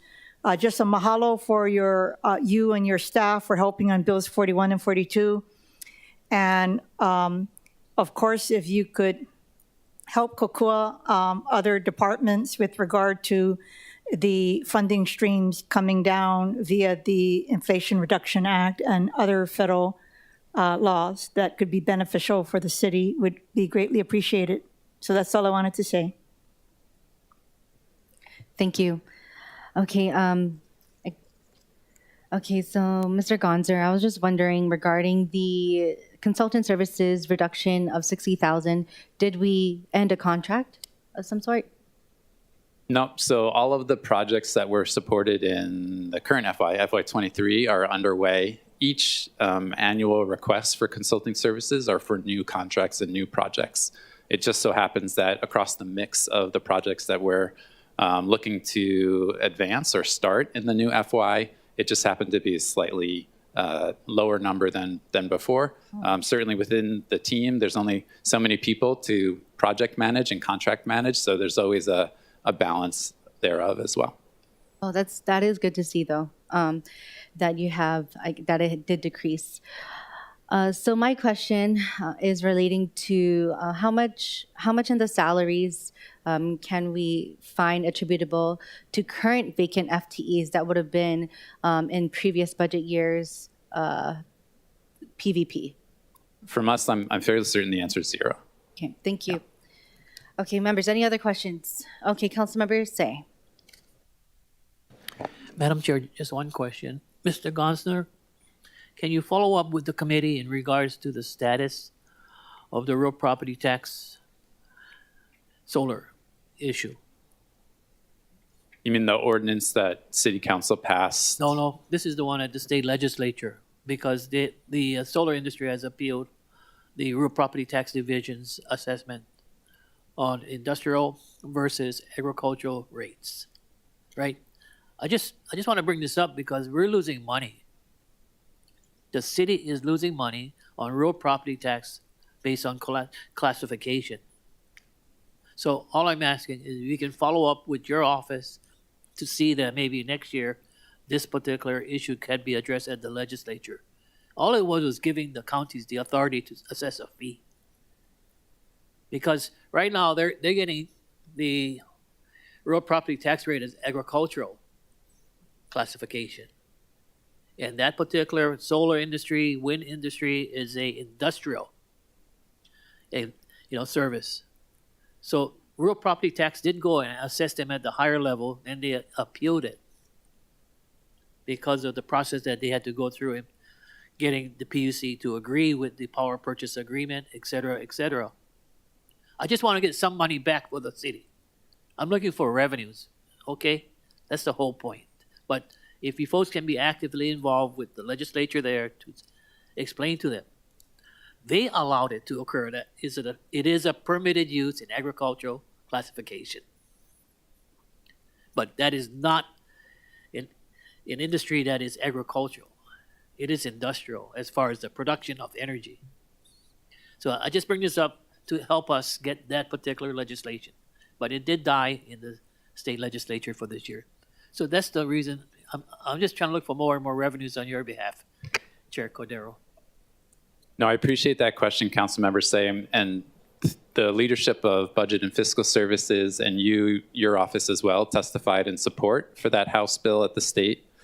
We reached out to the chair and the vice chair last week to try to advocate for it to get a hearing. And for the general interest, this is to enable the counties to enact a payment in lieu of taxes, which really would help level set expectations both for renewable energy developers, but also the city in terms of the revenue collection.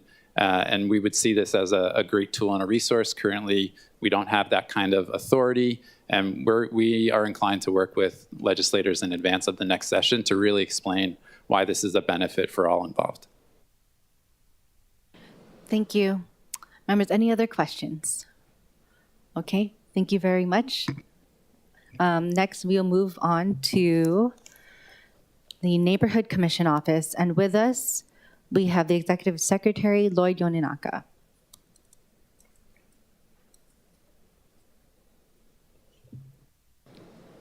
Please proceed.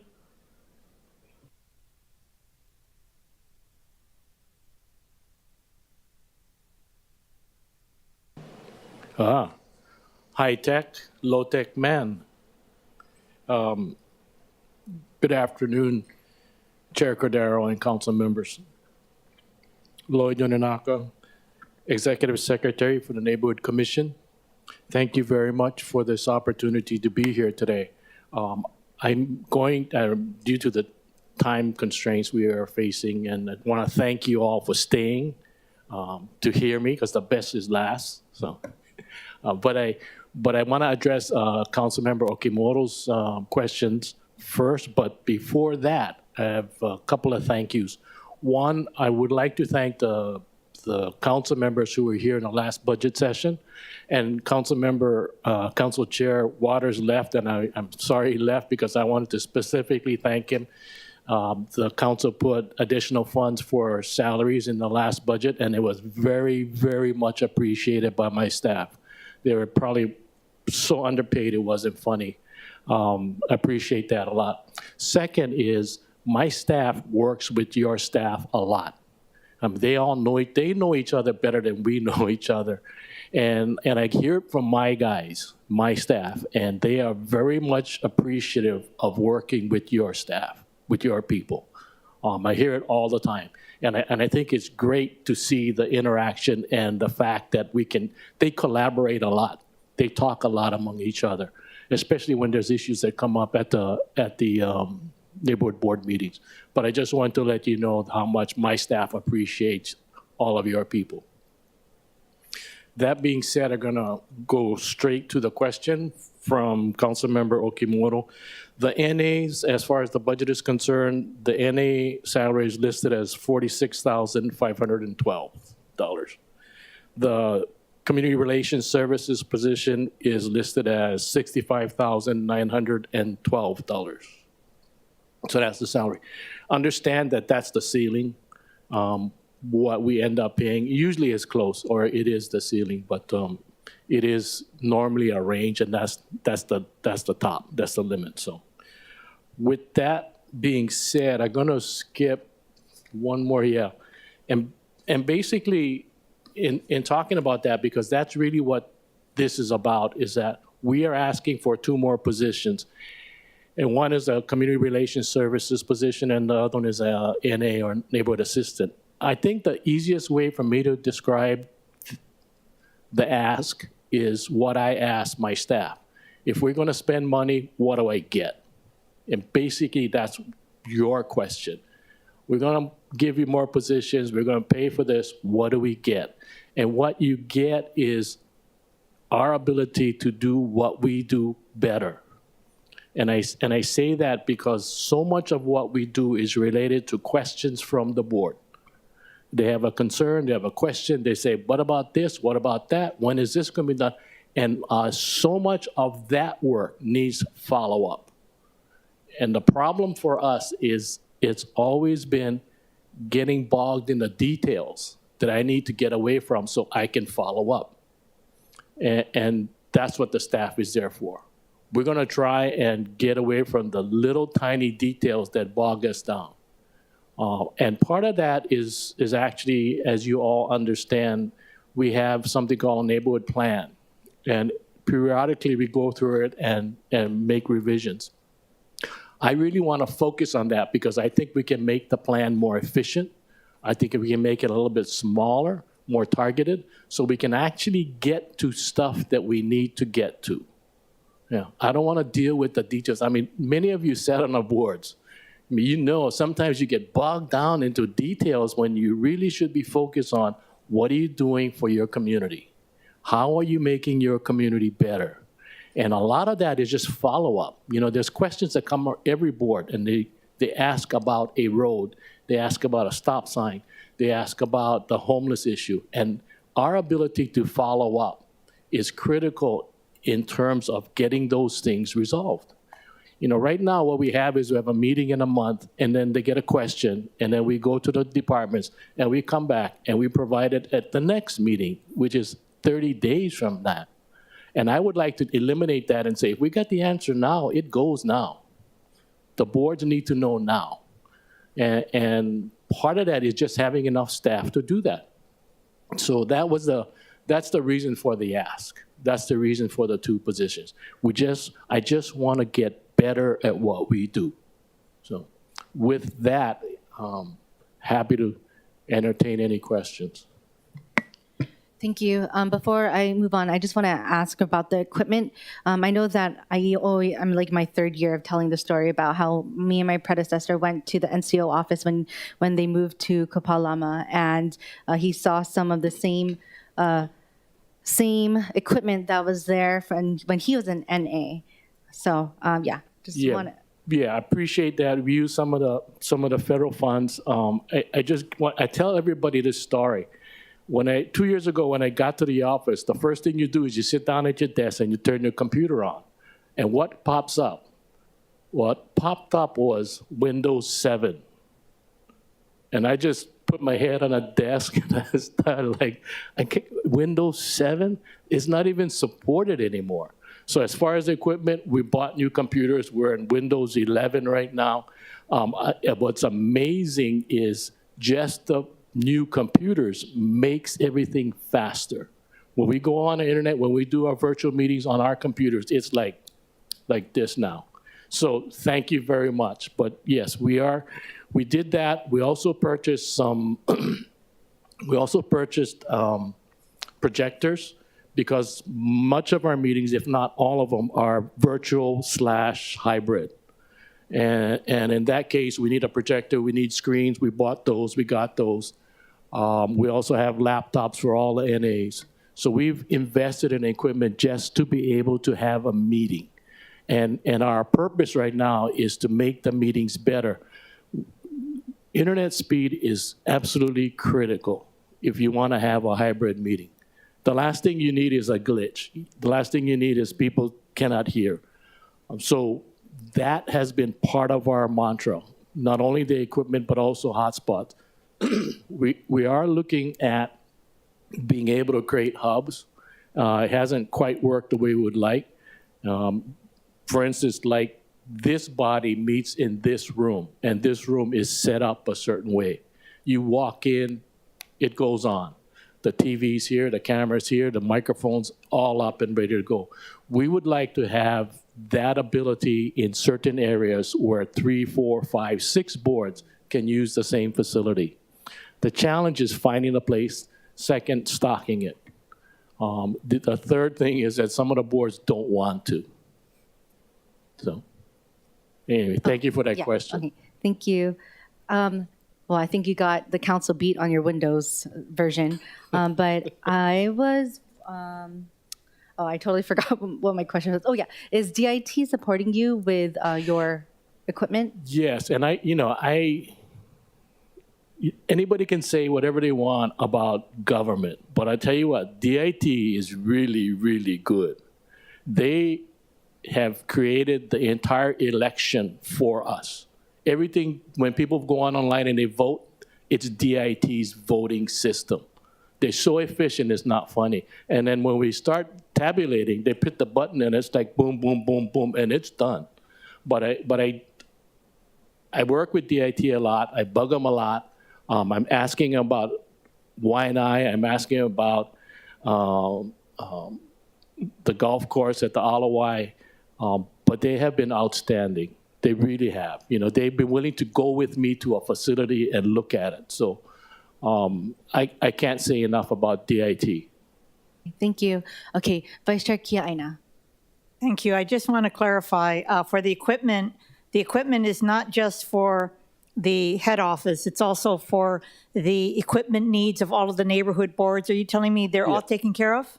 Yeah, but what we have is that when we go to a meeting, we supply the projector, we supply the screen, and we have our own laptop so we can do the internet connection. We supply the hotspots. So Okay. those are all, I mean, I have like Okay. six of each. So you have no outstanding requests by any of the neighborhood boards for equipment?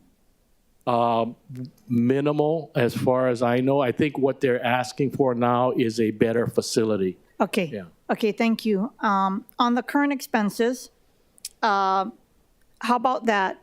Tell me a little bit more. Is last year, was any neighborhood board in deficit with regard to their budget? No, no. Okay, so you're okay with that, right? Yeah. What I've told the board, basically what the boards are concerned about is the mailings and Yeah. you know, other things. But I just don't worry about the mailings. We will mail. Okay. It's a law. Okay, We so you have to. that under control. So Yeah. lastly, has to do with technical assistance and training.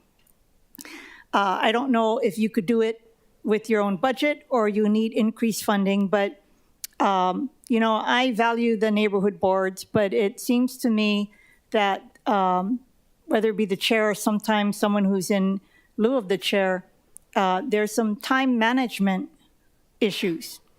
And it's quite serious because it impedes the efficiency of the meeting. And I would just like to think that your office would be concerned about the efficiency of all of the meetings. And I just was wondering if you could provide a webinar to all of the chairs and anyone else who would want to time manage, because sometimes whether it be a board member or a community member could be asking 5 questions for one speaker when we're only in the first hour of the meeting. And I just think that if everyone was given guidance on time management, that might be helpful, because what happens is when they run out of time and they get kicked out of the location, then all of the people at the end, which a lot of times includes elected leaders, are unable to give their report. So just a question, do you have the money, or would you like money to provide perhaps training on how to perhaps run neighborhood board meetings? Yeah, we could do the training right now. And we haven't done any, but what we have found, we do advise the chairs all the time in terms of the meeting. And what happens is when the meeting agenda says you have 2 minutes to speak, and the person goes 3 and 4 and 5, and we tell the chair they passed their 2 minutes, the response is, that's okay, let them go. So the question isn't our advice. The question is that it's not being taken at times. Okay. So we will be working with all of the chairs on how they need to manage their meetings, because you are absolutely correct. And it is the biggest challenge we have is the meetings go beyond their time because people speak beyond their time and they're allowed to. So That's our correct. So I focus. have to tell you, one of the biggest solutions is 1 question per person. So what happens is, and by the way, it's only on 1 speaker, right? We have like 20 speakers. So 1 person can ask 5 questions. That takes half an hour, and we haven't even finished hearing from HPD. So I guess it's not just a time allotment, it's also the discretion of the chairs in how they navigate, because you're not giving ample opportunity for others to ask questions because someone was given 5 questions. So just wanted to bring it to your attention, because I enjoy going to the meetings, but lately, sometimes I've seen, that the time management could have been improved, and it impeded a full discussion of the agenda that was on hand. That's all I wanted to say. Yeah. So thank you. Agreed. Thank you. Any other questions?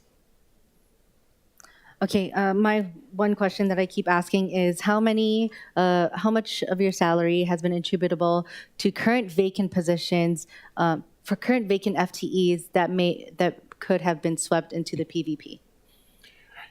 Right now, we have 14 positions and 13 are filled.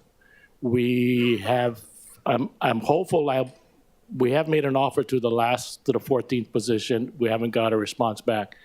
Prior to that, we had quite a few openings. We had, 3 or 4, but I can tell you that the funding, the increased salary has helped tremendously. At least we can compete now.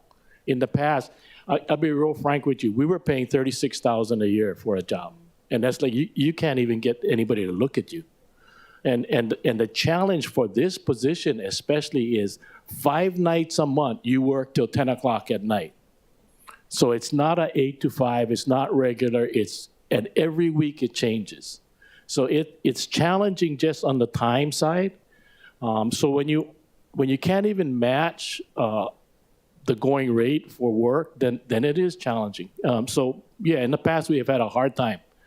It's easier now, and again, thank you to the council. Okay, thank you. Any other questions for Neighborhood Commission Office? Okay, all right. Thank you very much. Thank you. Before we complete, I would like to ask, so we are at 1:52. I would like to entertain a 30-minute lunch break. Is that okay? Okay, all right. Calling recess subject to the chair. I couldn't read.